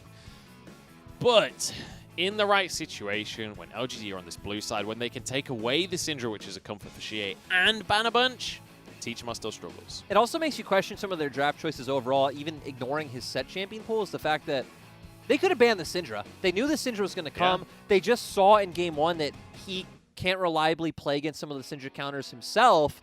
So at least take that one away, try and find something new going into Game 2. They didn't do that. Yeah, unfortunate performance coming out here. And even the Twisted Fate. Like, let's bear in mind that they banned the Twisted Fate. Maybe you don't ban Twisted Fate. Have the Syndra and the Twisted Fate in the game. Try and make some plays around the map. Try and just, I don't know, try and find a different way to play this one out. It didn't work out for WE in the end. And, you know, a little bit of a disappointing performance for WE fans. I could say that very true from my heart there. But it is how it is. And with WE, you're kind of signing up to a specific thing, right? Yep. They are going to probably fall behind in the early game. So long as they're not too far behind, they're going to win in mid-game fights and then snowball to a win. If they're ahead in the early game, you've got a free win for yourself. If they don't win the mid-game fights, it's already over. Yeah, I mean, this team is completely reliant on team fighting, on their individual mechanics shining through. Really reliant on Beishang, as we saw in this series, even though it wasn't able to bring them to a win. And, I mean, ultimately, I feel like W is going to be a team that finishes based on how their opponents can read them, about how draft is going to pan out. And, I mean, again, you know what W is going to do every single time. What's the plan and formula you can make to play around it? LGD very much taking out of the top esports playbook and showing us how it's done. Yeah, I mean, something we said earlier on this split is like, WE are kind of like the DPS check boss that you get in any kind of game where you have to raid, right? There is a set amount of strategy. There's a set amount of, like, stats you have to have. Like, so long as you fit and tick all of those prerequisites, you're going to be able to beat WE because they're relatively static. What you're saying is WE is like a champion like Master Yi or something. They are a complete stat check. If they're in the meta, it's only because Riot made their numbers too strong, not because their kit is good. That is WE. Maybe not quite as offensively Mundo as Jungle. Mundo Jungle. Hey, that was a thing. Yeah, it's less about the actual stats. The stats being like, can you play against the mid-game aggression, as opposed to actual stats. I don't think that the players themselves bring stats into the game. Although that would be weird. That would. I don't even know this rabbit hole that I brought us down, but yeah, I don't know. LGD won, and that's what's cool. That is very, very cool indeed. Let me tell you, fellow kids. But LGD looking great off the back of this one. I'm excited for what's ahead for them. And honestly, I'm just glad for these guys, because when you look at this team on paper, when they were going through some of these rocky series halfway through the split, like Longshig, Peanut, Shie, Kramer, they've all been to Worlds, some of them multiple times. Like, if this team can't even make playoffs, that's not a good look. So I'm glad that they are back on form once again. There would be no excuse, right? Like, the fact that you have this roster, and again, I think you can argue between if it's, you know, like a star-studded roster, just a roster with a lot of veterancy, but the point, regardless of either one, that is a playoff roster for sure. And if they were looking shaky, we were skeptical. I was extremely skeptical myself, and this series and last series have really convinced me that, hey, LGD is a team that you can put your faith in, but as I'm saying that, I feel like I'm scaring a bit of fans out there who have been like, oh God, Lyric, we've been doing this for years. And do you know what? There's LGD that it's always a little nerve-wracking to put your faith in. Yeah. Their next opponent is RNG, which is another team that right now is real difficult to put your faith in. Very inconsistent. That is going to be a matchup and a half. I have no idea how that goes. LGD win. I'm completely off the RNG boat. I predicted you too many times, RNG. LGD, you got this. Well, it'll definitely be 3 games, because RNG always look incredibly good for at least 1 game in the series. So we'll have to see how that one goes. Mark's going to be the MVP for our series here today, or at least for the second game. And I'm impressed by Mark's Bard, especially because this is kind of a new pick for him, but he looks great. We are continuously being shown players in the LPL that you need to ban Bard against. There's always these players you're like, you know, maybe he plays Bard in solo queue, maybe he's played 1 or 2 games of Bard in his career, but he's not a Bard player. There's always set Bard players, and Mark's showing us that he now needs to be considered one of them because he looked great on this pick. I feel like we're seeing a lot of players in the LPL, as you rightly say, where it's like, they haven't played a bunch of Bard on the stage, and then they just whip it out, and we're suddenly like, oh my God, this guy plays Bard. This guy gets it. Yeah, you're like, this guy is a Bard aficionado. He's a the man king of the meeps. Yeah, I was going to say a man of the meeps, but sorry. Yeah, very much. Stole and did a worse version of your joke before you did it. You did. I mean, I didn't really feel like it was a joke. I felt like I was bestowing a great title upon him. That's but true. The meeps are great people. They are. They deserve the best. I mean, they enhance your auto attack. It's really cool. So, point is, though, Mark looked great. It was fun to watch his Bard, and Bard's a champion that just makes games so much fun, gives you so many proactive tools, and if you are able to find the windows to go and influence the map outside of your own lane, you can just make this champion, I'd say, go above and beyond. Definitely, and the fact that he essentially nullifies Rift Herald as well. If you have Tempered Fate available, you can afford to trade, like, for example, Dragon for Rift Herald. You got no problems with that, because then you just completely mitigate the Rift Herald after the play. So that's an extra factor that he's essentially worth 300 gold to pick at that point. Yeah, I mean, I feel like that's some pretty legit analysis, so makes the Dragon for Rift Herald trade extremely good. And there's not many ultimates that you can assign a direct goal value to, but with Bard you can. So big thumbs up there from us. We're going into a break, Lyric. We're going to come back, though, and after the break, we're going to have V5 with their Trial of Strength against IG. We'll see if the V5 hype train can keep on rolling, because IG are not a team to be counted out. We'll see how they're going to do right after this.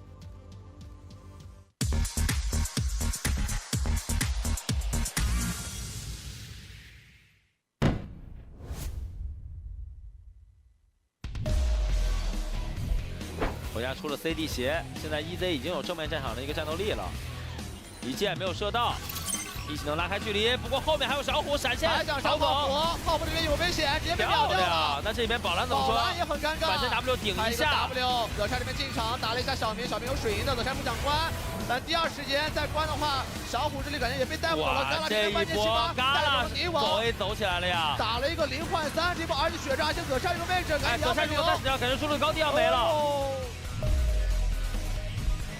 卡牌可以开大，这波有机会吗？哎，正面先射了个菲罗斯，想杀吗？好像并没有。没关系，卡牌在后面定了一个发条，朱佩没闪的，这个魔。泡泡这边反而要打小虎，小虎这边血量有点低，哎呦没拉到，在这边小虎怎么说？但小虎这边反倒被留住了，哎呦！看他打招还好没拉到人，如果拉到了人又是一个溃败。嘎啦没在怕的，嘎啦好顶，闪现上去，这个时候要逼着一个人逼着IG 4个人走。哇！哎，真的，嘎啦没在怕的，嘎啦没在怕的。这一波回来的威武传战 BLG，在正面战场是有一些优势的。标记可以先打对方的前排了。是的，平梗这个位置，哎，直接表现这波好果断呀，但是没有人跟得上。怎么说要小心？猴子被看住了，猴子被找到了。天哥顶在前面死不掉，哎，但是寓意这边怎么办？寓意这里有闪现能拉开吗？对方的优异了，女坦可能要被秒。女坦交出了闪现，还没有死，但是他的位置很好。辛拉给大了，这边推了一下，推到对方的后排2个人。啊，卡辛拉要被秒了，但这边猴子转的还不错。这边直接被秒了，伤害不够，伤害不够，这边有红刀。哎呀，没有杀掉，厄梅留斯收割的舞台来了。2个 ADC 全被秒，辛拉达到一个3杀，还要继续的追击，巨魔闪现，直接可以一波4杀，一波基地。哎。这边来不及了，来不及了，来不及了！这个猴子在旁边 ，run 龙很关键这一波。龙反身一箭没有射到，宁王没有抢，宁王进去了，在这里面拉了对方2个人。龙虎进去关谁？特性大招，被水晶起张一招拉到1个人，这波感觉要爆炸了，但是这个猴子的转也很关键。EZ 输出的位置怎么样？EZ 这边输出还可以，左山顶到了最后，右里也要被带走。给我砸！一起民主。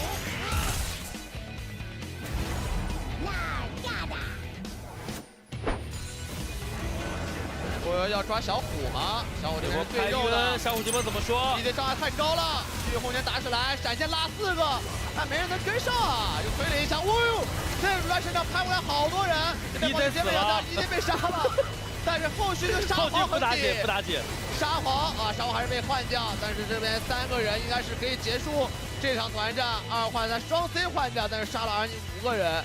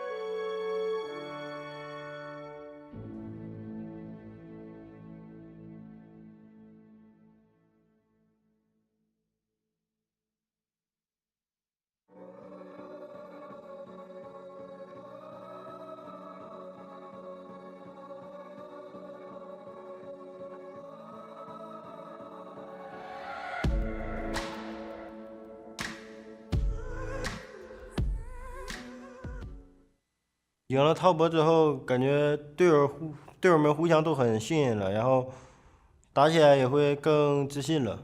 马上要跟 Lucky 选手交手了，然后挺期待的，然后跟他说一下，下手轻一点。我从以前开始都觉得这位选手打得特别不错，然后就还是我的粉丝的话，挺感谢的。但是我下一场我觉得我这边要赢，然后就一起加油嘛。我觉得他是挺好的。I love how we see the interview there between Mole and Rookie. Mole's like, please give me mercy, and Rookie's like, no. I'm here to win. I'm Munchables. We've got a TriCast. It's Dagda. It's Lyric alongside me. And we got V5 versus IG on the schedule. And I've been so excited for this series. It is nice to go along our trials for V5 and get to the one of strength against Invictus Gaming. And the thing I love is both these teams are extremely aggressive, extremely proactive, so we know we're going to get some fight today. We know this is going to be an absolute barn burner, as Lyric would say. Let's take a look, though, because this is very much the trial of strength. And not just in terms of V5 finding an extra win, but also this is incredibly important when we look at the standings. Insanely so. We want to see, again, Invictus Gaming picking up another win for themselves, putting themselves back into that top spot once again if they can make it. And Victory 5 as well, looking to run along here and continue picking up the victories that they've been doing so well together. And we need to remember that we're getting to the part of the split where we're going to start talking about, you know, buys into playoffs, what round you're going to be seeded into. So especially these wins against teams in similar kind of standing and bracket as you are extremely important. Do you know, if you told me at the end of spring that V5 versus IG would have been one of the most important matches for seeding, I would have called you an absolute crazy person. But here we are. This is the 2020 that we live in. Wait, I didn't tell you? I thought I told you. Well, you did, but you already were a crazy person. Only you got the sacred documents to let us know what the storyline was. Nobody else believed quite like Lyric did, and I don't think anyone else should have believed quite like Lyric did. But here we are, and I want to start this conversation now looking towards the top lane for V5, because I feel like we have a player up there who's been a little bit underrated, because Bew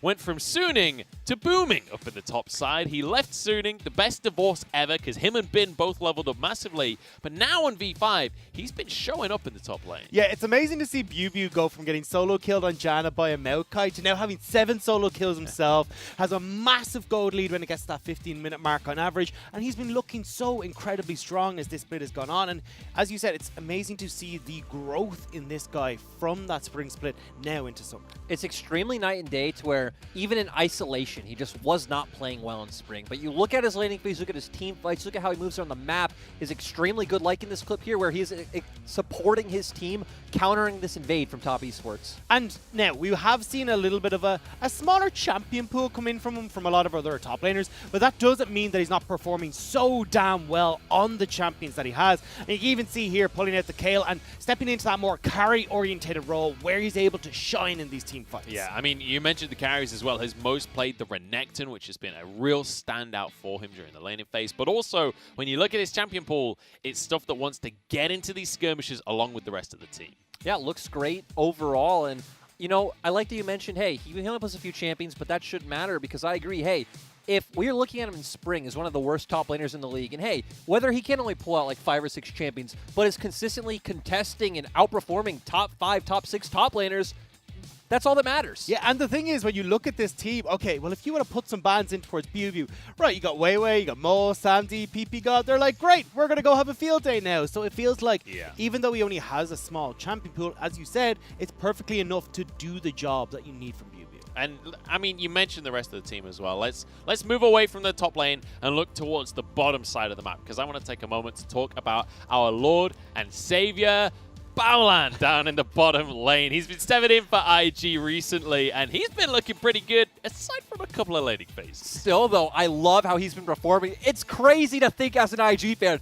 Baolan's coming in, Baolan's saving the season, Baolan's looking great, pairing up with Ning well, skirmishing well. It's just great to see. Yeah, and he's been so strong for this roster. As these early games have gone on, he's been playing towards mid, getting rookie set up, and he's been the main engage tool for IG. The set has looked fantastic, the Bard has looked great, and it's great to see Baolan back in this team. And I love that you highlighted playing towards mid, because that was something we questioned IG a lot over this split. It's like, hey, Rookie's your strongest lane. Remember, Rookie's your strongest lane. Why are we not putting more resources into fighting around mid with Balan coming back into the roster? They are, and it looks beautiful. And the fact that Rookie wins lane without those resources, now that he's getting ganks, now that he's got this squad around him, he is enabled to level up even further. And we get to see Rookie do Rookie things every single damn game. But now, let's talk a little bit about the rest of the bot lane, because we kind of teased the audience a little bit there. I know you want us to talk about PP God, and we will, don't worry, because when it comes to this bottom side, we got some bot lane bunker busters here, because Weiwei loves to focus on this bottom lane and set up Samdi and PP God.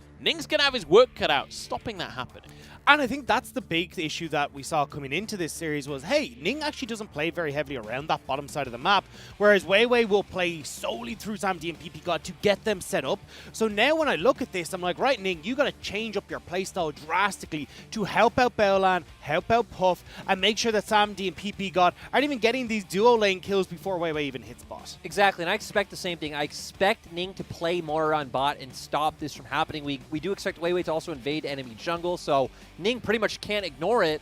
I would be surprised to see him just kind of trade side and go help out the Shy in top lane, and I'd be very curious to see, hey, maybe if the Shy does show up in the Shy form, is that enough to counteract this V5 bot side play that shut down top esports? Yeah, I think that's the big question as well, because a lot of teams against IG love to just kind of camp the Shy in the early game. The Shy has been shown to get caught out a lot in the early stages. Maybe just set up BuBu and try and shut him down that way, but it would go against the way we usually see V5 play. I know, but it would also be kind of funny to see BuBu back getting attention from the Shy, because even last split we did see the Horn kill coming through onto BuBu's Renekton, but he'll hopefully have a better time this time around. And as you said, this isn't exactly the meta to play through a strong top laner. It unfortunately just doesn't quite work out. So I think we will need to see Ning switch things up a little bit, play through that bottom side, because as Lyric rightly pointed out, top esports weren't prepared for this massive bottom lane dive we saw over and over again, and put Jackie Love and Yuan just so out of the picture. And I think a very important thing about that matchup against top esports as well is it wasn't just down to Weiwei ganking either. The bottom lane from PP God and Samdi looks incredible right now. They were getting 2v2 kills against Yuyancha and Jackie Love. And let's be honest, Balan and Puff haven't had the strongest bottom lane recently. No, I mean, even in their last win over RNG, we saw in that Game 3, getting 2v2 killed themselves on engages that they were initiating themselves. So not a lane we know to be strong, and that's why I wonder, going into the series, are we going to see Puff keep getting his hands on something like an Ezreal that can just play far back? You can have Balan go do something else, and it's very hard even to look for dives and shut down this champion because he's just so safe. And I feel like that will be the game plan here, is that, look, if Ning isn't going to change up his playstyle, right, let's just go for an Ezreal over and over again. That way we can still play IG style, which is, right now, have Balan played through Rookie alongside Ning and try and set up Rookie for success, because I think if you can get this Ezreal pick, that's definitely a winning strategy to go towards here, but we'll have to see if he actually gets his hands on the Ezreal. So we're expecting top side play out of IG here and bot side play out of V5. We'll see if that's how it's going to pan out, but let's take a quick look at the match histories for these two teams, because we're coming in off the back of win streaks here on both sides. IG on a 4-win streak, V5 on a 3-win streak. Yeah, and overall, V5's being massively impressive. We did see them go down to FPX in an extremely close fashion, so, you know, that one's a bit of an asterisk. Doesn't really count against them in my mind, but both teams overall being in extremely good form recently. Yeah, and I mean, look, we talked about V5 just coming off of that massive top esports wins, the only people to make top esports bleed so far, and then IG as well coming off of that massive win over RNG where they looked incredible. So I'm expecting, as Lyric and Munch, you both said it, an absolute bloodbath coming into the series. And the thing that excites me most about these two teams matching up is we know that these guys love to fight. We know that both teams are incredibly proactive, and I am expecting them to go toe-to-toe a little bit here, because we already saw the mid laners talking to each other. They're feeling good coming into this one. I'm excited to see how Mole is going to be able to match up against Rookie in the mid lane. But we're going to the arena, and we're getting our players onto this stage. Let me introduce Victory 5. It's BuBu, Weiwei, Mole, Samdi, and PP God. And an exciting thing about this team to me is they have not gotten 2-0 this split. Both of their losses, they went down 2-1. So I do expect a 3-game series between these two teams no matter what. Yeah, I mean, it's a similar story for IG, right? Exactly. And I mean, this is why V5 have been so impressive, is that they've taken those losses, but it's been very difficult to put them down. And don't forget, this is a group of, you know, people that are cobbled together from Suning and a bunch of rookies. And they're against a team that is very much not rookies. IG stepping onto the stage. It's the Shining Rookie. It's Puff. And then Baolan stepping back onto this roster. And let's just bear in mind, with Baolan stepping in once more, 4 of these 5 guys are world champions. And it feels like we're getting back to the IG of old, where we can start to see this real playmaking ability from Baolan stepping up, Rookie stepping up, the Shy even starting to play a little bit safer sometimes. But definitely this is now Invictus Gaming coming in, trying to continue their streak forward and firing on all cylinders. I do feel like the Shy has found some picks that really work for him in this meta, like the Mordekaiser as well as the Nard, where, you know, he's fine playing weak side, can do quite well, and then show up massively in these team fights. So that's what I'm happy for with the Shy. And also interesting, Munch, that we are also highlighting the mid lane matchup on the Chinese side like you just talked about. Yeah, I mean, we saw them chatting to each, or not chatting to each other, but about each other coming into this one. Mole coming in humble, as you'd kind of expect. That's often the way in our interviews in the Chinese side. But Mole has looked honestly amazing this split. Way, way better than I had any expectation of from him. The Zoe definitely the premier pick. But as with every mid lane here in the LPL, Rookie is the ultimate test, and it's never going to be easy.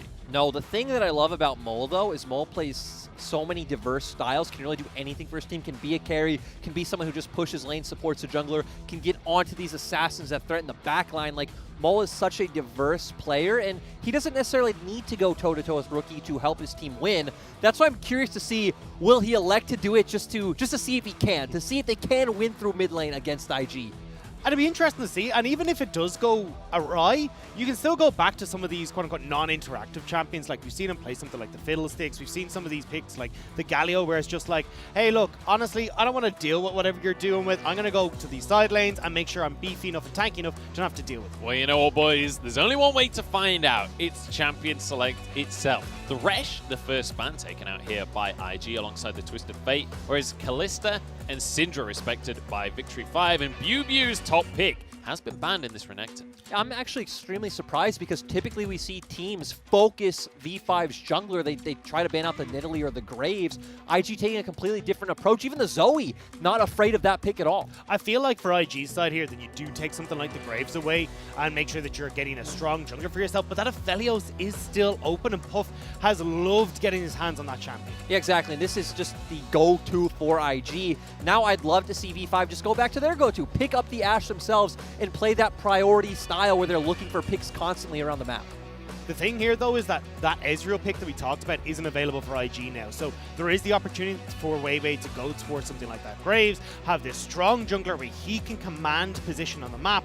And it looks like PP God, when the Thresh is gone, he'll go towards the other favorite champion in the bar. I do feel like this is also a takeaway because we've seen Balan going towards this pick constantly. He's looked absolutely amazing on it. So I wonder here if you pick up the Bard and the Graves, like you've already mentioned, maybe grab that Ashe on 3, and then, hey, you have this combo that can just destroy the bot lane and even the enemy jungle so well. And it's beautiful because, I mean, you've got so many different factors that you can move into there. You haven't really decided on a top laner or a mid laner, so you can still have quite a lot of mobility and movement in the draft. It's not like you're locking yourself into certain playstyle, but Weiwei is going to bring out the Nidalee. Yeah, kind of subverting expectations here and changing things up. Nidalee, not the pick I was expecting, but Weiwei certainly knows how to use it. Exactly, and the thing is we don't see it all too often because so many teams ban this champion against him, so going to get his hands on this. He looks absolutely amazing on the champion, and we can already expect Weiwei to look for this aggressive counter jungling into Ning's jungle.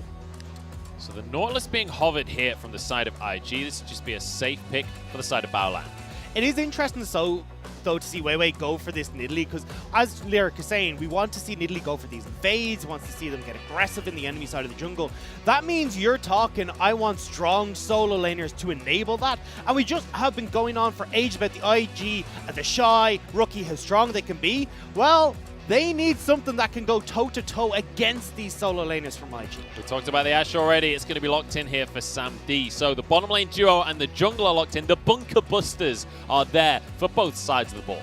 Yeah, and overall, this is, what we expected. They're going to have a lot of playmaking potential. Even if they don't look for kills in the bot lane itself, right? Even just invading Ning's bot side jungle, having the Enchant Crystal Arrow as well as the Tempered Fate to set these up is what's going to be interesting. But I really want to see where V5 go from here. I'd much prefer to see them pick top on 4 and save counter pick for Mole. But if IG don't ban Zoe, I actually wonder if Mole will just be like, hey, give me this champion. I could solo carry this game. Mole does love the Zoe. It's something that he's gone to 6 times so far this split, and he's looked magnificent when he gets it, but also incredibly safe as a blind pick. There's also, as Lyric is saying, just the option to go for something like the Ornn here for BBU. Just go, look, I'm going to be fine in this top lane. The Shy can do what he wants, and we're just going to focus solely on these team fights because you've got such strong team fight ability on this V5 side between the Ashe, the Bard, Tempered Fates, and then these Nidalee Spears coming in. The one dangerous thing about blinding the on here for V5 is we know the Shy is happy to pick up that Kayle. It's something that both sides are willing to go for. Another thing they could go for is the Wukong, because that is a pick IG hates facing. IG bans Wukong all the time against so many teams. It would also diversify their damage profile a bit because you do expect Mole to go on an AP champion in the mid lane, so maybe getting a bit of a stronger AD top laner would be nice. Yeah, the Wukong has been a massive bane in the side of IG side. 64% ban rate for them coming into today's game. And, they've really, as Lyric is saying, struggled against it. So you can just go for this pick here for BBU. He's only played it twice, but looks like they may be looking at a mid laner instead for Mole. And it would be blind against Rookie as well. But as we mentioned before, the Zoe, a perfectly good blind pick, and it is going to be locked in for Mole. Very much a comfort pick here in the mid. Exactly. I'm sure Mole was just saying, hey, coach, give me this. I can carry the game. Works with the comp. You have poke, you have pick. Zoe kind of can go into both of those areas, but Rookie answering with the expected pick as well. Yeah.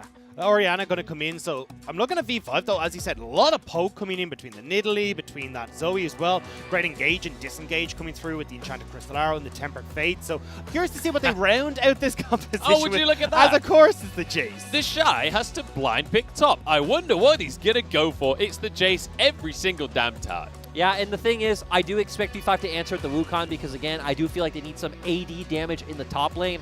Maybe something like a Mordekaiser would fit a bit more to being able to dissuade threat from coming in onto you, but doesn't feel like that's in the cards. I feel like for V5, though, you have a really strong composition right now against what IG wants to do, because as long as you're able to poke with Zoe, poke with the Nidalee, avoid some of the Jace that's going to return, well, you don't have too many ways for Invictus Gaming to close in on top of you. You're relying pretty heavily on Ning making a play or the Nautilus making this big play, and V5 outrange you so spectacularly and can choose when to go for these engagements with the Enchanted Crystal Arrows, the Tempered Fates, and set up for BBU on this Wukong. Let's be honest though, this isn't the first time we're seeing IG in game 1 of a series draft a composition that is much more about just dominating the lane phase than it is about trying to coordinate some kind of team fight. That's the weird thing is, this comp is definitely a scaling comp, right? We have the Orianna, we have the Aphelios. So it wants to have these late game team fights, but it's relying a lot on things like Ning finding an insect and on the backline kicking someone into you, or being on an objective first and hoping that V5 run into you. But we've already highlighted Nidalee Zoe. They don't need to run into you. I'm going to be looking towards exactly that pick there. The Nidalee from way up against Ning here, because these two junglers have so much influence over every single game we see out of these teams. And we already talked about where the junglers tend to focus way usually towards the bot side, Ning usually towards the top side. And in this Nidalee Lee Sin matchup, I'm curious if they will fall on those tendencies or if they're going to have to change strategy coming into this matchup. Looking at the comp from V5 though, we were talking about, hey, look, where does Wei want to play through? I think you've got a ton of options here. Look, BB when he hits 6 can be a massive engage tool, set you up for the Nidalee there. Zoe in the mid lane, trouble bubbles, you got the double engage in the bottom lane. Like, Wei can pretty much play wherever he wants to, and as well, you got a strong pushing bot lane, strong pushing mid as well, where you can start to play through. It's time to jump into this series, get into game 1.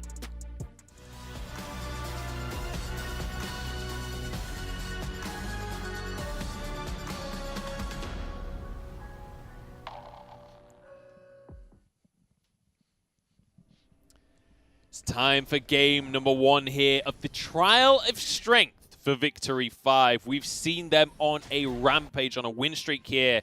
3 on the trot, but they are 8-2 so far this split after a winless spring. And now up against Invictus Gaming. This will truly be a test of how much they've learned and how much they're able to work together as a team to defeat some of the strongest players in the entire LPL.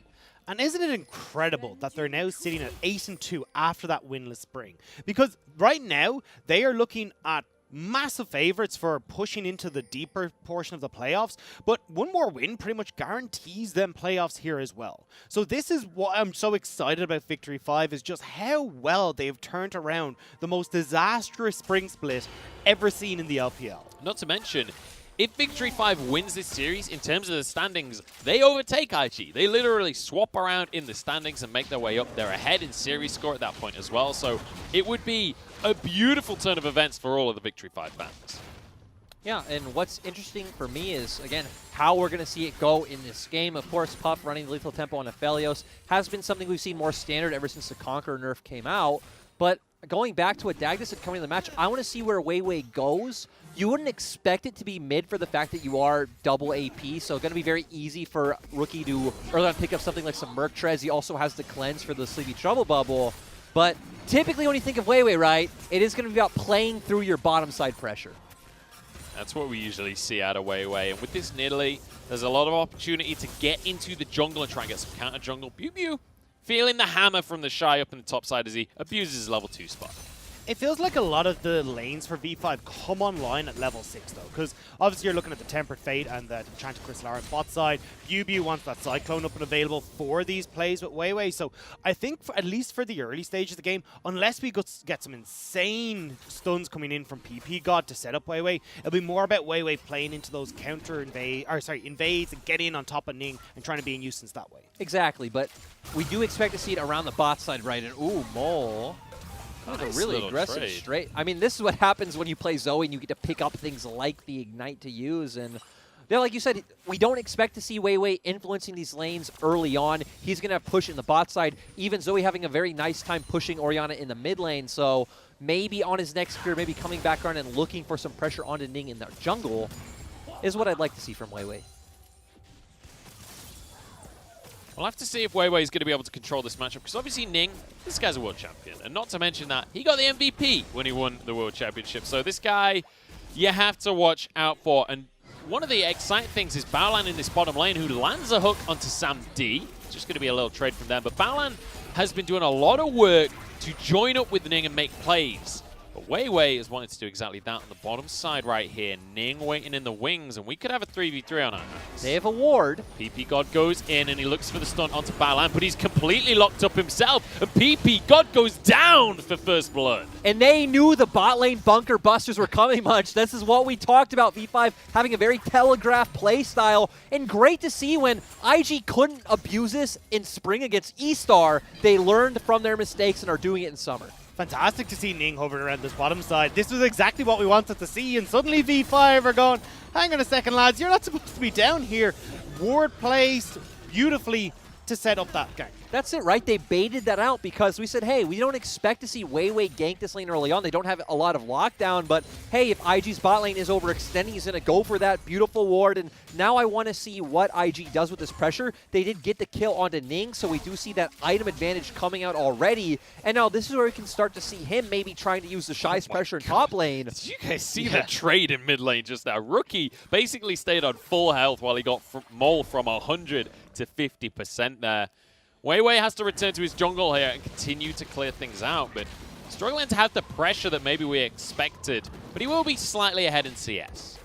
Ning is doing a great job, though, of matching Weiwei through this jungle, because right now, obviously, staying towards the top side. And as Lyric was pointing out, you want to try, as Invictus Gaming, use the pressure the Shy has. Well, just having Ning hovering on this top side, and with that ward in the Tri-Brush as well for Invictus Gaming, makes it very hard for Weiwei to try and punish how heavily the Shy is shoving in his top lane. And eventually, the Shy will start to chip away at these turret plates and get an even bigger gold lead for himself. Yeah, that's what stands out to me, right, is IG are kind of fine just keeping lanes isolated, sitting in front of turrets, not grouping up for these neutral objectives yet, to where it's going to be that level 6 power spike you talked about for V5, where they're going to have to be extremely proactive, force something at Dragon, maybe find a pick mid, Tempered Fate on Rookie, set up a kill, and they're going to start the game snowballing from there.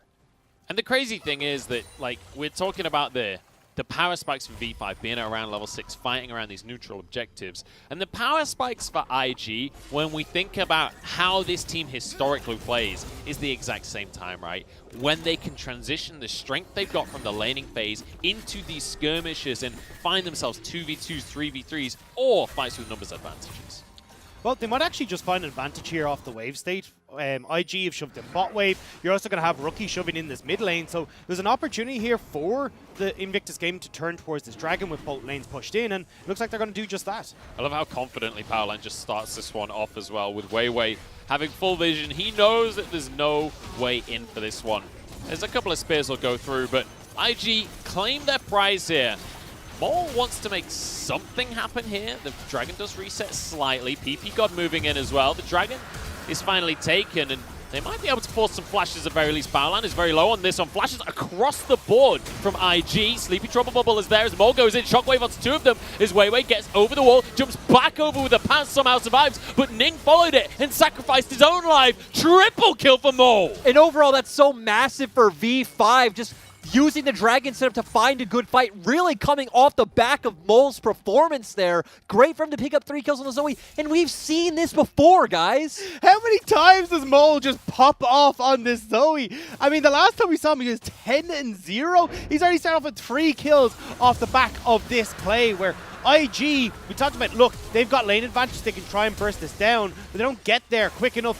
V5 collapse, and although it is a little bit messy, it always is when you get an IG game, it is still V5 who are able to come out on top, and Mole is the one that benefits massively. I love how Mole at the end. He's on the wrong side of the wall, but he's Zoe, so he just pops on over to finish the kill. But even more important for V5, the extra cherry on top of everything else, is Mole already had a Dark Seal. He's now got 6 stacks for himself. Yeah, and also buying those Sorcerer Shoes is going to be so massive now. We've seen him constantly kind of leaning towards both side lanes, looking for potential plays he can set up. And now, guess what? He's going to be able to do that easily, especially with PP God roaming already. Speaking of plays, Ning is getting annihilated here, and there's a little bit of support for Weiwei on top of everything else. This is Herald truly claimed by V5. IG are trying to roam up, but I think they're going to be too late to the party here, especially Bew has already rotated down bot side. Like, this is a V5 Rift Herald no matter what. And again, this is what we love to see, is how well Weiwei can be aggressive in towards River, in towards the enemy side, and it's always because V5 are supporting him in his endeavors wherever he chooses to go. And that's what I love, because, you know, when we talk about V5, it's very easy to talk about V5's bot lane. For me, very easy to talk about Mole. But to me, Weiwei really is the clear standout on this roster that they choose to put resources into, that they choose to play around, whose jungle sense and voice in this game really propels this team forward to being a top team. We always see them play around enemy neutrals and buffs and things like that, and it's just so great that we have such a proactive and smart team in the LPL. And imagine going from a bench warmer on Suni to like top 3 junglers in the LPL right now. Like, Weiwei has looked absolutely incredible this split, and I'm so glad to see him not only shine in this roster, but also with the rest of V5. Yeah, and speaking of V5, I like this play coming out from them using the Herald, but even the response by IG not contesting the play, just answering and getting gold on the opposite side of the map. Because, right, we've talked about IG's power spike is going to be much later in the game, so just try to get gold onto your carries, wait for that 3-item mark, and then start contesting V5. Yeah, and I mean, you mentioned Dagda, Weiwei coming over from Suning S. It's a similar story from Sam D as well, who came over, and he's been looking amazing. We see PP God coming over from another academy team from Fun Plus Blaze. These rookies stepping into the big stage and just look unbelievable. Yep, and of course, Weiwei has played in the LPL. We saw him get switched over to an AD carry, but Bew, sorry, in a little bit of trouble. Does get a nice little knock-up dodge just as a shockwave. This is beautiful. It's not beautiful enough. He's still 1v4, but hey, dodge 2 ults out of 4. I mean, ultimately, when you're 1v4, right, it's just a matter of time before you're going to go down. As an arrow goes through, Titan's Wrath comes through at the very last second. Tempered Fate, PP God with a magical journey wants to execute the Nautilus. Doesn't really have a whole lot of damage, but Sam D does. The volley comes on in. There's the vision and the last auto, and now Pup finds himself alone. Ning here to try and support his AD carry. But that's a nice little pickup for V5. And I mean, that's the power of these long-range engages, right? They're great in those pick chances. They just double down on that bottom lane. And now let's look at the entirety of V5 because you got 3 kills on Mole, you got a bunch of gold put into Sam D. Sam D will be able to grab some of these turret plates as well off that bottom lane play, so V5 are just chugging so much more gold into them. Yubu is nowhere near this, so Weiwei, I think, deciding better of the play in the end, and rightly so here. There's not going to be anything in the top side. Actually, as I say that, the Wolf spawned, so he's going to be rewarded for playing towards that top side. Sam D looking for a second turret plate here. I'm just impressed, honestly, that V5 were able to find a pick off the back of IG's play there in the bottom lane. And the thing that I love about V5 is how well they can snowball these advantages. Because when we look at them as having a lead of 15 minutes, they win 87% of their games when they got a lead of 15 minutes. These guys, when they get ahead, do not stop, and that's what we're seeing right now, is they are making plays all over the place and shutting down IG. That's what I love about them, right, is they're such a proactive team, and it's very, like, thought out and tempered aggression to where they try to get the setup first. We always see PB God and Weiwei roaming together, and it's very intelligent, it's very aggressive. So we're going to see Dragon spawning once again. IG were the ones to start the Dragon last time around, and V5 punished them for it. This time, it's V5 stepping into the pit first, and it looks like IG are just going to fully respect it. Yeah, I wouldn't approach this as IG. If you even, like, start moving towards this, it's Enchanted Crystal Arrow, Tempered Fate, Mole popping over saying hello, and busting your health completely gone. I would not touch anything right now as IG. I love the choice, too. We keep talking about scaling for the side of IG, but actually talking about IG, I don't think Ning wants to go into this fight, but yeah, talking about scaling for IG, we've already said the Aphelios, the Orianna, but even Jace actually will do a ton of damage against 4 out of the 5 members on V5. My goodness, we got a tower dive, but the TP comes through, and PP God's actually going to be rooted up. Suddenly the numbers advantage here for IG. PP God over the wall, but he doesn't have the health to make this play. Puff flashes over to finish him off, and now he's chasing down onto Weiwei. He's going to get over the wall. Sam D escapes as well. And that's massive. Just once again, IG reading the plays that V5 are making. Great TP coming in from the Shy, and he's going to be able to recall in time to go catch his wave as well. And you know what? IG haven't been winning many of these plays this game, but they are saying, every time you try and get our bot lane, we're going to answer, damn it. Yeah, we're going to hold everything for the bot lane plays, but it is working out for them. They're turning this around, and as Lyric said, it's not like Yubi was in a position to try and put pressure onto the tier 2 and top side, so they're able to answer really well. However, we're starting to see V5 now are getting to the point where they're super strong. These 2 items where, well, even one item, to be honest, where you've got the Luden's Echo completed from Mole, Sam D with the Blade of the Rune King. So when we look towards in about 2 minutes time where this next Rift Herald is coming up, V5 can look to contest that with these big item advantages that they picked up and then try and crack some more of these turrets. And it'll be a matter of what happens with that Herald as well if they're able to grab that one. Rookie doing a great job in this mid lane, though, to stay even in CS and find a little bit of an advantage in terms of kills as well for himself. So we're finding both mid laners accelerated a little bit, but Weiwei moving into the jungle here. He's completely alone. Ning wants to punish him, dodges away from the Calibrum. Nearly got the red buff as a bonus there. We will get out. It does buy time here for V5 to make plays. Onto the turret plates right before they disappear. Can't quite get the tower, but because the Shy used his teleport topside, well, now BuBu has his available, so IG needs to be very careful about how they approach this fight. Yeah, V5 can't overcommit for the tower, though, with Ning there. Exactly. So overall, good play from V5, but the IG for answering I like as well, and we saw the Shy just push out the wave in topside, and I mean, the fact that V5 are up about 1.5k is great for them. It's going to be more about accelerating forward, and with this Herald coming up, we need to see V5 be the ones to take this. We want to see V5 being the ones to take it, but, I mean, you're talking about this gold lead. Look at the CS advantage for Jace. The Shy is nearly 40 CS up, was 50 a little while ago, and that is massive. That is exactly where IG can look to play around, because the Shy is more than capable of just chipping away at these turrets if he's in a side lane. And here's the thing about that top side, right? We talked about Ning focusing usually towards the top side. He's been playing more towards this bottom, trying to dissuade Weiwei. But if you leave the Shy alone, he's more than happy to just body any laning phase. Yeah, and the Shy can even just elect to freeze the wave, you know, near his turret, because when there's no dragon or no other objective open, it's not like you necessarily need to force down that tier 1 right now. You could just keep accelerating your gold, getting further ahead than BuBu, and if your team doesn't give them the windows, well, there's nothing you could do. So let's take a moment to look over some of the items that are coming through on both sides of the board here. Sam D, the banner factor for the majority of the gold so far this game, and you can see it with his Blade of the Rune King and a Zeal already finished off on that Ash. Generally, we'll be spiking on 2 to 3 items, so he's getting on towards those spikes, but importantly as well, Mole has finished that Ludens. That is a huge spike for Zoe. Yeah, overall great spike coming. Ooh, actually, though, who cares about power spikes? Yeah. We've got a damage spike coming Bubu's way here. Dodges the Sonic Wave, though, and now he's got reinforcements. Flashes for the Cyclone, gets kicked away by Ning, but a Sleepy Trouble Bubble, and that is a lot of damage at a whole lot of range as well. Mole gets out with his life, as does Bubu.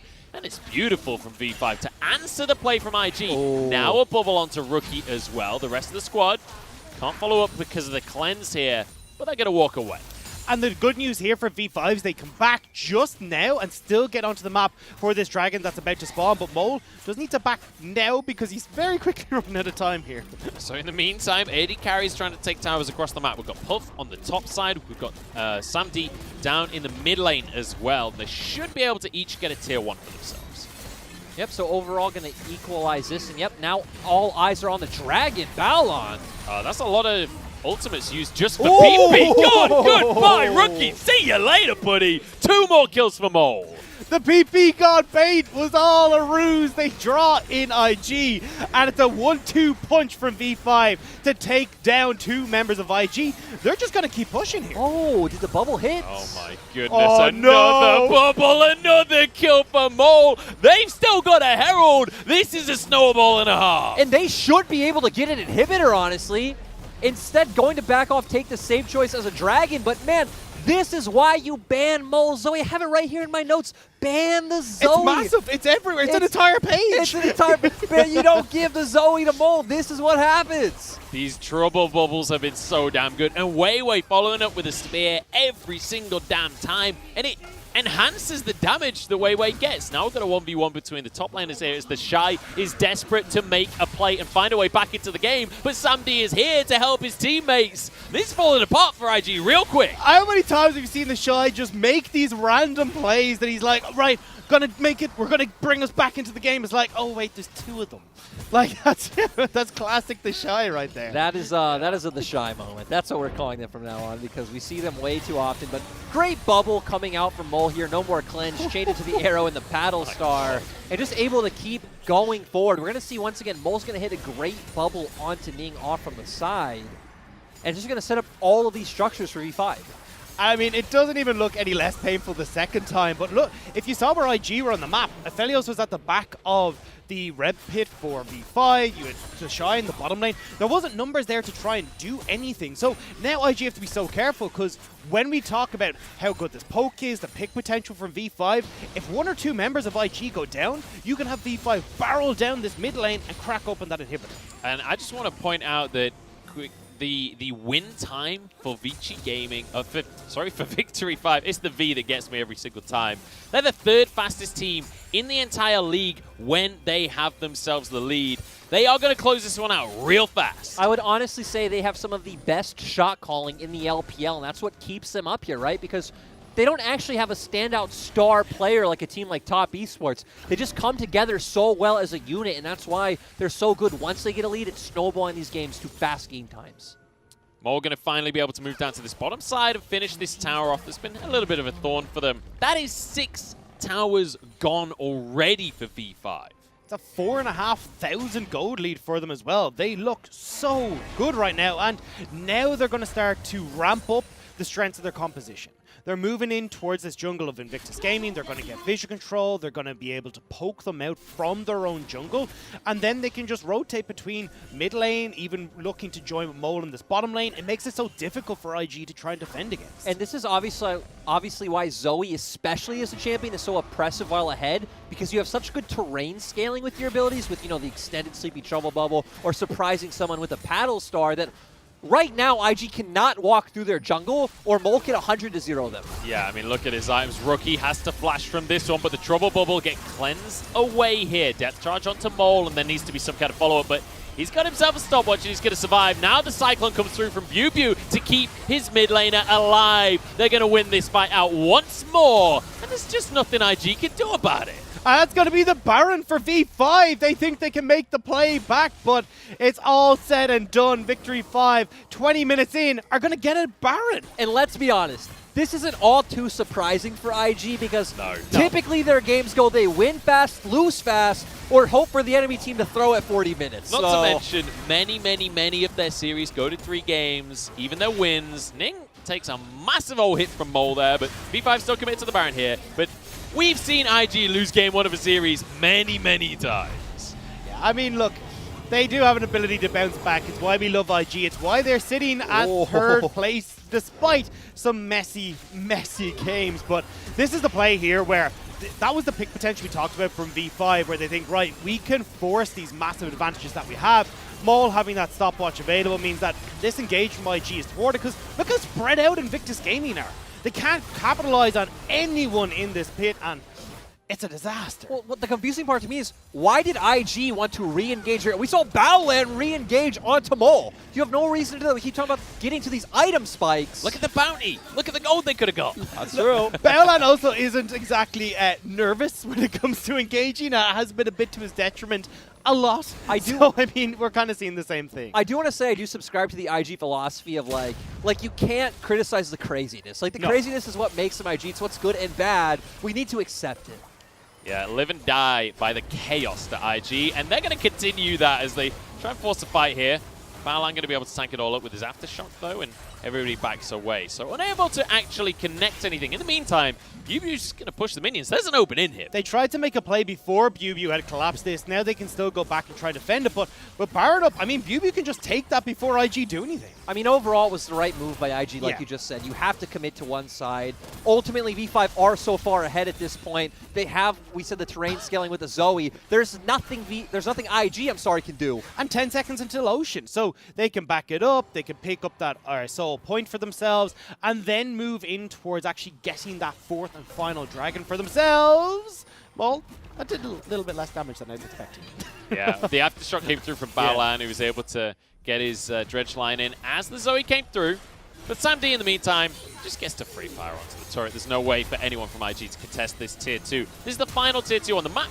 Rookie. That was just an auto that did that damage. Everything else followed up on. Sam D gets a double with a volley. In the meantime, Weiwei's doing Dragon, by the way, as the rest of V5 battle into the base. Cyclone across the squad, and Puff is going nowhere. Another one for Sam D as he grabs himself the unofficial triple. And that's probably just game. Yeah, overall, just great performance coming out from V5 so far. They still have the Baron. They can just keep going. They even have TP on BuBu. We can just come right back.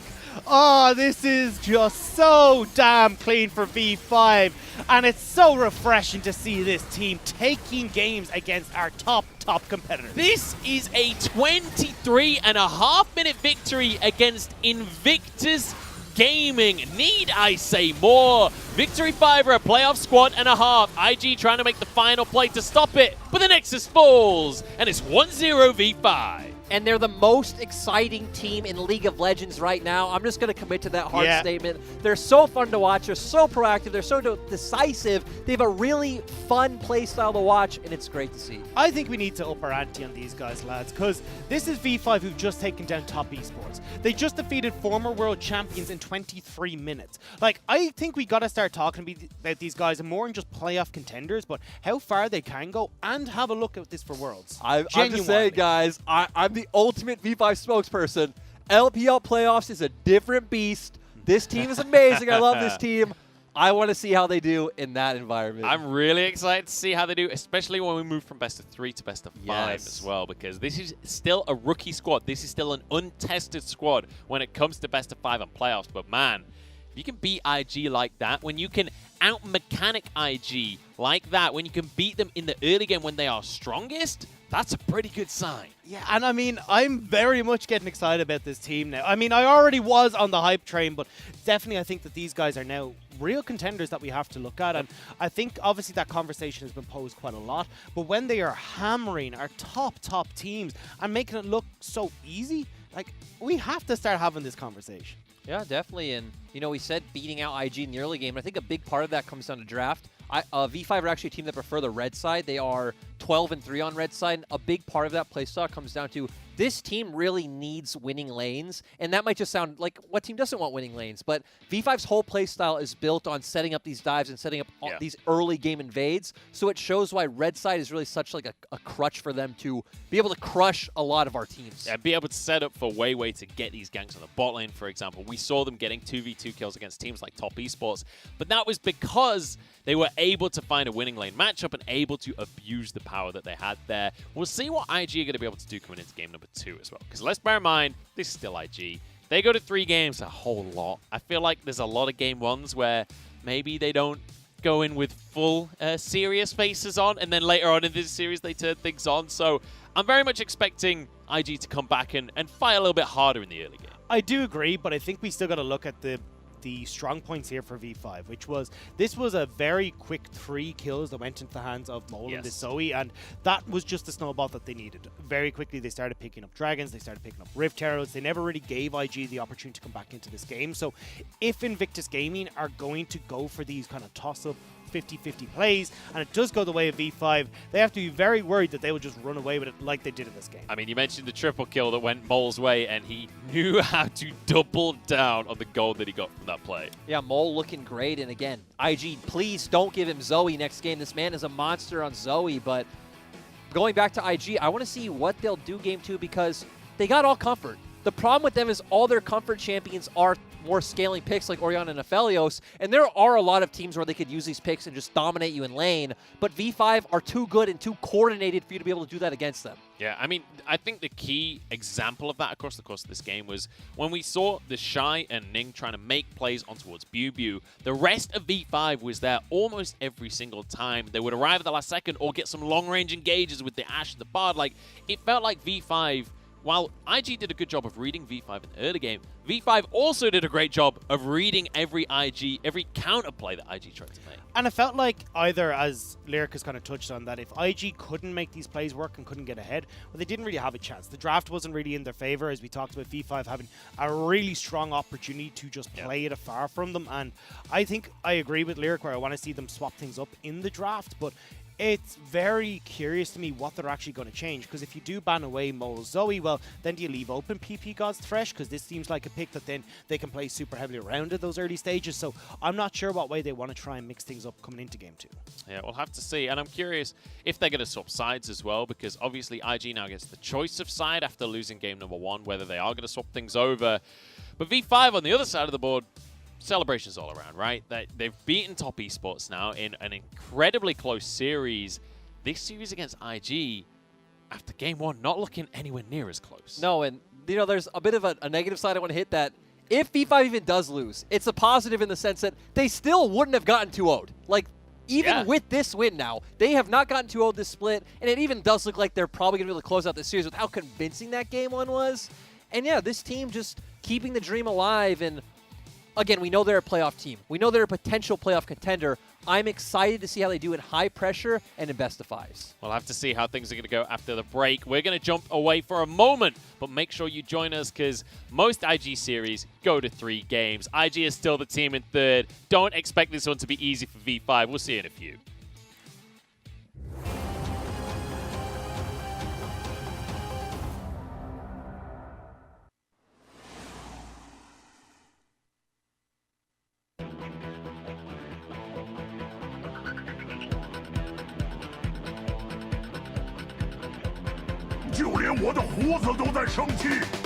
看一下小明这一波，直接把来了，飞回来，行了，我会管一下的。果然又是替身马，当欧这个羊撞得很好，不过自己成为了众矢之的。这波想单杀沙皇，闪现一下拍死了，沙皇倒了，而且侧面在追击当中，塞纳刚才也被解决了。我不知道你是干嘛的，我也不在乎。命运掌握在我们手中。先 Q 一下龙，看一下血量，而且很谨慎拉出来，是一定要拉龙。但火龙坑是一个破碎的一个，稍微挡一下这个 Q， 是不让盲僧有机会接近。摸了一下，想过来抢，没有抢到的狼骑机场，直接拍到了2个人面前。我的士兵们前进！这沙王推到了后排3个人，进场推到了小花生，这时候一脚来的已经有点慢了，只剩下西叶在跟他作战。回头小花生 Q2 拿到这个人头以后，B 是选择骁闪电想杀小花生，拿下人头，而且西叶是被自己给卡住，已经交过闪现了。这样的话打出一波团灭，未来将由飞升者撰写。 上路挂 TP 这波想留，但是第一时间巴德开隧道以后，感觉有点留不住了呀。两个人上来，嘲讽不错，但是巴德大招给的同样也不错。奥文大招灌了上来，强手猎人直接拉过去以后，瞄准的是对面的野和 AD， 但是正面的话可以看到泰坦、色骑、巨魔都纷纷倒下。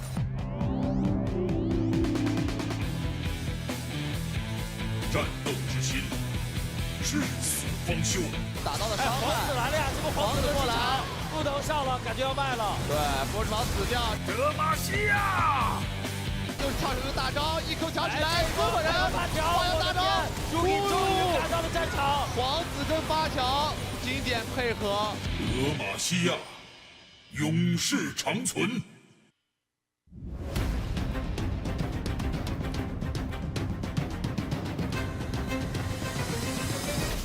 片甲不留。 LG 不想放，起套睡到了，睡到是个大鳄鱼 ，poke 一套，这边 Q5 的血量有点残。对拜我吧！熊玄决定开大招，正向哥直接进场。必须现在要考虑撤退的事情了，有办法吗？雷声滚动，再拿一个暗影燎原支援一下，乐言继续想要输出，但这个位置已经被两个人逼迫上来，巨魔卡一个柱子，梅否在后面残血量，疯狂的想要找机会再丢对面气泡。我狂奔，我践踏。乐言一直闪，但是都没有机会上来输出，最后终于找到一个机会进场，但自己随即也被圣枪哥给换掉。哇，这波是直接打出一波团灭。 感受来自蛮荒的力量吧。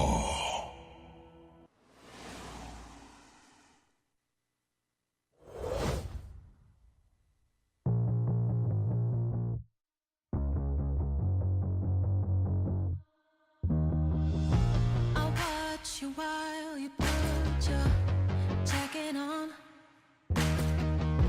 and count the final steps you take before you're gone. I wish you'd turn just one last time around to see the skies above me falling down. I don't know why you just can't stay here while we say goodbye. You can't deny we had a thing here, don't you realize? I need more than a keepsake. I need you for real. Don't end with a handshake. I need more than a keepsake. I need you to feel. Don't cut out the outtakes. More than a keepsake. You came like a natural disaster. I didn't run away. I thought, bring it on, I'm getting faster, but it's far too late. Now I'm right in the middle of your earthquake, swinging back and forth. I try to hold on to wind and weather, but you're heading north. I don't know why you just can't stay here. Why we say goodbye? You can't deny we had a thing here, don't you realize? I need more than a keepsake. I need you for real. Don't end with a handshake. I need more than a keepsake. I need you to feel. Don't cut out the outtakes. I need more than a keepsake. I need you for real. Don't end with a handshake. I need more than a keepsake. I need you to feel. Don't cut out the outtakes. More than a keepsake. I need more than a keepsake. More than a keepsake. More than a keepsake. Oh, I don't know why you just can't stay here. Why we say goodbye? You can't deny we had a thing here. Don't you realize? I need more than a keepsake. I need you for real. Don't end with a handshake. I need more than a keepsake. I need you to feel. Don't cut out the outtakes. More than a keepsake. More than a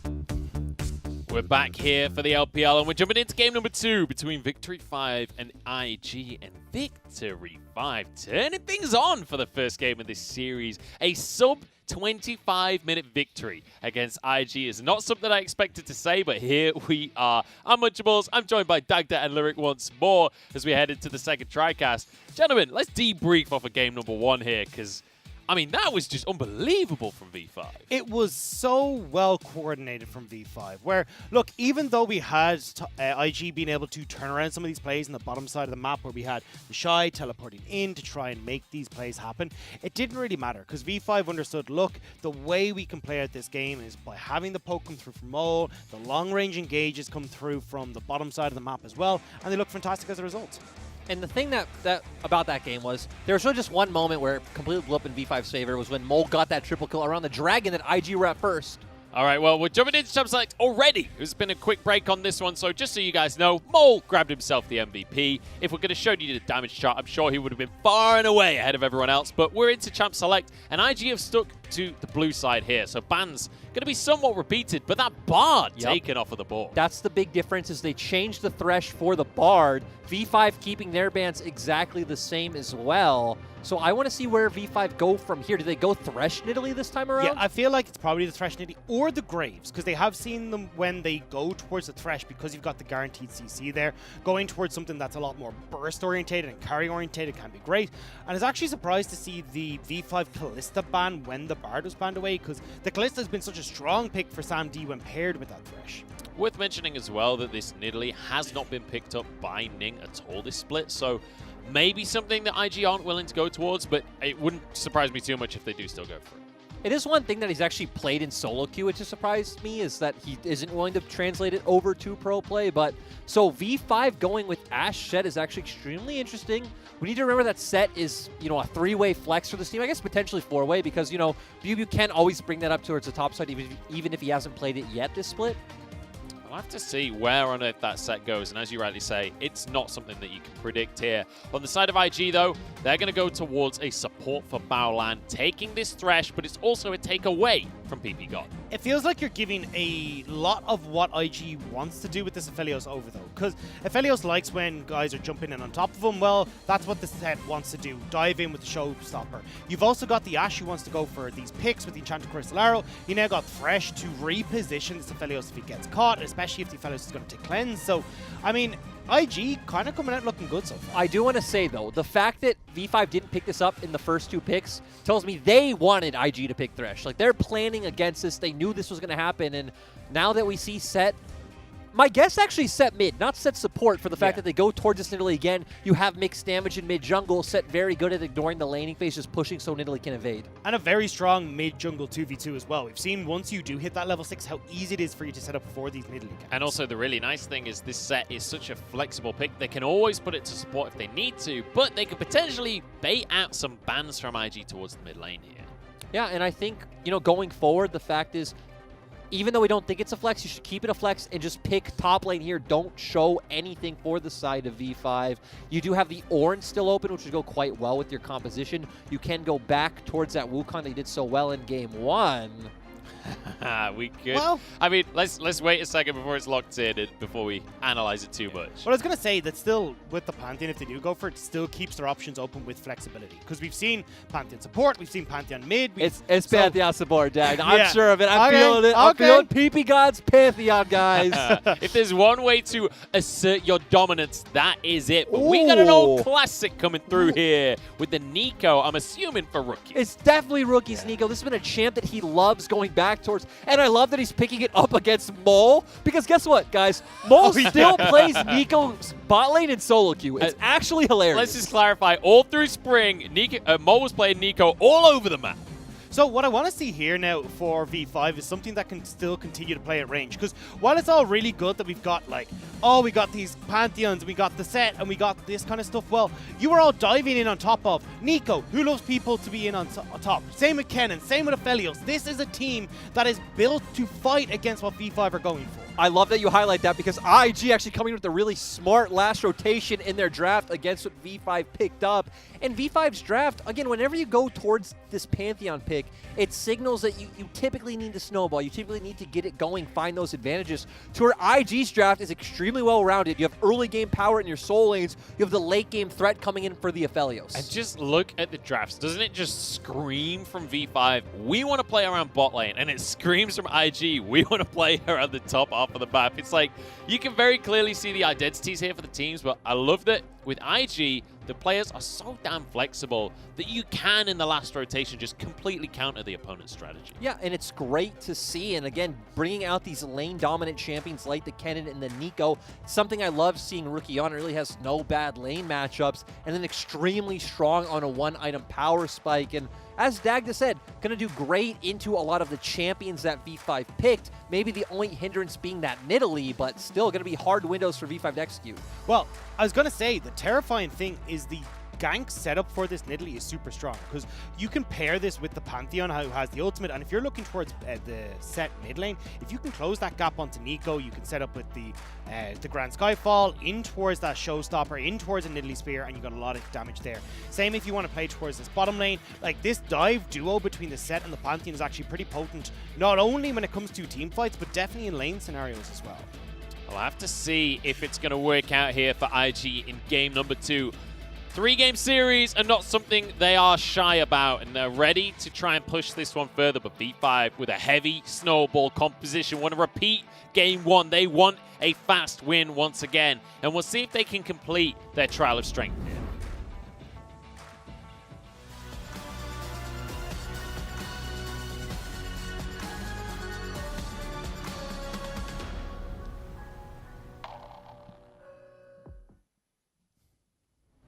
We're heading into the second game of this series, and Victory 5 with 1 win in the books already. IG are looking to contest and fight back, and with the draft, it feels like compositionally they're going to have an advantage, but just like in game number 1, this ain't necessarily coming down to just compositions. This is coming down to early game action. Yeah, and early game action is something I expect to see from both sides, but especially for V5, because when you do pick up this Nidalee Pantheon combo, you really want to see some early ganks into the bot side, right? Flash W from PP God setting up the spear from Weiwei and guaranteeing some of these kills.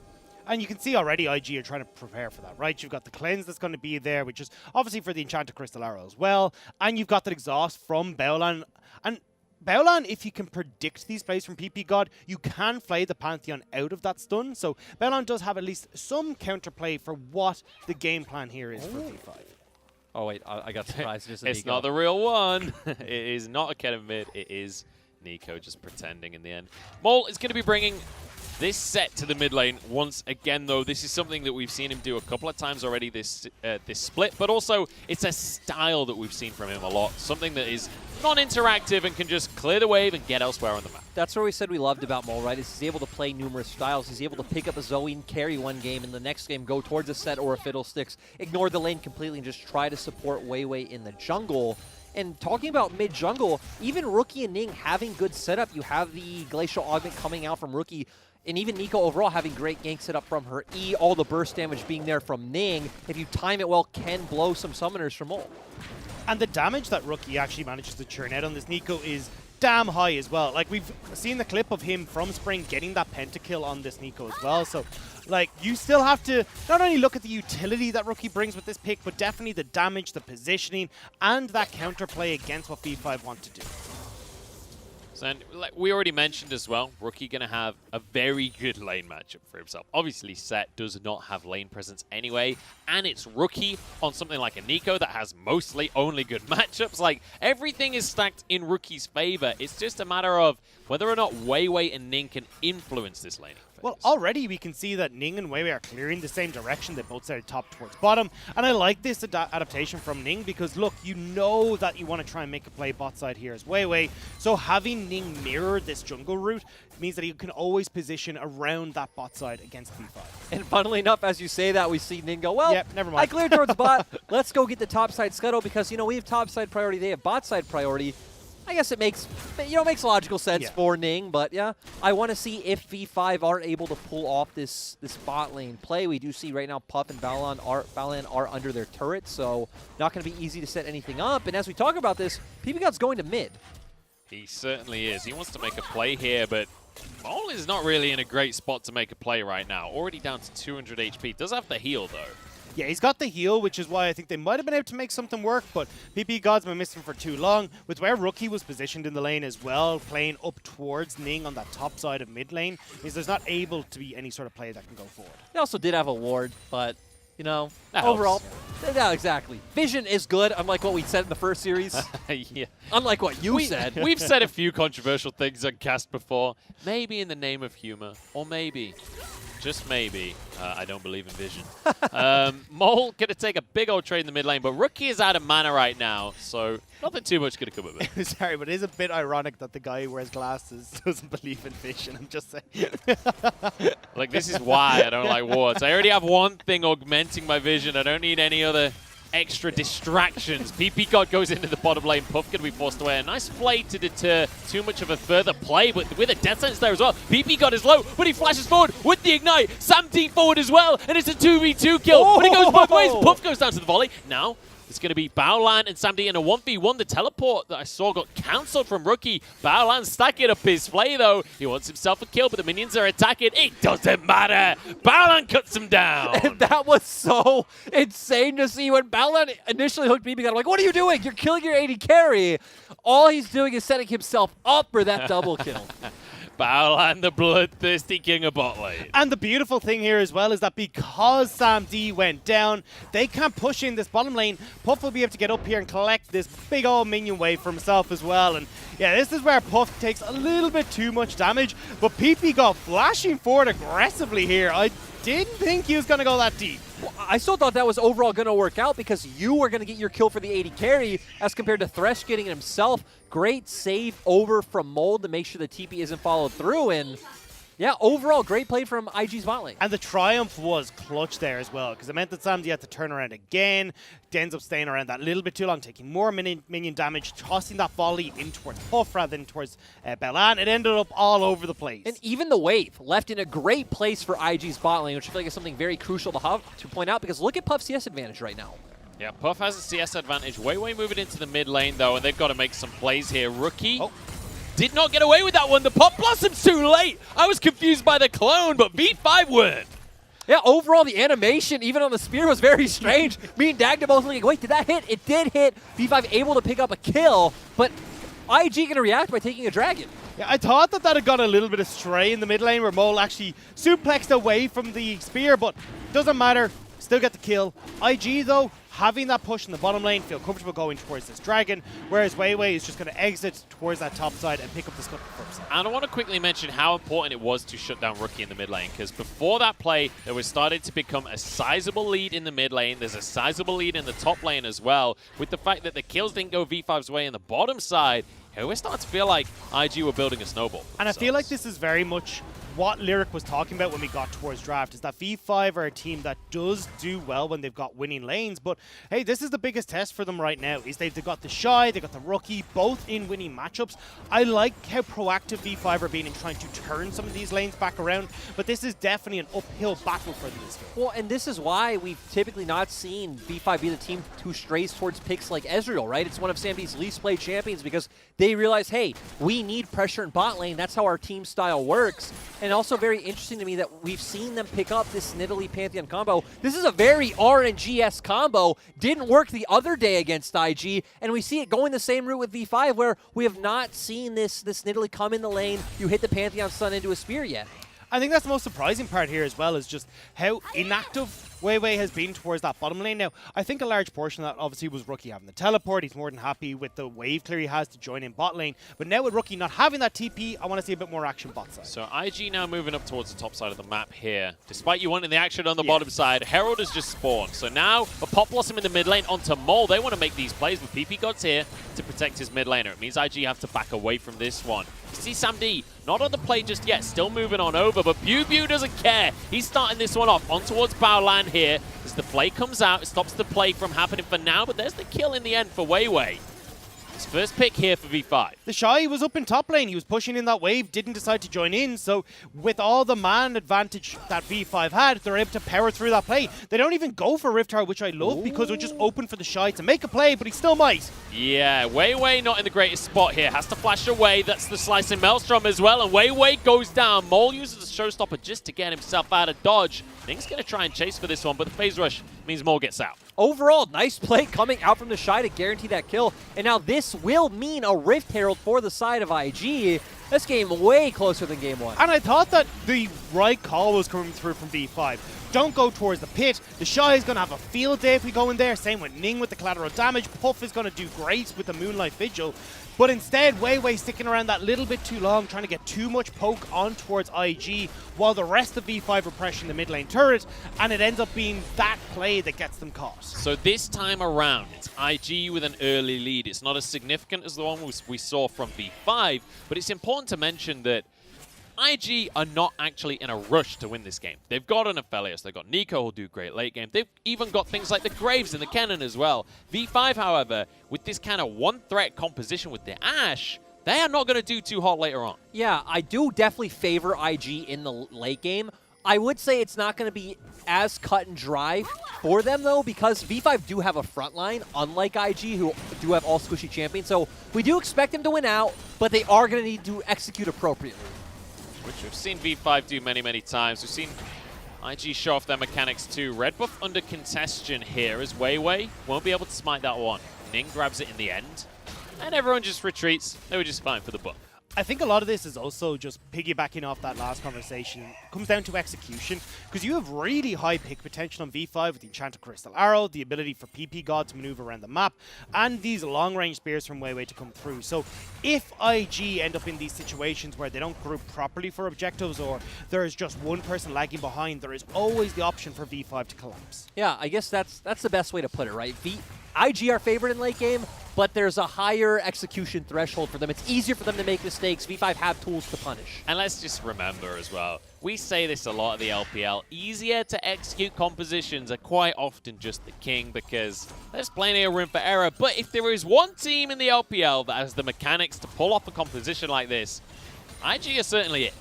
Yeah, and actually both teams, right, having a bit harder to execute comps. V5's is also very skill shot reliant, but these are the two teams you want to see go toe-to-toe with more skill reliant comps. That is definitely true. You can see Merc Treads on both sides of the board here in the mid lane. They know that CC is king in the mid lane.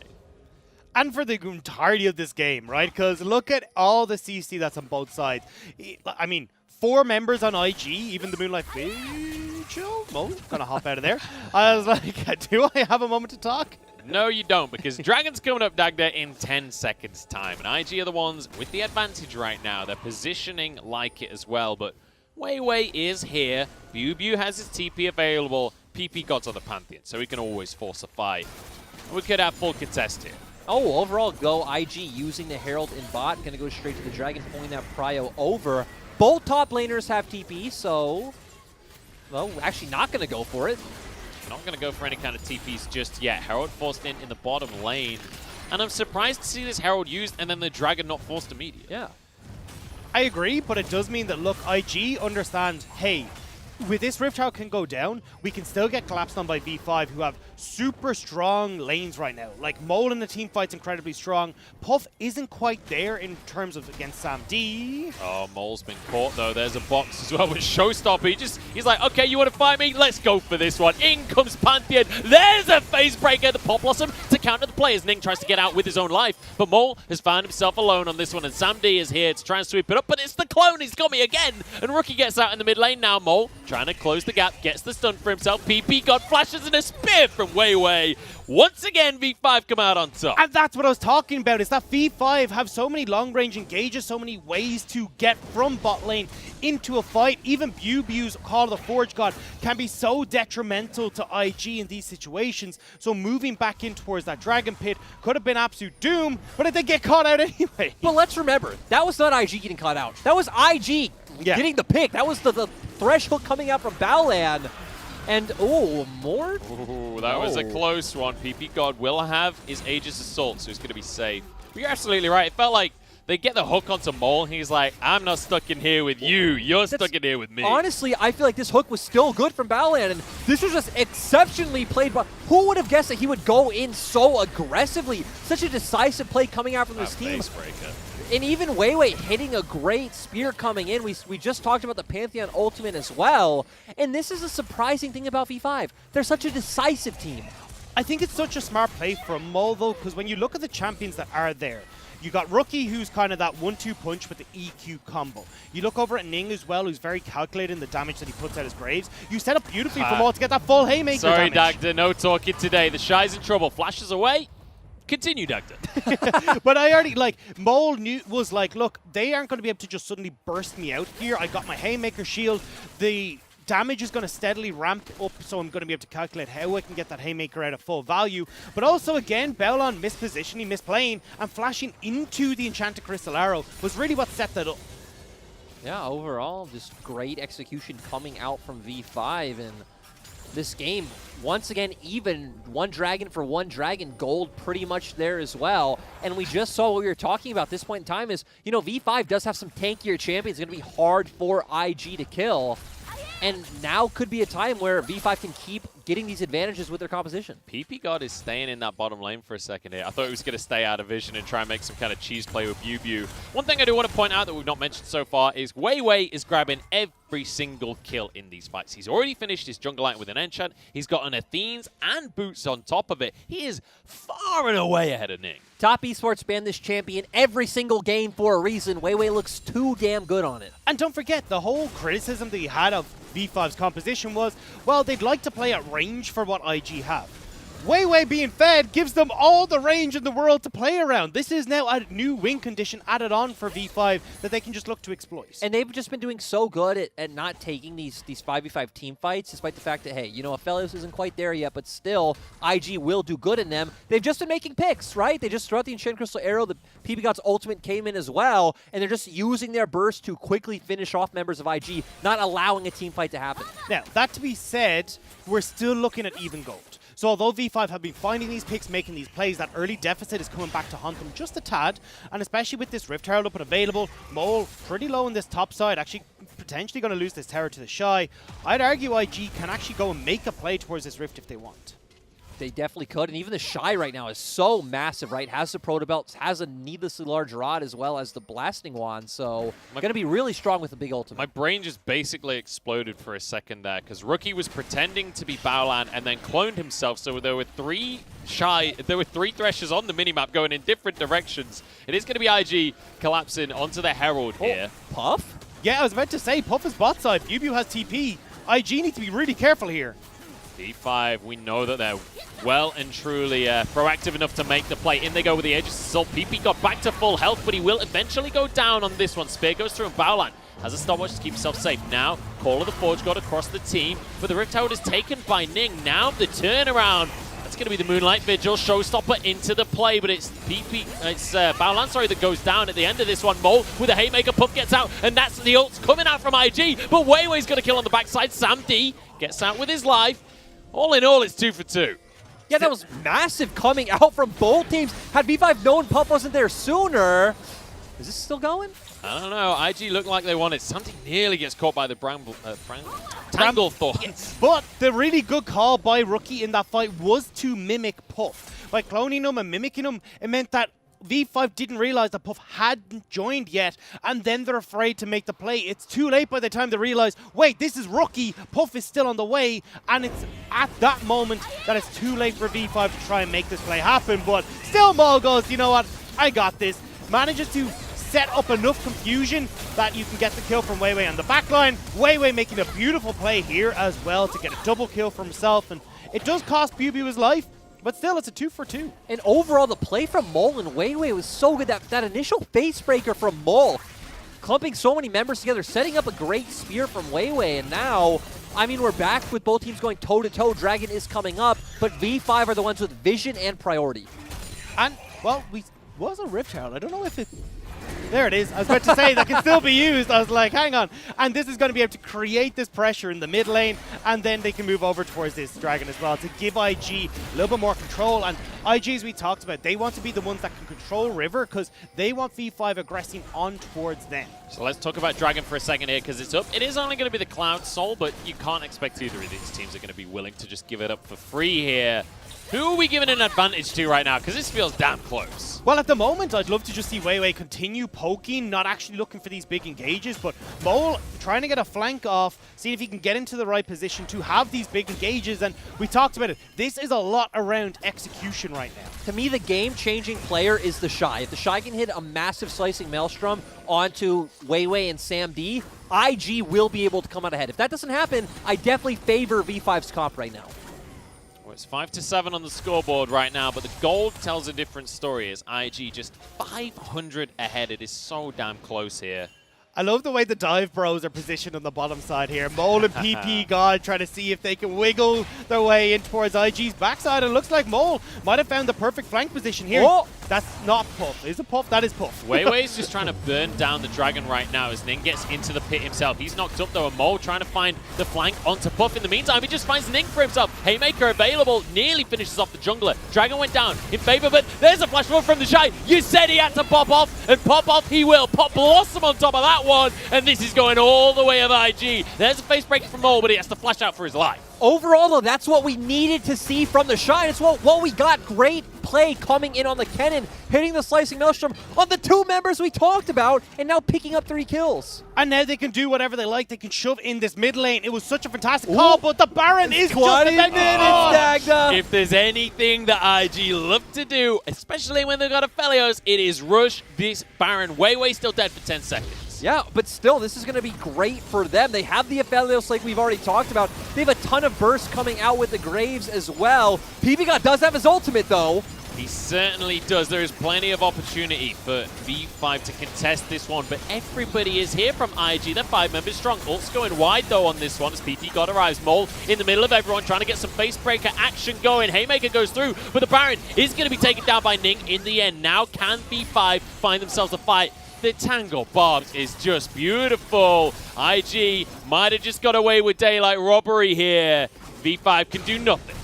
They gotta just leave. They weren't able to close that distance. The ultimates weren't up on time from Sam D. Mole didn't have his, and even though he gets the face breaker, he actually can't pick anyone off. So IG, they get the fight, they get the Baron, and yeah, they'll lose mid lane turret, but I'm pretty happy with that trade. I would have loved to see V5 just go for the ultimate gamble, you know, just have PPGod ultimate into the Baron and then Mole run in at the same time. Just, you know, 50-50 it, but this was the fight we saw. It was really strange to me that Mole was just around the backside, just kind of getting Puff's attention the whole time, but keep your eyes on the Shy. He's going to go in aggressively here, get Sam D super low, and even PPGod as well. Pretty much jumping into that. So smart from the Shy as well to swap to cleanse before that fight kicked off. Actually, we see in our bottom left corner, Bubu got picked off as well there, so not sure what happened. But the Shy swapped to cleanse, which meant that he could actually continue forward, getting onto the immobile members of V5. And that was the big difference maker there, because otherwise, you would have just saw Sam D take a step back, then the slows come in and the Shy can't push forward, but was able to have this Kennen take full advantage of that engagement. So now we have IG with a significant lead as they begin sieging away in this mid lane. And I mentioned during game number 1 that V5, they have the 3rd fastest win time in the entire league. Do you want to know who's first? It's IG. When they get a lead, they will strangle you out as fast as physically possible. Root comes down on Sam D, and IG ain't stopping anytime soon. And overall, this is the Shy? Hang on, the Shy's in trouble here. Mole goes in for this one, but PPGod with the edge still keeps himself safe here, and suddenly the play's turned around. Haymaker goes in, and it's a 1-for-1. Support for top laner, but Pot Blossom might just change that. Rookie doesn't do too much damage, though, with Mole being pulled further into the plate. Healed up by Weiwei. He cannot get out of this one. Ning finishes the kill off with his shotgun blast. Now it's Bubu on the front line, but he just ain't tanky enough. Spear from Weiwei. Can't pounce onto Puff, though. And there's nothing that you can do as V5. The entire time you're trying to make these plays, you're getting CC down. Puff is being able to close the distance, and he is churning out all this damage the entire time that fight is going on. And overall, right, we're starting to see the Pantheon not able to have the impact it needs. Even Mole and Bubu not getting to that point where they're too tanky to deal with the carries from IG. And to me, I feel like the critical members for IG this game have really been the Shy, Balan, and Ning, which is really strange to highlight. Of course, the Shy does get caught out here, but you pretty much take PP God down with you from that ultimate coming out from Ning. We keep seeing Rookie go forward. They get a good hook onto Mole. Sadly, doesn't seem like he has the haymaker and does go down in the end. It's also the way that IG are playing this, though, because usually we think, okay, this Nico can be super hard to get this big Pop Blossom off, but able to go so far forward because you've got that Lantern to reposition you from Baolan, and it's this beautiful back and forth coordinated team fight that IG are able to put forward. And you know, we talked about the junglers coming into this series, how it was Weiwei and Ning going head to head here. We've got jungle diff on both sides because they're both going insane in this series. We saw it all about Weiwei in game number 1. He's got a great score here, but Ning's doing slightly better. I mean, I do agree with the sentiment of your point, but this game does feel like it was a bit out of Weiwei's hands. Yeah, feels like it was more a team issue. I could definitely agree with that. But does it count as, hang on, Sandy's gone. See you later. Oh, God. Ball with a flank here, but they're too late. There's nothing they can do for this one. Knockup is nice, but Puff's going to survive. The healing is insane. And V5, they've lost the gold lead, and they've lost any ability to fight. In goes the Shy to finish this one off, and a back-to-back double there for Puff. Hey, we may have a PP God, but it feels like Munchables is a prophet in this game because he called it going to a game 3. It certainly feels that way after IG are putting V5 in the ground. And I mean, this is just standard IG though, and will they be able to just end off this? They have 20-second death timers. Yeah, they're going to close this one out. If I know anything about IG, it's that they have the fastest game time in the league when it comes to wins. And they're going to keep that stat up with a 25-minute victory here. They're going on Samdi and PP God. Nice stun comes out and the Shy actually goes down, but the Nexus is bare. 4 members strong. IG should be able to close this one out. Flashes across the board. The Nexus falls. V5 win in 25, and Invictus answer in kind in game 2. I will say, though, this is usually what happens when top teams play each other, is once they get an advantage, they just know how to close out so well. We just get stops going back and forth. And it's so exciting to see because you can see how much this early game hinges on the entire outcome of these games. This time around, V5 weren't able to get that combo we were talking about off, where you have Weiwei play towards the bottom lane with this Pantheon, and instead, IG are able to run away with these massive plays coming through from the Shy. I'm also just surprised that we keep seeing this Pantheon in LPL. We've seen it from RNG like we talked about. We now see it from V5. And we never really see proactive Pantheon ultimates coming out, you know, looking for a kill in mid or somewhere else around the map. We just see it sit in bot lane. If it doesn't snowball, then it does a bunch of nothing. Yeah, and honestly, it's like, if you're not going to be able to use this ultimate proactively to make these plays, why not just go for something like a Leona? Like, that does the job just as well, sets you up for these plays in the same way the Pantheon does. You've got plenty of stuns, but you've got a much beefier front line, a whole load more CC to add to these team fights. And it just feels like every time we see this Pantheon, nobody's using what's unique about the pick. Yeah, I kind of liked the Pantheon we were seeing when it was alongside a fasting center. He could get items and do damage himself. As a support like this, when you're not going to be the one forced to play, it felt like the plan here from PP God was to follow up on Mole's plays. It was like Mole was the lead engage. He was the one to go in, and then PP God would follow up. And we did see it work in the early game. Once they start to fall behind, definitely didn't feel anywhere near as proactive as it needed to be. Well, it never really felt like they were playing through this bottom lane to get it set up, right? Because you're like, right, we've got Puff here, we've got this fresh pick for Baolan. Let's see if we can try and get on towards Puff, maybe make something happen, or at least open up the bottom lane so we can have PP God roam off of the tempo advantages we create there. But it just never really ended up coming to fruition, and then Mole was trying to make these solo plays with Weiwei, but it was never PP God getting involved. And I do feel like this goes back to draft, right? Where V5 are the ones who gave up the Thresh, and that was obviously very intentional, but great response by IG, especially with 4 or 5 picking the Kennen and the Nico. And we saw how well it worked. Obviously, Nico able to bullet the set, not able to do anything. And then the Kennen pick was just so massive for the Shy. And the Shy looked so damn good. The Shy has looked great this entire series so far, and it's because, as we've seen 2 games in a row, V5 are not the kind of team that's going to camp top. That has been how the Shy has had struggles recently, is when every team is camping him. But when he's left on his own, you can see what he's able to do. It does feel very strange in the draft, though, where putting such high priority onto this set pick, because it doesn't really feel like you're ever going to get it picked away on the IG side. They're not really going to look to ban it away. It's not like it's been high priority for PP God for PP God or for Mole in a lot of situations. And then you just give this, okay, we are going to be jumping in on top of you. We're going to be making these dive plays. And IG read it like a book. They're like, cool, we're going to go towards this Nico, obviously a super unique pick for rookie, go towards this Kennen, which has been used predominantly now in the LPL, at least as this anti-engage tool, where it's like, okay, if everyone's going to jump in on top of us, we've got that counterplay there. So I love what IG did in the draft to counteract this. And the kind of hilarious thing as well is, like, when you look at what IG have played so far this split, it isn't really much of the Kennen, it isn't really much of the Nico, but when you think about the historic picks for these two players, this is the perfect rotation for them. It works into the enemy comp, and it's comfort all around. So great stuff for IG here in game number 2. That means we're going the distance on this one, so I'll see you guys in a few minutes for game number 3.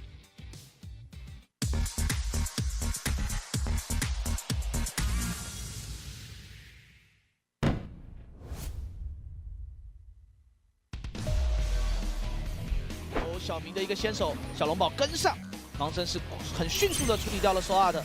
而另外一边 ADC 的一个单打嘛，幻风轻微叶宁炸过去再叠飞轮，但是另外一边小虎已经贴脸了，幻风觉得闪现直接硬 A 把小虎给杀了。虽然自己最终是倒下了小龙宝的一个盲僧手下。旁边已经是有 ADC 在偷点远古巨龙7000的血量，已经在压远古巨龙的血量剩下1半左右。RNG 正面还要受到杰斯一个 poke 给到一个压力，这波 RNG 感觉有点难处理这个远古巨龙团，到底怎么办呢？小龙宝也没有大招，已经马上要进斩杀线了。阿斌在这个时候吹上去跟小虎，但是这波凯南也是进场单找一个幻风，这波没有虚弱，他成功的把幻风给杀了，而且正面双方的血量很危急，但是他保住了一个远古巨龙，但阿斌也站不住，辛德拉最后还是死在了嘎拉手下。嘎拉现在拿到了2个shutdown。虽然对于 RNG 来说是第3条小龙，但是苏尼也决定要过去小杰的后面，如果好像没有视野发现，推到了这一波，正面小龙宝的血量已经下的比较低，但是青钢影位置看一下找一下辛德拉被吃进去以后往后交闪现，正面英雄登场这个位置，爱狗可以击飞到正面的一个盲僧，手本已经是倒下了，又给一发 R1，虽然 RNG 这边队员状态比较残，但是还有一块表妞这边站起来没办法，幻风还有一定的作战能力，最后用一面点死了青钢影后，小虎这个位置砍再进去吧，已经能过来超爆，但是1/4血的幻风被保住了，小虎这个位置感觉还是扛不住 AD 的一个输出，而且后方嘎拉跟小明是已经被处理掉，辛德拉拿下一个 double kill， 小虎最后想换掉幻风。无穷无尽。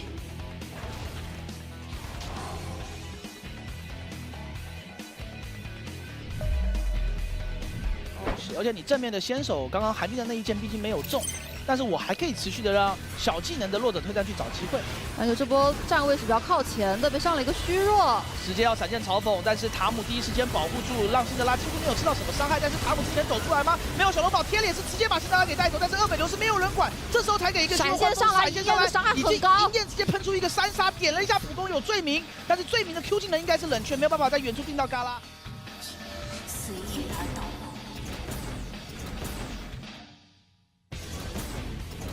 Triple kill， 电能激荡。大龙这一波是有一个5打4的空间的，打大龙速度其实还不错哟。看一下正面宝蓝的大招是应该是要好了，矮王帝先出来拖一点时间，但是大龙被惊住了。今晚以后还有3000多点血，矮王帝已经扛不住这波，圣强哥出来扛也扛不住了，出来的一个爆炸流杰斯，这边全形态一锤子直接带走了拿下了这条大龙。大龙虽然是被熊熊给拿走，但是能不能走，能保几个龙种，感觉好像一个都走不掉，熊熊变回了人形态一飙，泡芙闪现躲过这发长矛。是。为了更美好的明天而战。Triple kill， Quadra kill。Show me a place to go.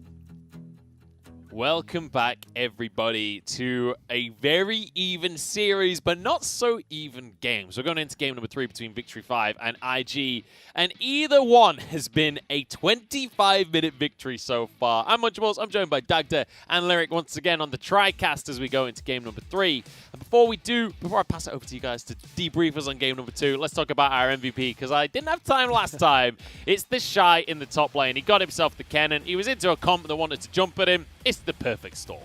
But he was the one doing the jumping in those situations, so fair dues to the Shy to make this pick work.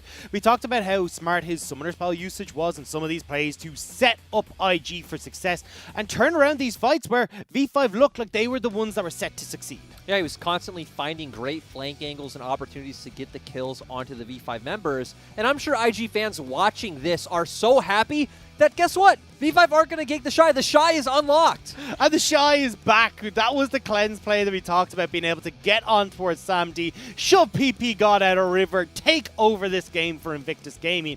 And it's about damn time we saw the Shy back in action. And it's 2 games in a row here where we see the Shy get himself a good pick for the top lane and just run rampant. I mean, he's so damn good when he gets these champions, when he gets a lead, when he's able to play his style of game. And that's what it felt like for non-stop from Invictus Gaming here. They knew what V5 were going to go towards. They got these comfort picks in that cannon, in the Nico in the mid lane as well. And from that point on, they just ran away with it. So we're heading towards Champ Select here for game number 3. Lyric, what can we expect to change here from V5 if they want to get themselves a win in this series? I expect V5 won't take such a telegraphed comp by 4th pick like they did last game, to where it was very easy for IG just to answer with the Nico and the Kennen. So maybe go with a more standard red side early rotation, maybe like an Ash Graves or something along those lines. Have more variety in how you want to play the game. I'm really surprised we haven't seen the Graves so far for Weiwei. Like, it is his most played, it's been looking spectacular for him, and it fits that style of, hey, look, let's get Weiwei onto a carry jungler where he can control the jungle matchup and the rest of V5 can play through him. But that's been left to the wayside every single time so far this series. Potentially now going into game number 3, we do spot it. You could say it's been left to the Weiwei side. Yeah, as I said it, I went and I saw both yous just grin at each other. I was like, oh, God, no. I do want to say I don't think the Nidalee itself was actually the problem, right? The problem was them going with, like, showing the early set with the Pantheon to where even we knew on the desk, oh, this is going to be set mid with Pantheon support, and they're going to go for this style comp. And, I mean, draft actually starting out very similar. All right, yeah, let's get into this because they are blasting through the picks here. It's the Aphelios once again for IG. This time we get the Thresh for PP God and Weiwei on the Graves that you're asking for, Dagda. Yeah, and it's about damn time. I want to see PP God on this Thresh. I want to see this playmaking ability in the bottom side because we saw a little bit of it with the Bard, but now it gets to take on a new level a little bit earlier and can potentially see that pressure we expected from V5 through that bottom side of the map. You expect the hooks to come on through, and this is something that we've seen from IG before, the Braum in the bottom lane, just to weather the storm during the laning phase. Exactly. It's something that goes very well with Aphelios, is very good against V5's playstyle of wanting to attack bot lane because Braum is just such an ultra-safe champion. And now I wonder where V5 will go. IG will go here. You expect jungle once again. It's just expected because V5 have shown the Graves. You could just go back towards the Lee Sin like you did in game 1, but no, Ning gonna go towards the set. Bit of an interesting one, but it's also kind of a dual pick, right? You get it for yourselves, but you also take it away from V5 when we know how much they love to flex it around. But Samdi is more than happy to go for this Ashe here, and now it's Victory 5 trying to figure out where on earth this set is going instead of the other way around. I do want to say that it's most likely going to be Ning. We haven't seen the Shy pick it up towards top lane, and it's really not a rookie-style champion. I'm curious now how V5 approach this next set of drafts, because in my mind I'm thinking, okay, well, once again we've got this composition that wants to get in on top of you with the Aphelios, with the set on IG side.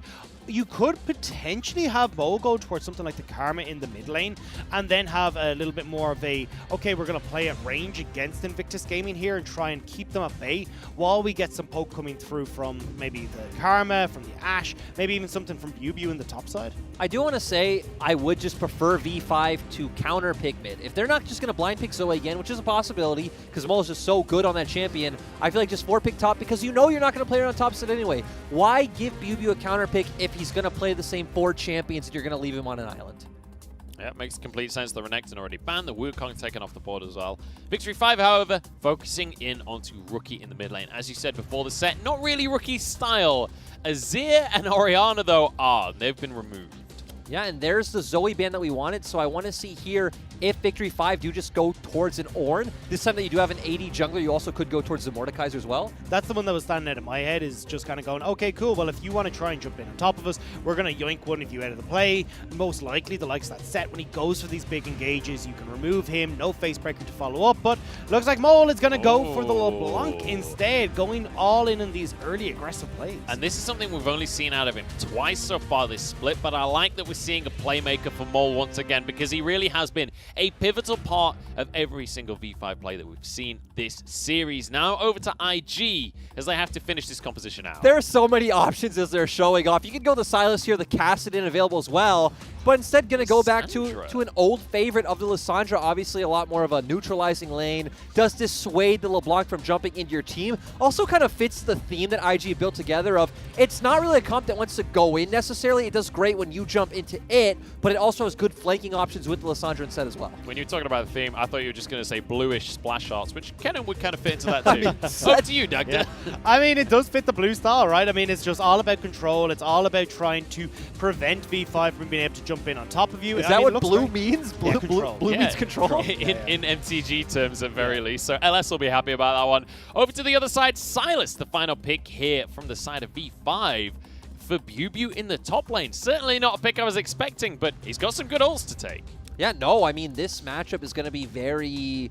I always use the word fragile. Again, once it breaks one way, it goes that way extremely hard. Sal's going to be bullied a bit earlier on, but going to come strong into the matchup, you know, at later levels. And V5's comp overall, once again, screams pig potential, screams burst. It wants to be aggressive early, and that's what we need to see from V5. Which we have a little bit more scaling on the side of IG once again, but once again, great team fights coming through from IG. If they can group up at the later stages beyond the second dragon, for example, they can really pop off. And that's where my mind is at right now, is I can't really call which way this one's going to go, because we've just seen the Shy have these amazing performances on the Kennen that was able to get these perfect flanks off, which are what, if you're looking at IG's composition and how they can try and force leads and force advantages that they've already picked up, it's through those flank positions. They managed to get in the last game, very high potential to do it here again against Victory 5, but V5, as Lyric pointed out, super heavy on this pick potential and trying to still go towards some of these team fights, but definitely it's very back and forth in these compositions. And let's remember, IG don't need to go in. They're fine with V5's composition coming into them. They feel fine scaling up for the later stages of the game. We'll see if IG can scale up, if V5 will give them the time to do that. It's felt like whoever wins early wins the game so far in this series. It's time for Game 3, though, and we'll find out if that's still the theme.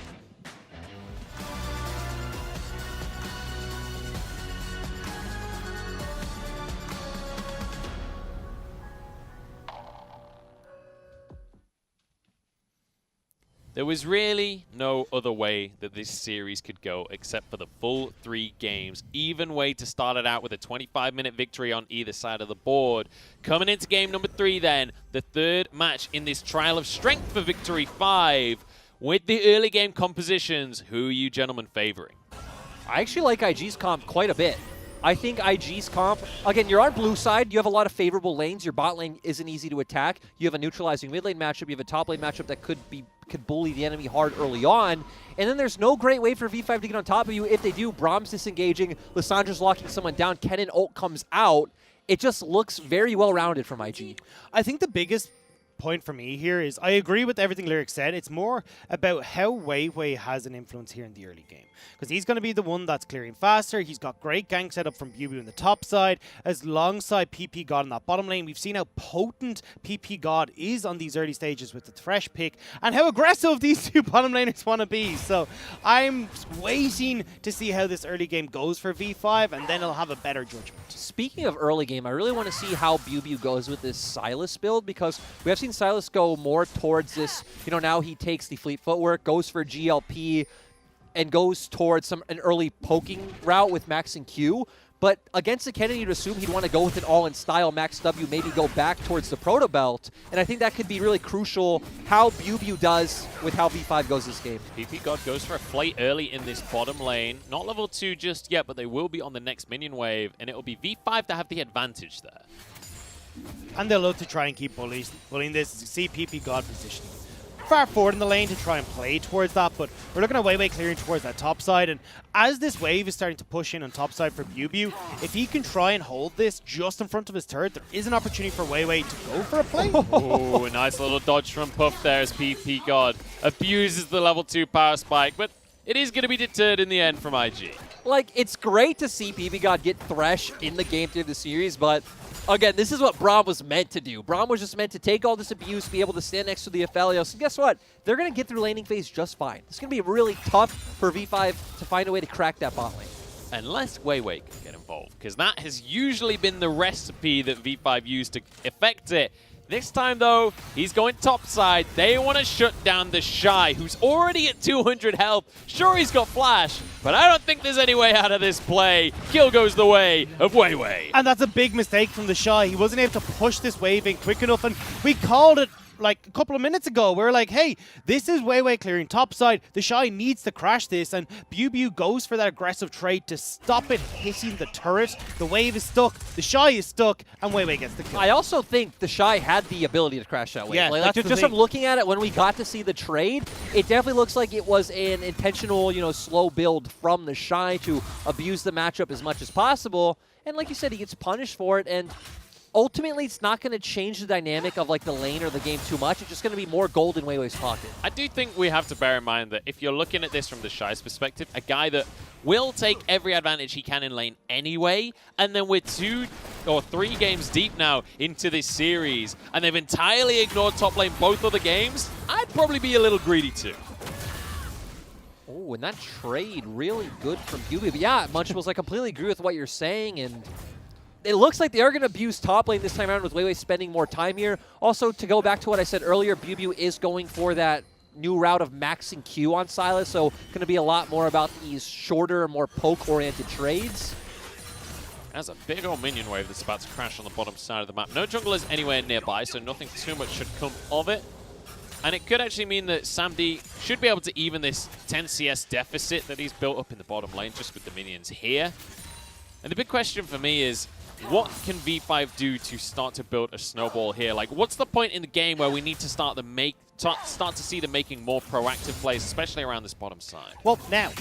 Like, we want to see them get out, be aggressive, especially when we look towards, okay, well, ooh, geez, BuBu is doing some good job top, but Ning is actually here, but he'll back away. But either way, look, okay, so now you've got Ning who's had to come up towards this top side, so he's been spotted, and I want to see if Weiwei now can try and make some plays elsewhere, because Ning has got to stick on this top side to clear his own jungle, whereas Weiwei, with that faster clear, is going to be able to make things work, especially with the double longsword that he's up over Ning.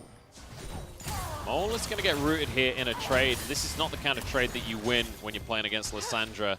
It's so difficult to get any damage done in this lane, but Weiwei's moving in from the side as is PP God. They're going to have to move elsewhere, though. Yeah, and ultimately, we're going to see them control the bot side jungle. They're going to have the push now, so we can see SamD moving over as well. So we're at least starting to see them find advantages in this way. And still, we're not at that level 6 point where it is really when Ashe comes online and that big burst from Weiwei will come out as well. Once again, we see Mole trading with Rookie in the mid lane. This time gets a little bit more damage done because he's got some teammates here as well. PP God just going to look for a hook. That was a nice one onto Ning there, but with Baolan here, there's not a whole lot V5 can do. So this is why I said I really liked IG's draft, because you're seeing V5 are trying to attack the map in multiple ways, but IG's draft is actually very good at just answering, ignoring a lot of the damage and saying, hey, let's just keep scaling. And I think the big thing here is, as you said, waiting for that level 6 to hit here for V5. Maybe you can try and turn some of these plays off of these Enchanted Crystal Arrows from SamD, but I definitely want to see a higher priority from V5 onto the Dragons nice and early, because the best way for you to try and force Invictus Gaming into making these plays or into these fights is through this early Dragon ramp up, but maybe just beginning to dive top lane instead from Weiwei. Ooh, the Shy has ultimate though, so it could be extremely risky. There's a lot of burst here, though, because if BuBu can grab that ultimate himself, get a stun down in the top side, follow it up with more Sylas CC, Weiwei certainly has the damage to finish him off. Yeah, definitely going to come down to BuBu hitting his Abscond Abduct. Rookie also does have TP, so... Here we go. They're going for the play. Stunts coming across the board, but it's BuBu tagging the tower here. Kingslayer won't be enough, and it's 1-for-1. Yeah, I mean, this is why I just said it's risky to dive the cannon. We saw why, and I mean, overall a win for IG. It is sad that Rookie ended up using his TP thinking he needed it, but looks like Ning can just go catch the mid wave. And the gorgeous thing for the Shy is as well, because of the ult, he got to pick up all that turret plate, or sorry, all those minions underneath the turrets as well. And as you said, Ning's collecting mid, so it's not like IG are losing out anywhere off of that play. Yeah, so all things considered, bit of a weird play coming out from V5, but Weiwei does get a second kill, and so much of this series has been about the junglers getting ahead. I do want to say it's an understandable play because they're thinking just the way that you're asking these questions of like, where do they find an advantage? How do they find an advantage? Weiwei's thinking, I need an advantage. My comp needs to get ahead. Well, I can't look bot. I can't look mid. I guess top's the only place to go. And I mean, he took the risk, and that's what happens, right? Well, IG are now looking to go top as we see everybody blast coning over. BuBu could be in a whole heap of trouble here. It's going to take a long way around the wall, but Rookie can follow you wherever you go. Immediately, the Glacial Tomb. There's a showstopper as well, but BuBu no longer alone as Mole's going to arrive on the play. Haymaker not quite enough. Finally finish off the kill. Can Mole return the damage? That's the question. Ning burning down. He's so damn low. One more auto finishes the job, and now Rookie doesn't have the ult available, and Weiwei certainly has damage, but with ult on cooldown, it's 1-for-1. And the unfortunate thing about that play was it was right when the Shy was heading bot and they were looking to trade sides of the map. With Ning down, this is an opportunity now for V5 to start this Herald. There's no TP, though, on BuBu. There's no Ning either, which means that then they can just try and look to make this play. The Shy, though, looking to get onto. Mole's in trouble here. He's going to jump away. Uses the flash as well. That's a Gravitum to ruin everything. Jumps back into the fray and gets burnt to a crisp by Puff. And that means V5 should have to back away from this one. Yeah, and the Shy has kept his ultimate. He's still looking towards his teamfight play. Oh, Hook comes down onto Aphelios, but Baolan's in the way, ruining everything. PP God just used the flash, and now he's stuck in the back of the pit. He's going to be taken on down. Ning is low. Herald still aggroed on this one, but V5 surely back away. They needed to back away far quicker. We already looked at, hey, Mole's got caught out. Ning's well on the way here. You're not bursting down this Rift Herald fast enough. And a play that V5 had just made to get themselves an advantage, then gets turned straight back by Invictus Game. It sucks, too, because it was honestly an execution error. I could see their mindset with the play to where even Mole didn't have to die even once he got caught out. He held flash a bit too long. Hang on, BuBu wants to make a play here onto Baolan, but he's got the showstopper, so he turns it straight on towards Puff, but he's taken down instead. The stuns from Braum. Braum passive is insane, and this is why we, this is why we don't see teams attack this kind of bot lane. With a Severum Crescendum as well. I mean, it's gonna be popped, no bother whatsoever by Puff, and it was a Hail Mary play coming in, but unfortunately, PP God didn't answer.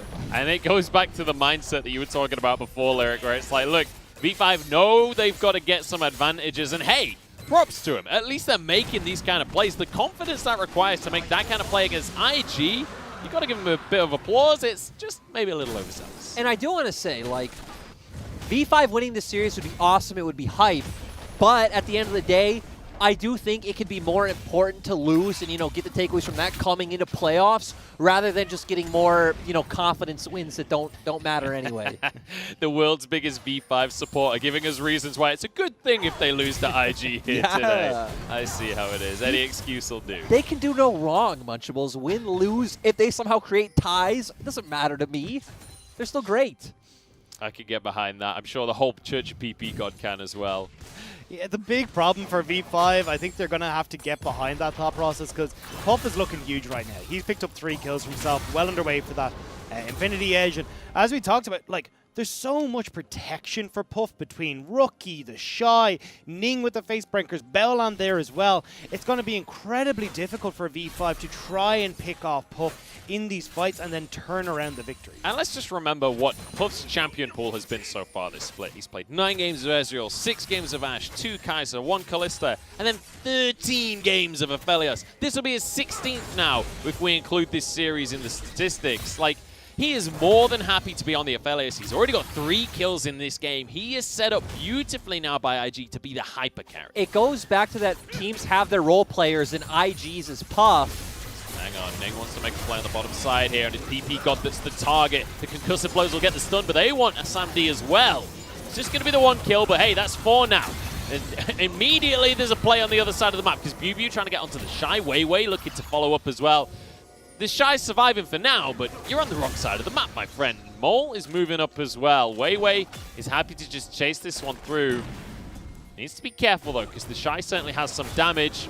But with Mole here, this should be an easy kill. I say that, maybe not. Collateral damage has to come through. They finally finish him. Well, IG does what they want on the other side of the map. Yeah, they're going to crack open this bottom lane. Turret, 610 gold over to Puff. Another kill in Puff's hands as well. This is IG running away through the bottom lane. And even the Shy played that massively because he's the one who made the time for this play. He's the one, so now no one on V5 can come and answer. But the thing was, we opened up today saying IG don't play through the bottom lane. They're going to maybe try and play through this a little bit. But look at the results. Ning starts playing through them just a little bit. Puff looks monstrous. And now V5 are just like, what the hell are we going to do? We were the ones trying to make these proactive plays, and we're at a 2,000 gold deficit. It's actually been funny to see the transition. Hang on. Yeah, I'm going to hang on. Because V5, they know that they've got to make some plays here. They know they've got to find themselves a lead once again. The 2,000 go down. And the Shy is stepping out of position. Oh no, the lightning rush used.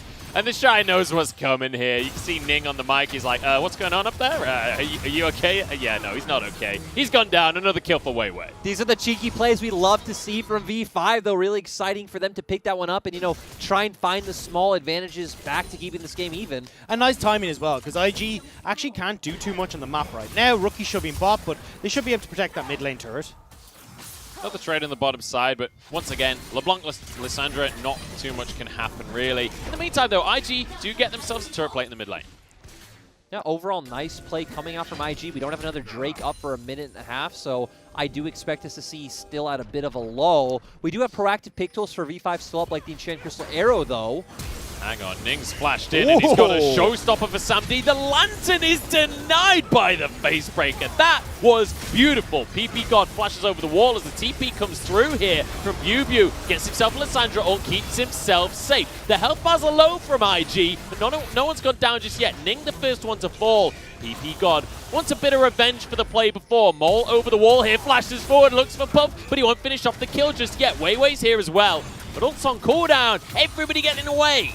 And sadly, this is just because the Shy wasn't here. He didn't have TP, isn't able to follow up. So V5 able to find that 1-for-1 in the end. Oh, Weiwei's not done. He's going straight on towards Rookie. Cuts him down and straight back to the mid lane. The Shy, those here! Oh, the slicing Maelstrom! The Shy is a monster! And now BuBu can't go nowhere. This will be the triple kill, and this Kennen is unstoppable. Everybody thought you forgot about the Shy, but he comes in massive with the flank of a god. It's actually PP God who flays him into the team to set things up beautifully. And this is the thing about the Shy for me is, ever since we've seen him find these new picks he does well on, the Kennens, the Mordekaisers, the Gnar, he looks like that old the Shy that we remember. He's playing so well on these picks. It fits the team so well, and it's great to see.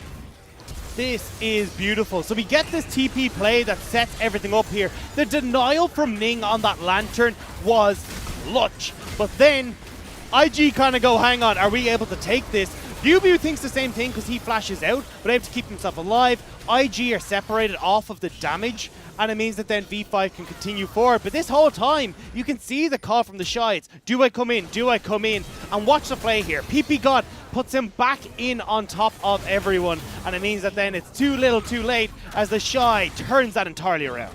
And we've still got fighting happening. A Rift Herald was taken by Weiwei as PP God with the concussive blows. I don't think there's any way out of this one. It's going to continue to stack up. That's a stopwatch. I don't think the stopwatch is going to save you though, my friend, as suddenly Mole has found himself in an awkward spot as well. This is a messy fight from B5, and they're going to be paying the price. As BuBu, he's got himself a slicing Maelstrom of his own. Gets one kill, but he will be forced out of the play as well. Kingsley keeps him alive for a second, but the Haymaker cuts him down, and Ning grabs himself a double. I'm not going to lie, that was extremely messy, that was hard to follow, but I don't know why V5 went in the first place. From the angle we came in on that fight with PP God about to go down, I don't know what was going on in V5's head to say, hey, we can win this one, guys. It's no! Hang on, Sam D, this is not the place to be for you. They are taking the tower, though. I think the Shy goes down. So, well, you know, he gets one. It's better than it could have been. And now PP God can maybe not keep the tower alive. He's not even trying. He's not, yeah. But look, IG, they pick up, again, massive advantages. The team fight topside. A Dragon, at least the first one of the game for themselves as well. It will be a Mountain or Ocean Soul as well, which is going to do great for either side here. It will be that Ocean Soul, but they get mid lane tower. They're getting all these advantages, and they're the team that scales better. So I want to ask you guys, if both junglers are carrying, is it jungle same instead of jungle diff? I don't know. I don't have an answer for that kind of question. Look, it's whoever wins is the jungle diff. That's the way that goes. Well, we see Weiwei got himself the Rift Tower and then got out of the play, but this is the follow-up that we were questioning on PP God. Yeah, so, and I was confused when Weiwei pops his head back in here. Mole keeps going on a bounce. We got another scrap. God. We don't have time for replays this game. Ning going to be caught up and collateral damage to finish it from Weiwei. Beautifully done. Jungler down, and now a Herald dropped in mid. I mean, this game has gone how we expected, right? IG have taken every team fight. V5 have been able to stay in this game by consistently finding picks. And that was what we talked about opening up. Those picks for V5. IG. Another flank for the Shy. There's no way you do it twice. Doesn't have ultimate up yet, though. The Herald goes down. The Shy doesn't find the flank, so things settle down here. Weiwei grabs the red buff. Dragon not up for another 4 minutes, so things should slow down for a second. But this is the thing with V5. They are so smart at finding these picks. We were just saying there's a 4,000 gold lead for Invictus Gaming. That is shot right back up off of that play. So V5 are still very capable of making these plays, and IG will have to take things a little bit slower, a little bit more safe, and not get caught out in these situations. But I suppose that goes both ways right now. Rookie playing Lissandra like an assassin right now, but Weiwei is quite happy to take this fight, honestly. He is monstrous at this point. PP God with the hook. It's going to be able to power land. The teleport immediately channeled. That means V5 back away. And overall, I like the idea of the play because we see Silas spot with no TP advantage, but it does feel like IG just rushed it a bit too much. And it means BuBu can probably get this bottom lane turret by the time anyone comes from the IG to join in. But it looks like BuBu wants to back away. He's just going to be happy having IG lose all those creeps to the tower. Yeah, overall, they wouldn't be able to make it down there. And like they would be able to make it down there in time. So I was saying that completely wrong. But overall, good back coming out from BuBu. Just going to get some tempo to get back on the map a bit faster. And now we're just waiting around for these big team fights around Baron and the next Dragon to come out. So Rookie over the wall here, trying to get onto Mole. Just stop the tower being taken. The Shy has been spotted, but he does not care because Mole is getting annihilated by Rookie in the 1v1, and the Shy finishes him off with a shuriken. Now over towards Weiwei. This is going to be the end of the play. Solid effort from V5 to make another pick, but it's not to be, as it's actually IG. You can turn that play around. Once you saw the Shy up there, they had to back right away. The thing is, though, I want to, as we start to look towards the Baron fights and these Dragon fights that you're talking about, Munchables, is having a look at the flashes that are going to be available on both these top laners. Because if BuBu is stealing away the Slicing Maelstrom, the Shy has the same, or even the flank positions, these are the big tools that both sides are going to be using to try and find advantages in these scraps. So if the Shy has that flash available, keep your eyes on him to see if he can get on towards the likes of Sam D, on towards Weiwei, and very quickly turn these fights IG favor. I do like the Shy's build more for this route because I was wondering if BuBu would go more towards that Proto Belt himself, but instead did go more this poke-oriented and pig-oriented build. Ooh. So in doubt because it looks like something's about to go on. With V5, you never really know. They're willing to pull the trigger on plays like this. Yeah, with 25 kills in a 20-minute game, this is what happens. Oh my goodness, Sam D's caught out here. Lantern's on cooldown because it was just used, but Sam D kites it all out anyway. Ning pulled back, and now the arrow comes in onto Rookie. They're turning this one onto his head. Showstopper comes through from BuBu, and he somehow survives the play. Haymaker's not enough, but that auto is from Pup. So it's 1-for-1, all things considered. Drake not up for another minute, but the Shy has now arrived, and he has Slicing Maelstrom. Still 1-for-1 overall. You feel good as IG. They're going to get time. They're going to go up towards the top side, set down more vision, potentially threaten a Baron. And especially when V5 had to use that TP advantage to make a pick. The pick goes back and forth, which means IG now have the advantage. The Shy in a good flank spot.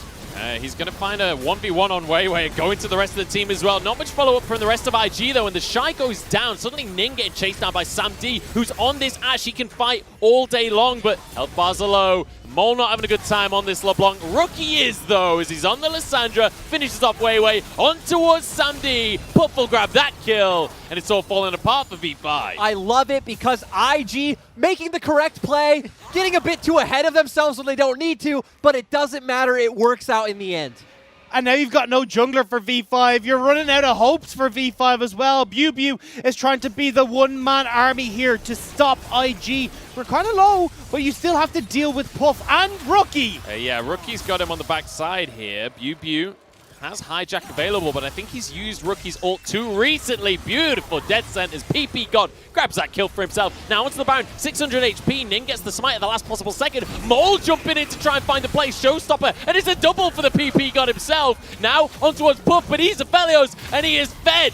BuBu jumps in to try and finish this one off, but double kill, triple kill! Puff's in control! And it's non-stop action in this game. Puff with a triple kill. What looked like maybe V5 could turn around the Baron play, scatter IG to the winds with no buff available. But it doesn't matter. Puff steps up 10-1 and 6 in this Aphelios, but V5 will turn towards Ocean. And overall, though, for IG, doesn't matter if they lose this dragon. They're going to look to set up those sieges, and guess what? V5 still need to be the ones to come into them. The Shy has his ultimate. You have a Braum. You have a 10-kill Aphelios. Come into me, V5, is what IG is saying. And after a quick game 1, a quick game 2, this is the game 3 I wanted from this series, as we are getting everything. Both these teams are giving their all to take each other down, but this time around, IG are rising to the occasion. I love that 2 of the kills in that triple from Puff were from the tick of the red buff as well. It was so damn close, but Puff comes out on top. Weiwei now in the jungle, death sentence out. Mole could be in trouble himself. Might have to use the Mimic as well just to get away from this one. But with the Baron in pocket, IG can continue to close this one out now. And this is, again, this is where their comp thrives. This is where it's going to be so hard for V5 to find opportunities. They really need to rely on an IG misstep at this point. BuBu having a really hard time on this Silas. 1 and 7. He does have a lot of assists, though. But is it going to be enough is the question. V5 looking for a miracle. And it is going to come off of BuBu. He has that cannon ult. He wants to find the flank. No flash available, though, makes it very difficult to try and make that play happen. If there's ever a time for it, PP leavers, give them your energy. Get praying because IG are moving into the base. Balan's ult going to go slightly wide here as they get on towards the inhibitor. Ning going to get hooked by PP God, but it's not the target. The Shy goes in, bringing the thunder, takes one down, and opens this base wide. And V5 are all over the place. They can't get back. It's 4 versus 5. They need to do something. Out of nowhere, the Shy makes the play, and the rest of V5 crumbles before our eyes. And Top Esports might not have been able to take them, but IG look like they can. It's going to be 1 kill going on to Rookie here, but the rest of the team back onto the towers once more. BuBu is here. And Weiwei trying to follow up with the damage. Baolan here just trying to pin people down, trying to stop, trying to protect Puff. That is the goal right now. Baolan's low, Ning is low, Puff is low on health himself, and PP God finds the hook, but the cleanse is there, and so Puff turns this one around. Now straight on towards the Nexus, the health bars so damn low, they go straight on in, they're gonna save the game, somehow! V5 hang on! And I don't know how they do it, they're at least gonna get some more chances to try and win out in this game.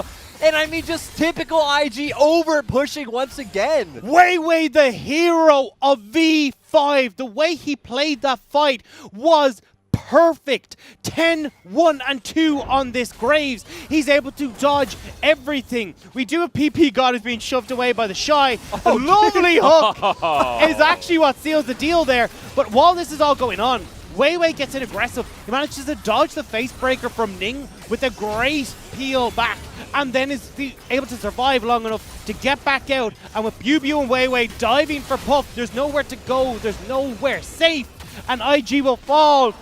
And it's V5 holding on by tooth and nail, but every time we see these two teams face up, that grip is starting to falter. And this is why all split long I've not only been a V5 salesman, I've been a Weiwei salesman, because to me, this guy is definitely the standout player on this team. On a team full of standout players, this guy's the standout player. Well, we've got a standout fight ahead of us. The Shy having to use the Zonyas very early on. Mole actually flashed to try and get the kill there, and Bubu steals the Glacial Fissure. There's a whole lot of ultimates used. Nobody going down just yet, but Rookie's on the backside, getting on towards Bubu, who swaps over to the other side of the wall at the same time. Nexus is open, remember. PP God with a hook pulls out SamD to safety.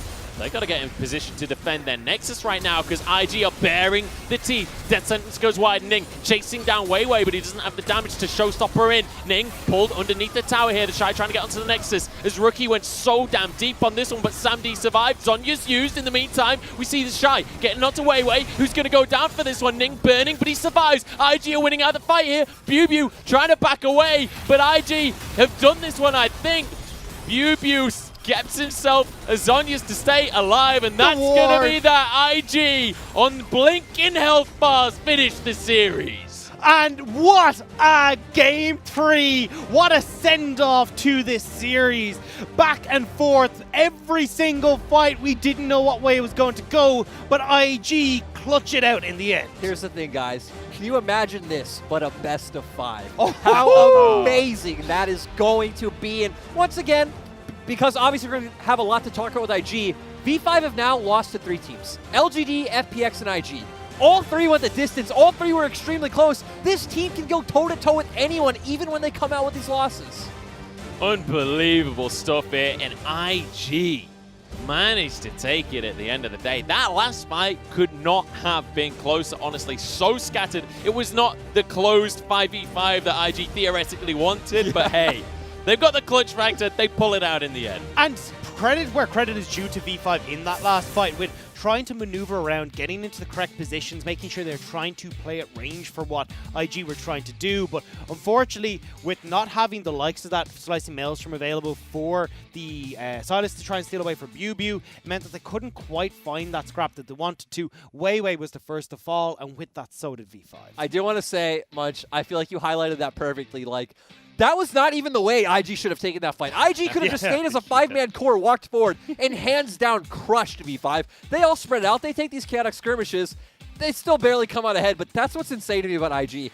A lot of these plays could have been executed better, but they're just willing to play off their mechanics, and it's so beautiful to watch. And you know, I'm just so impressed by V5 to the adrenaline they must have been feeling during these fights. They're against IG. IG have been through this 1,000 times. They're on the stage as rookies. This is the rookie split for a bunch of these players. Coming in here, taking on IG in a match that affects seeding into playoffs. Like, the pressure was so damn high for them to perform the way they did is honestly admirable. It was, but IG definitely had the better of them in that game number 3. From start to finish, it was IG controlling the pace of the game. When we look at how that early game played out, well, V5, every play they tried to make, IG were answering. They were getting 1-for-1 trades or else just outright winning. Then when we got to that later point of the game where maybe V5 could make a look for these picks, it was IG finding the team fights, finding these massive victories, and setting themselves on their way. And I do want to say, I feel like Game 2 and Game 3, the thing that impressed me most about IG was not their play. It was their draft. We felt like they won both Game 2 and Game 3 draft. Their 4th and 5th picks against what V5 have taken were both great. And you ask me, how does V5 take this? I don't know, because IG's comp can answer hand in hand every play V5 makes. That's what we saw happen. I mean, we saw it especially during the early game. Like, Weiwei finished the game with a fantastic score. Like, he did look exceptional individually. And, like, V5 mechanically looked fantastic today. But as we were saying during the early game, some of the plays Weiwei was trying to make, like trying to dive the Shy while he had ult available, it's a risky play, but they knew they had to do something because of this draft difference. And every time they tried to do that something, every time they tried to make that play, you could just feel that stone wall from IG come through. And even when we got these fights where Bubu could maybe find the flank with the Slicing Maelstrom, where maybe they could make something work, it was very quickly thwarted. Even when they had that teleport advantage, where we look at that play that was over down towards that bottom side river, where they have this TP play from Bubu, maybe this is the play. IG goes super low, but they can't quite close it. I do also love that they've kind of started going more towards this style where they're putting the Shy on team fight carries, going back to team fighting, which we didn't see them really do much in spring, and realizing, hey, guess what? Puff really isn't going to walk forward aggressively in the early stages. Puff's going to wait to get 6 items and wait for the team to protect him. So we need the Shy on these big team fighters in the early game to deal the massive damage and let Puff get to that point where he's strong. I mean, you say Puff is strong. Like, Puff was massive this game, and the Shy nearly answers his damage. He was so crucial in these fights. And in terms of Puff as well, it was kind of a similar story to what we saw out of Mole in Game 1, right? Very early on into the game, Puff was the one sweeping up these kills, got a whole bunch of gold behind him. That was an incredibly early Infinity Edge for Aphelios, and the biggest weakness of Aphelios is that early game, and Puff was able to bridge that gap very effectively, and obviously with Baolan alongside him, just mollycoddling every step of the toddler years in the bottom lane. Yeah, and overall, I'm just so happy that Ning is back in form and then Baolan's back on this roster because, man, this team looks so, like, they still have the magic, but it's not the same as before. They look so different. It's more calculated. They're able to, you know, change their draft next game. They're able to change up and diversify their plan in-game. The jungle support synergy is there. They're playing together as a team, and it's so fun to watch. Yeah, I couldn't have said it better. I think that's the big thing that Baolan seems to have brought to this team is that it's a better understanding of how to play at the map, how to play towards their strengths and victories. And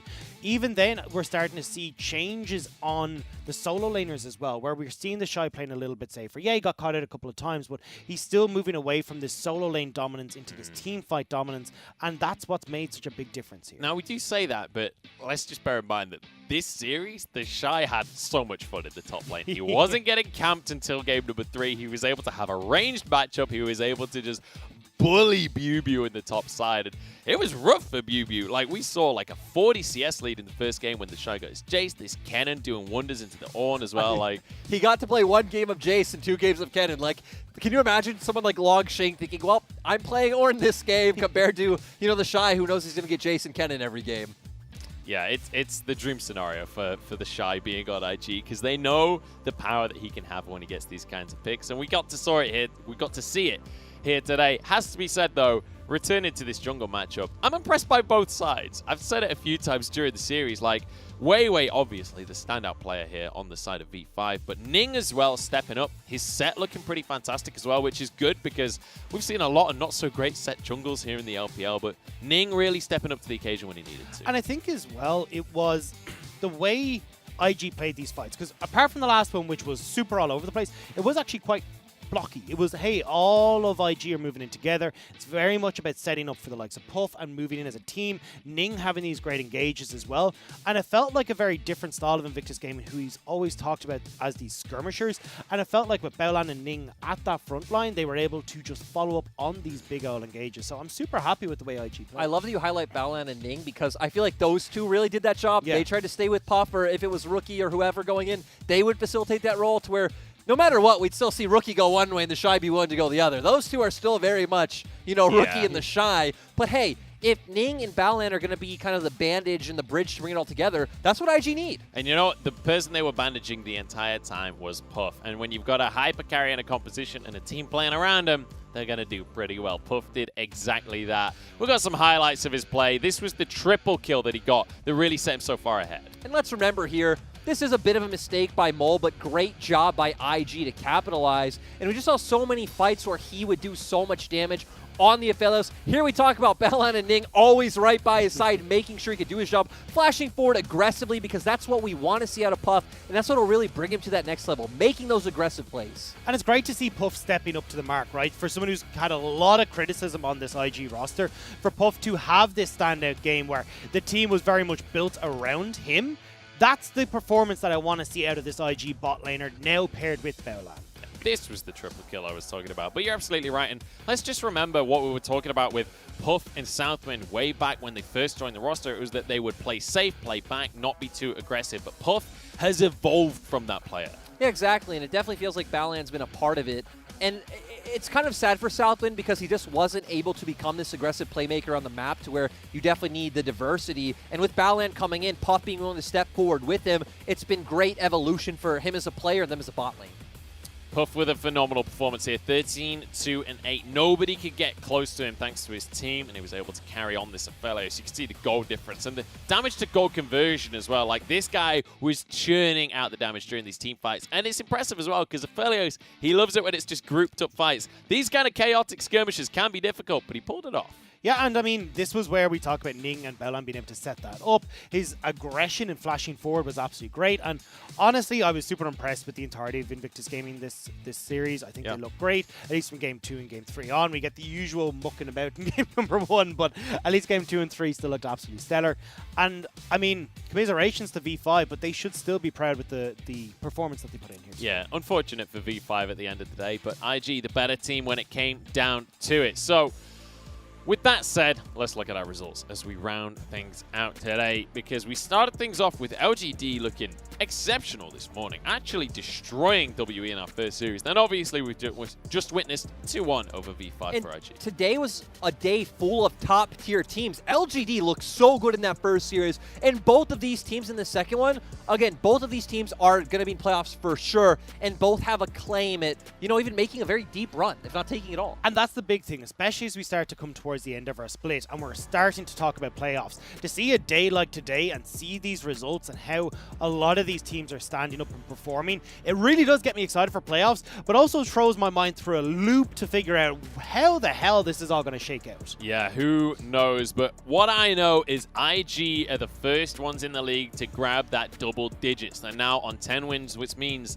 they are in sole possession of first place. And let's remember what we talked about earlier, right? They have 3 series left after this. Yeah. They played 13 series. Top Esports have only played 10, so they've actually played so much League of Legends. And with top Esports on their heels as well, guess who their next opponent is? It's Top Esports. That is going to be a decider and a half. Yeah. Top Esports versus IG, going to be the ultimate skill matchup. Jackie Love versus the former Team Dagda. 100%. And actually, the beauty of that with Invictus Gaming is I'm pretty sure with that 10th win, they guarantee themselves playoffs. It's not even like an up in the air. It is a guaranteed playoff position. No one from that 10th place on, I'm almost 95% certain can catch them. But yeah, we can talk about that after. Yeah, they're going to make playoffs. Like, let's not beat about the bush. 10 wins, they're making playoffs, that's for sure. These are the matches that are coming to your screens tomorrow, though. OMG that are OMG don't look that great, but FPX have been falling off a little bit, so that should be a pretty good matchup to start things off. And then we go into Vici against EDG, 2 teams that are fighting for their lives, and Vici looking like a playoff contender. And I am excited to see what Vici can do against EDG tomorrow, because honestly, it feels like Vici will be taking EDG's spot in that playoff. And if Vici can have the run of performances that they had against Top Esports, against FPX, there's no way they won't be able to take that series. Yeah, we'll have to see how those series are going to go tomorrow. But that's going to just about round it out. So, gentlemen, give me a bit of a debrief here, because that was a hell of a series to round things out. Where do we sit on the top couple of teams here? How do V5 stack up against some of the best? Look, V5 might not be the best team in the world yet, but they are the best team in my heart. And guess what? Like, you need the training arc to get where you want to go. You need the ups. You need the downs, you know, to become that perfect team that's going to ultimately lift the Summoners Cup at the end of the year. I could have said it better myself. We'll end it on that one. Motivational speech from Daddy Lyric. But that's going to close us out for today. Thank you so much for joining us for this ridiculous series. We'll be back tomorrow. We'll see you in Twitch chat. One of these guys will see you on the desk as well. Hysterics will be here too. We'll see you there.